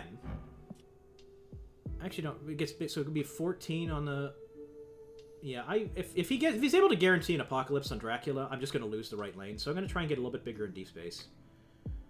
And then possibly Namor something else on the last turn. But I'm guessing this is going to be MODOK. Yeah, so now we have to pay close attention. Collector... Apocalypse is now 14. And he has no cards left. I did not want to see that. Did not want to see that. So what this means is if he is able to... if he just plays his other card, Dracula wins by a lot on the right. And I don't have enough... Because both of his stupid cards went mid, I do not have a way to win left and mid. So I think I just have to run here. That's unfortunate. Yeah, it is definitely a retreat. Had... Escaped. I mean, he also kind of had, like, the perfect Sif hitting Apocalypse and then MODOK. The only thing that could have been better for him if he also had a Swarm in his hand. It just is what it is. Another... I say discard is kind of weak. This is a bot, so that's good. Loaded it fast. The quote-unquote thing with discard, I know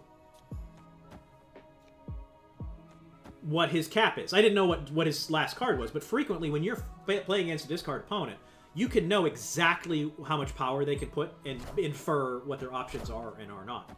So I wasn't even really meaningfully tempted to stay in that game because I knew what he was capable of doing, and it was not something that I could beat, so I got out of there. Welcome, Catmanda, and yeah, I'm still going. You know, I've been doing pretty well, and we've been having some wonderful folks hanging out with us. Comfortable putting a Tuma right because I can very easily not play any more cards on the right. And I don't think that, we like to see that. I don't think that these bots, I need to snap, by the way. This is a, this is a bot. I don't think my opponent is capable of storming. That's a cool card for us. Wakanda forever. Middle. I don't think they have that kind of juice. Snap. I almost want to. I think I have to say wave goodbye to a Tuma and do this. I think this is ultimately more power.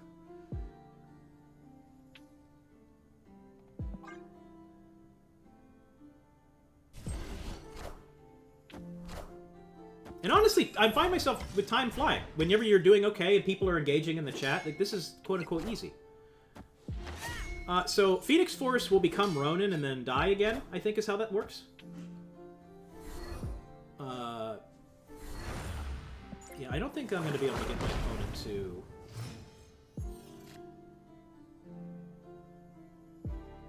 stay, unfortunately. Oh, we're at 50 viewers. That's wonderful.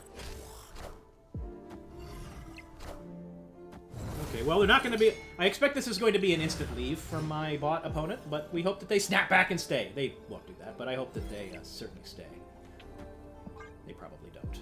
Well, they didn't leave immediately. I guess this means that they stayed. Well, good for us. No Quake. Wouldn't that be funny? I think I actually still beat Quake. That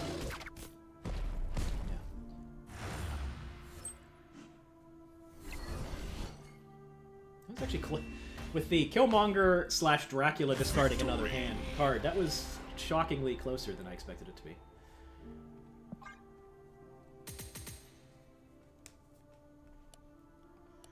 Question. Well, can we get some secondhand clout? When I inevitably become a universal household name, both in streaming and business and all of these things. I don't know, by the way, if the 50 viewers of you, those of you who do not know me in real life, I am a D-list business celebrity now. But beyond that, when I do become the household name, there will be secondhand clout for everyone.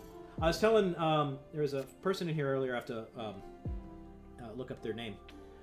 They're the second person that ever rated me. That was so cool. You know, small streamers stick together. I will remember everyone who hung out at this stage, this early stage. I'm in a good spot here. My opponent running Arashim. I've got Coulson into Loki. I'm gonna snap here. Oh! What does that mean? I wonder if that means that my opponent is going to... Boy. Do I Coulson here? Dare I? Is that what that means?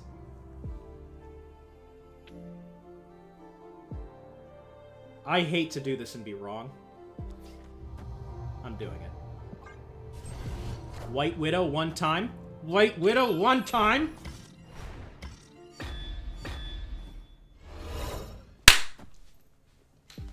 Get out of my game! Whew. Damn. Can you believe how good I am? Is it hard for the viewers to understand? I get the snap on this Mace Throne. Call my shot like that. God damn.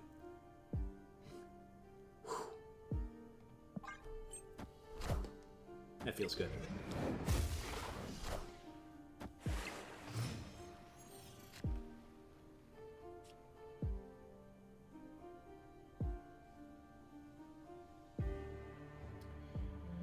Alright, so Eliath should allow me to lock this down. Just the question is, what order do I want to do that in? I think I can do that here.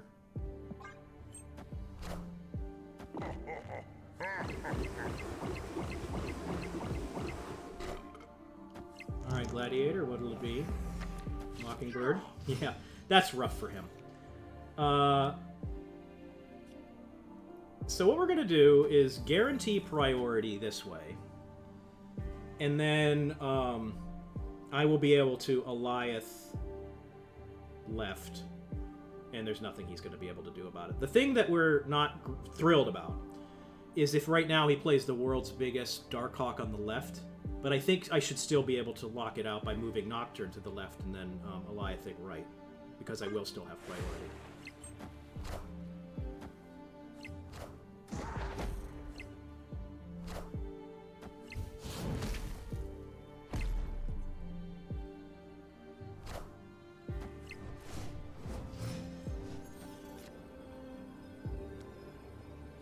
Alright, so I think that this just wins.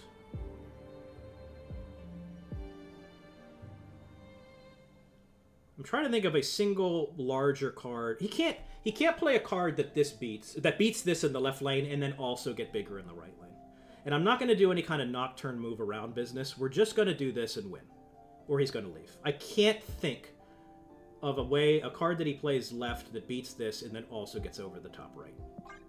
Okay, they just leave. Victory. Just the sick read on the turn 2 Space Throne. And I would look really dumb if I just Coulsoned on Space Throne and he did nothing.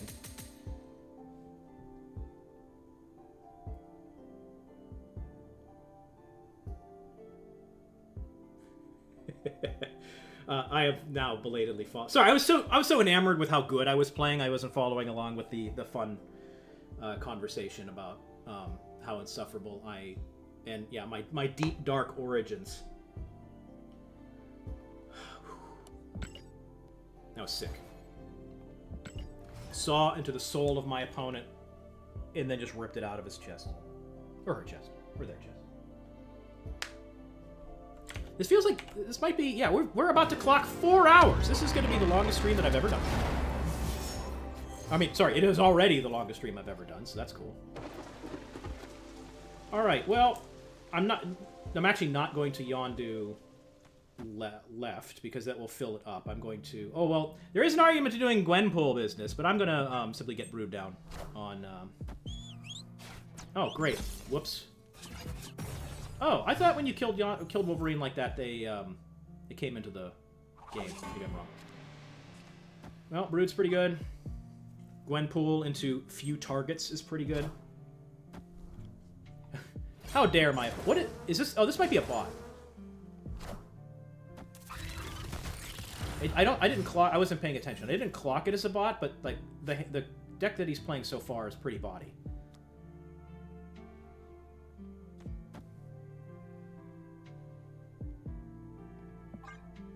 We'll see what they play here. Huh. Yeah, I don't know what this is, but... Snap. We snap it. He has how many cards? 5 cards. So certainly Strong Guy will be active, because we're ripping his hand from his hand.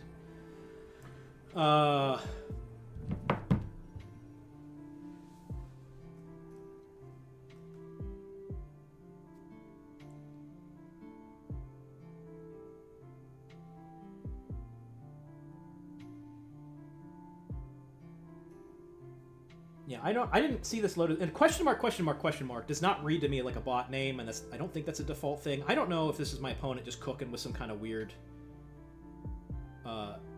surfer list, because Swarm is a 3-cost. I didn't know what that was. Victory. No disrespect, I just really have no earthly idea what that opponent's deck is. And I don't think a bot would be running Makari either. Generally, bots have a... I don't know. There's different levels of... I don't know.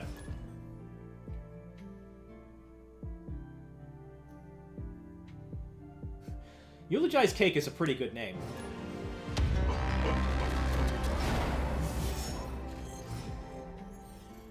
My opponent, running Arisham. Me, terrible hand. I'm good with a... I'm good with a 0 and a Silk. Hoping for Muir Island middle. And if it's not Muir Island, we'll be putting Silk on the right. Putting Silk on the right in hopes of Muir Island.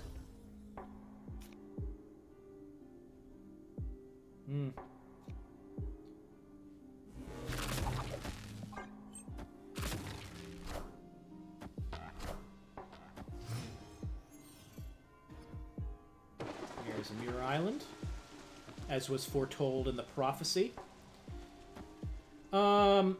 Enchantress is good on curve, but I would very much like to hold on to that in case they've got themselves one of those big Darkhawks I've read so much about in the newspaper.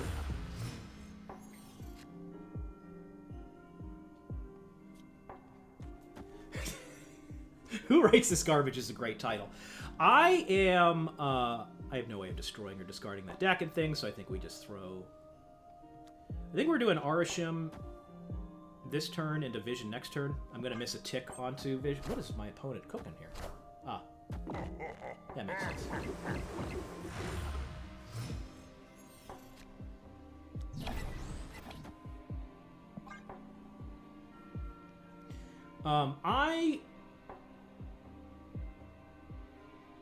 There's much to be said about the economy of Marvel Snap. And I think that lots of the things they do with monetization is a combination of dumb, confusing, or downright predatory. However, and it's possible that this colors what I'm about to say. I think that the Season Pass is a good value. Granted, they're anchoring it by their other decisions, which I don't necessarily agree with. I don't spend a dime on Marvel Snap ... except for the monthly thing, and I'm happy to do so.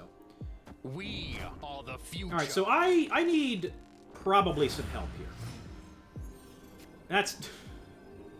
Uatu the Watcher is not exactly what I was looking for. So I can't even get on top of Wakanda.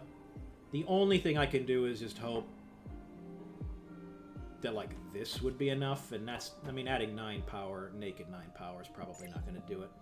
I'm going to retreat for a cube. There is probably a world in which I could eke out a win with some chicanery, but we're just going to call this good. Losing 1 is losing none. Remember it. Yeah, and to be fair to the Battle Pass and the nerfing at all, that's all completely fair. And it's, you know, what is it, $10 plus tax a month? That's not nothing. And if you're amortizing that, we're talking about over $100 a year for a stupid internet card game. I really like the stupid internet card game, but I think for lots of people engaging with this game at normal levels, it's just not worth it. And I support not getting it. But then again, if one is going to spend money, Season Pass is a way to do it.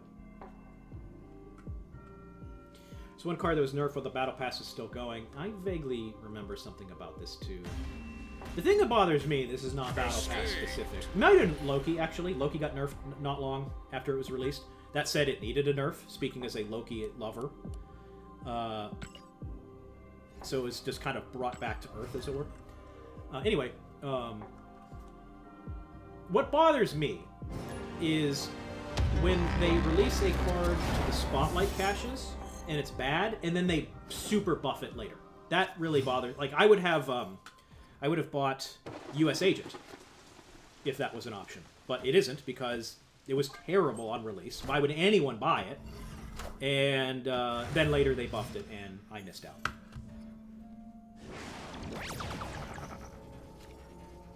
Well, one turn too late for that blob. That...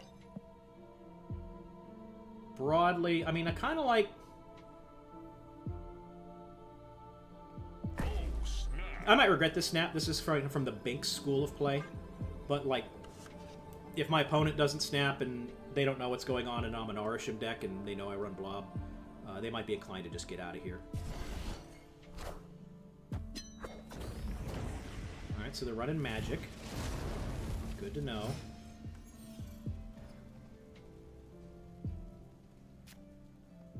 Coulson, great. I'm not going to mess around with, like, there's a real argument to putting Coulson on Clintar and freeing up space that way, but I don't want to get hit with a Shadow King or something stupid later. Scorpion. Main deck Scorpion? Main deck Scorpion, everybody.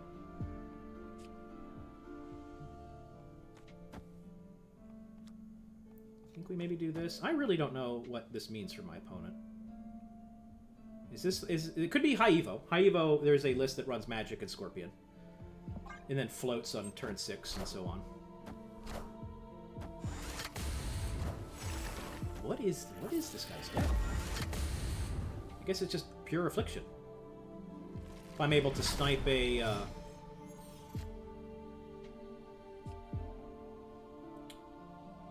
I'm going to do is blob here and then potentially Legion next turn on the middle lane.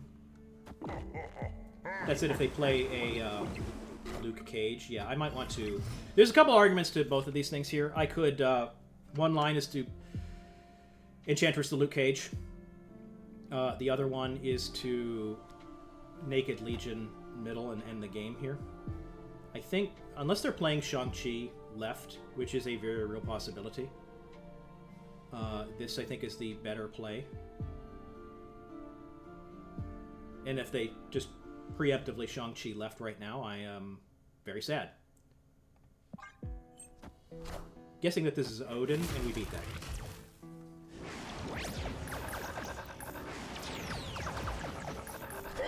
Oh!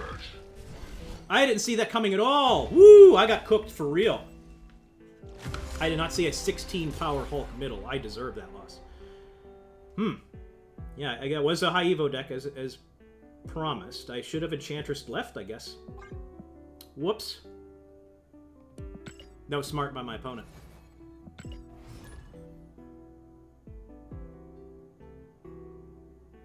I wonder if I could have... With Legion Right? Well, Legion Right certainly would have avoided the loss mid. I don't remember if that would have been enough power right. It might have been. Maybe that was the play. I don't know. I don't know.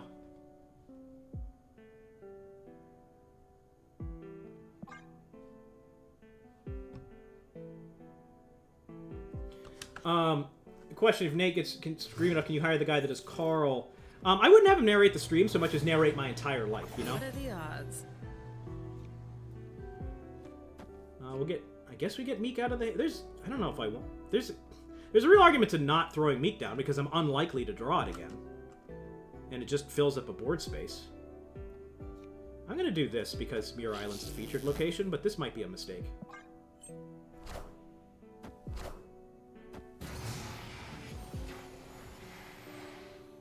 Oh, that's Muir Island. Great for that, actually.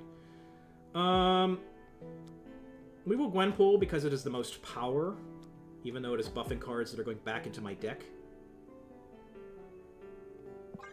What's my opponent? My opponent is playing Arisham. What do they got going on here? A little Namor action, cool. Hellcow, great, doesn't matter. I mean, I lose my Gwenpool buffs. Oh, and Meek gets huge. Oh, super lucky. That is almost a snap. In fact, that is a snap.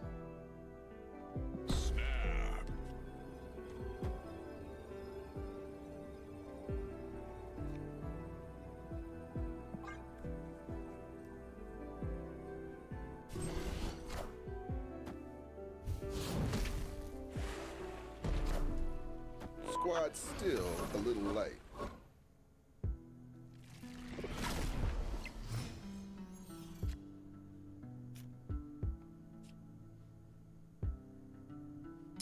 So I kind of like blobbing left because even if he has a Shang-Chi, he needs to add more power to get over the top. That said, he did just add a bunch of 6-drops to his hand. So we're going to do this.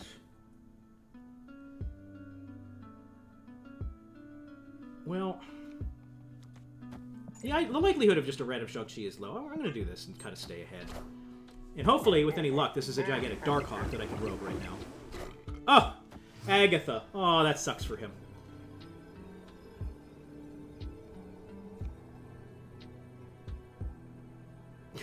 Yeah. Victory. Catmanda, I am appreciative of your passion for Blob. Blob is a very, very, very important and good card for this deck, and he's a lot of fun, and I'm glad that he's here, and I'm glad that you like him. Man, that 4-cube loss to that high Evo thing right as I was ending the game, I totally didn't see that coming, a little blindsided. I'm suddenly now cognizant of how long I'm streaming. It's like, well, I want to go till infinite, but I also don't want to be doing this for the rest of my natural life. I'm not in danger of ending it that prematurely, but just, that hurts. Feels bad. So Colossus not moving. But that said, Muir Island of it all.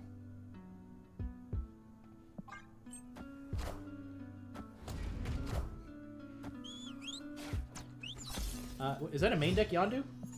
This might be my opponent running a running the mill situation, which is not good for him.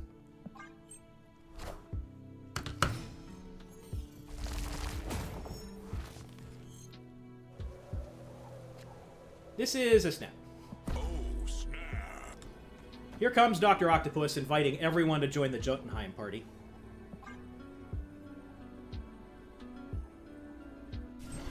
How many cards does he have? There might be some big boys here, but it just gotta lock him out. Shang-Chi, okay. Don't love it.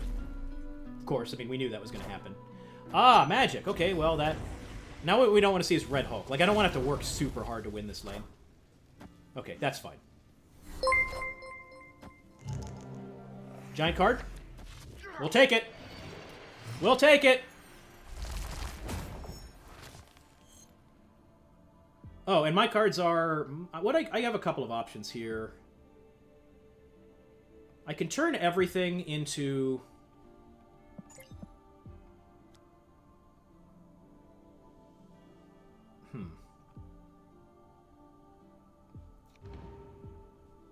Lady Deathstrike will just win that lane, and so maybe I want to turn off the move.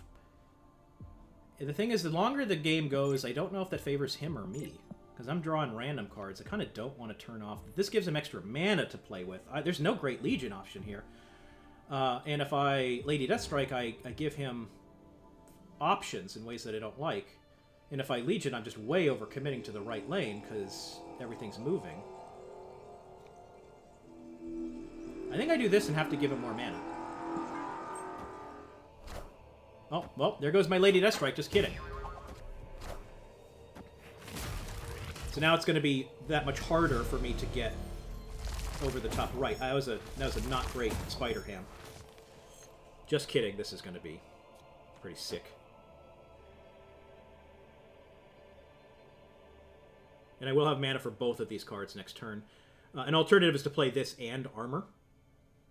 And then have the world's biggest pig and hope that I draw something cheaper. But I like this. This gives me more flexibility.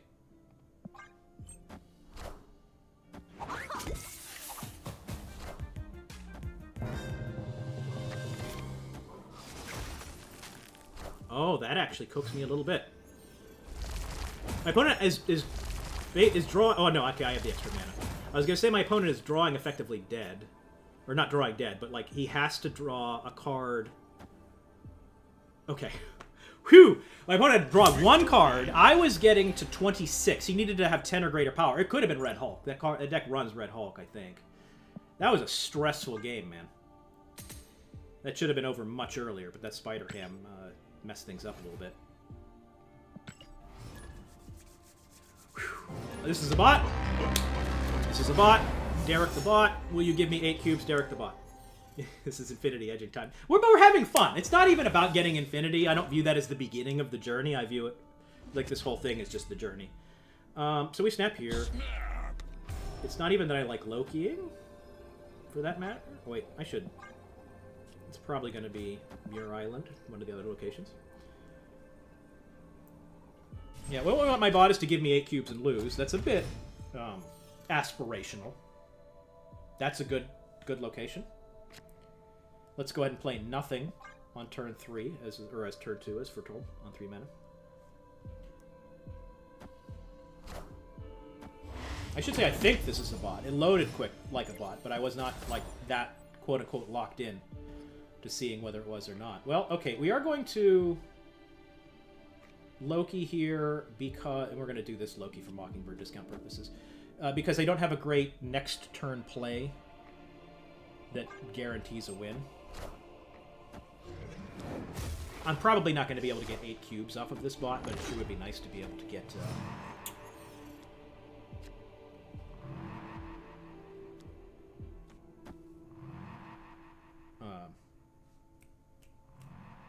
what is the word I am looking for? 4 cubes. Some of these bots, they retreat on turn 6 when they're behind.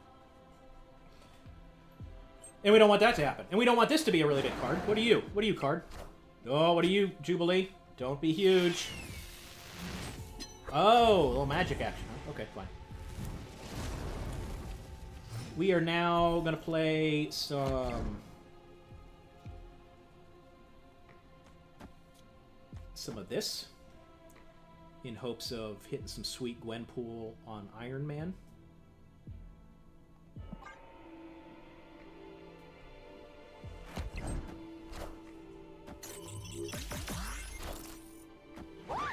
Woo! Yeah, we got Iron Man. So that is the Destroy.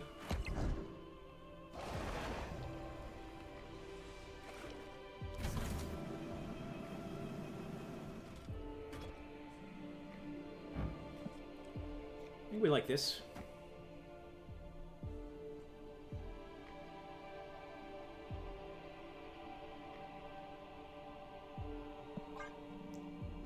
I'm playing this a little bit like playing against a real opponent and kind of splitting my options. Probably the smartest thing to do is just get as tall as we can in the left lane. But, oh, okay. Opponent I am potentially Iron Man. locks himself out. What'll it be? Lockjaw into Sunspot. I am Oh, shit! Iron Man. You see?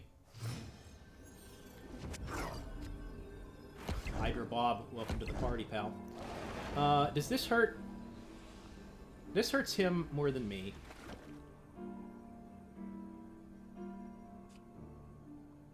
This does reduce a little bit of power.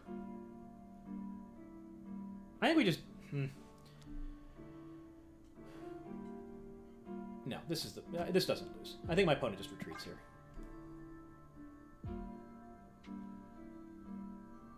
No.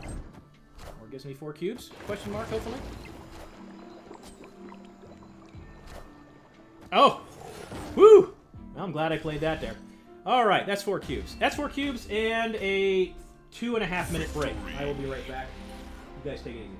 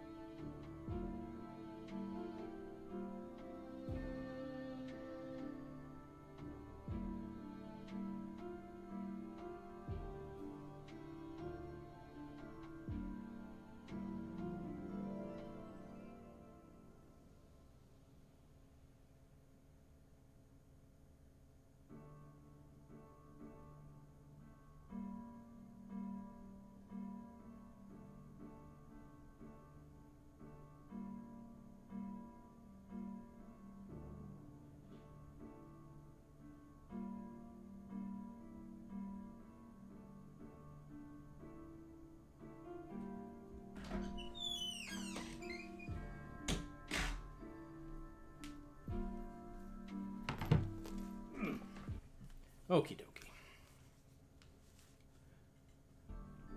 Okie dokie. Getting there.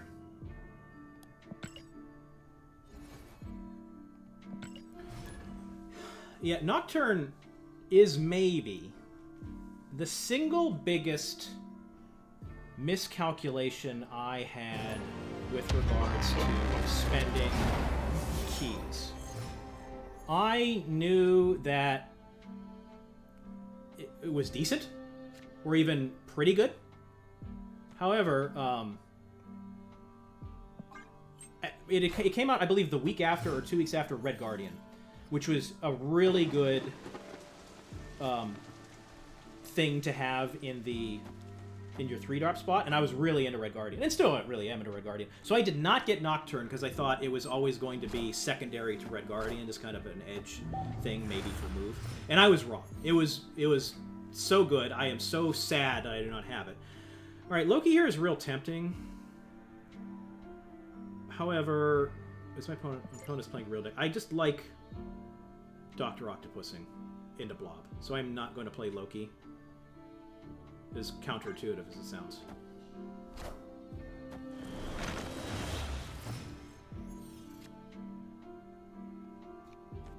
And my opponent playing Clog, as they say. I'm guessing that's maybe White Widow middle. So we're filling up left. Great. Great.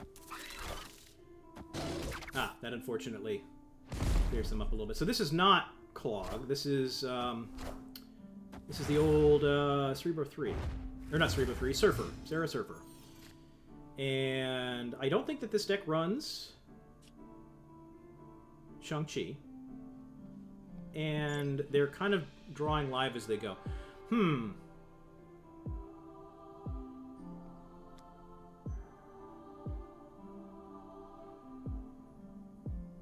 Blob can't move.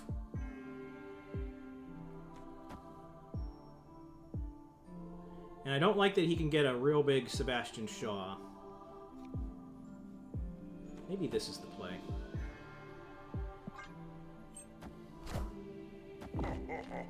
Hey, take it easy, Blood Artist. Thank you so much for hanging out. Really appreciate it. Okay, so I'm drawing any cards.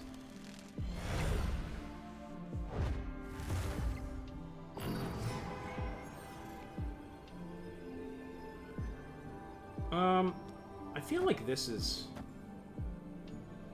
enough to win, right? Well, something like this.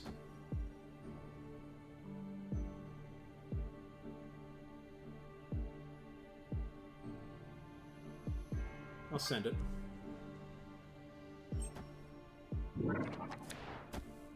I forgot about multiple mandate. This might be it, folks. I don't think he gets big enough left.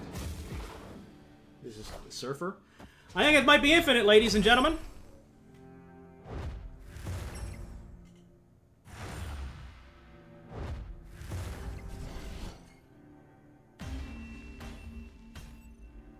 Victory. That is it. We did it. What'll it be? 431. Not half bad. My snap points decrease every single season because I really don't play ranked beyond this point. At this point, I'm more like I almost do Conquest exclusively, but I'm having a lot of fun with ranked. So I might continue doing it in the coming days or weeks. And I'll just collect that infinite card back. Super cool. Super cool.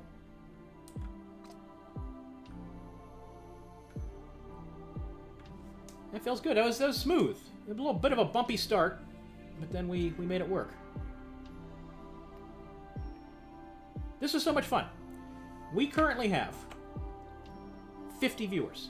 A couple points of order. Number 1, click follow, and ideally turn on notifications. We are going to keep streaming in the days, weeks, months, and I would love to see you guys again. Number 2, thank you so much for hanging out. This was so much fun. Double Neg, glad to see you twice in one bit time. This is super cool. Appreciate you hanging out. Appreciate everybody hanging out. And what we're going to do is now find somebody to raid. Give me a moment, and I'll put you in some good hands.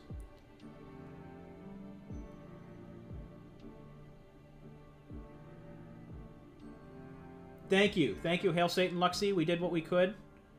Hang on. It's showing me Ragnarok Online? What are they? Same category, obviously.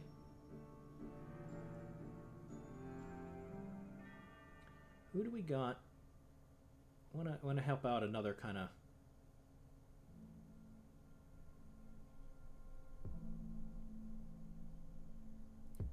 Actually do not know a lot of these streamers. I guess most people stream in the evening.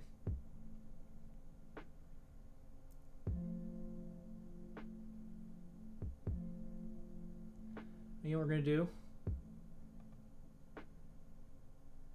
Oh, it's a rerun, so we're not gonna do that one.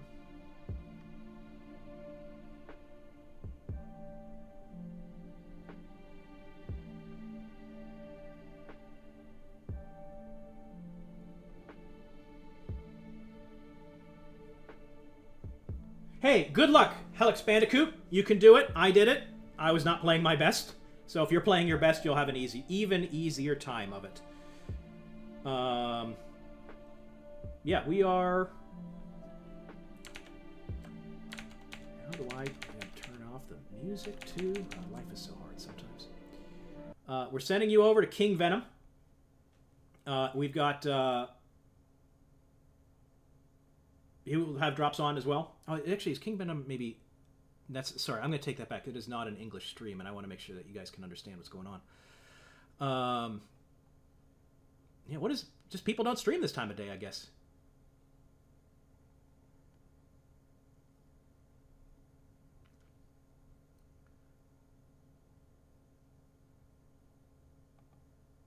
Perry Manilow. Sounds good to me.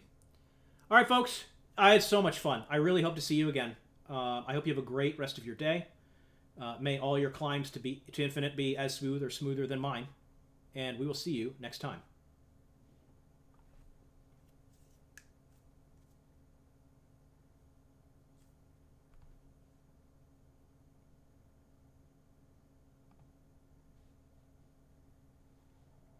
Fortunately, no Carnage, no Venom. We do have some extra time on the clock here. I guess I could still top deck Torch. Nate the Great Martin, welcome in as well. Where's my horn? Brrr. Welcome in, Nate. Can we get a shout out for the homie Nate? Good to see you. Welcome in. We have not destroyed anything yet. So Sal, being our resident Phoenix Force expert, what is the play line here? Do we just destroy something to try and draw it into Tribunal and go that route? Northscar is very old school. It's the godfather of the action anime, and I'm a big fan. Toot toot shout out to me and to all of you. Indeed. Have a great stream. Thank you for the raid. Appreciate you. Let me drop you a follow here, Nate. Boom. There we go. Good work, I might have just goofed on myself, though, here.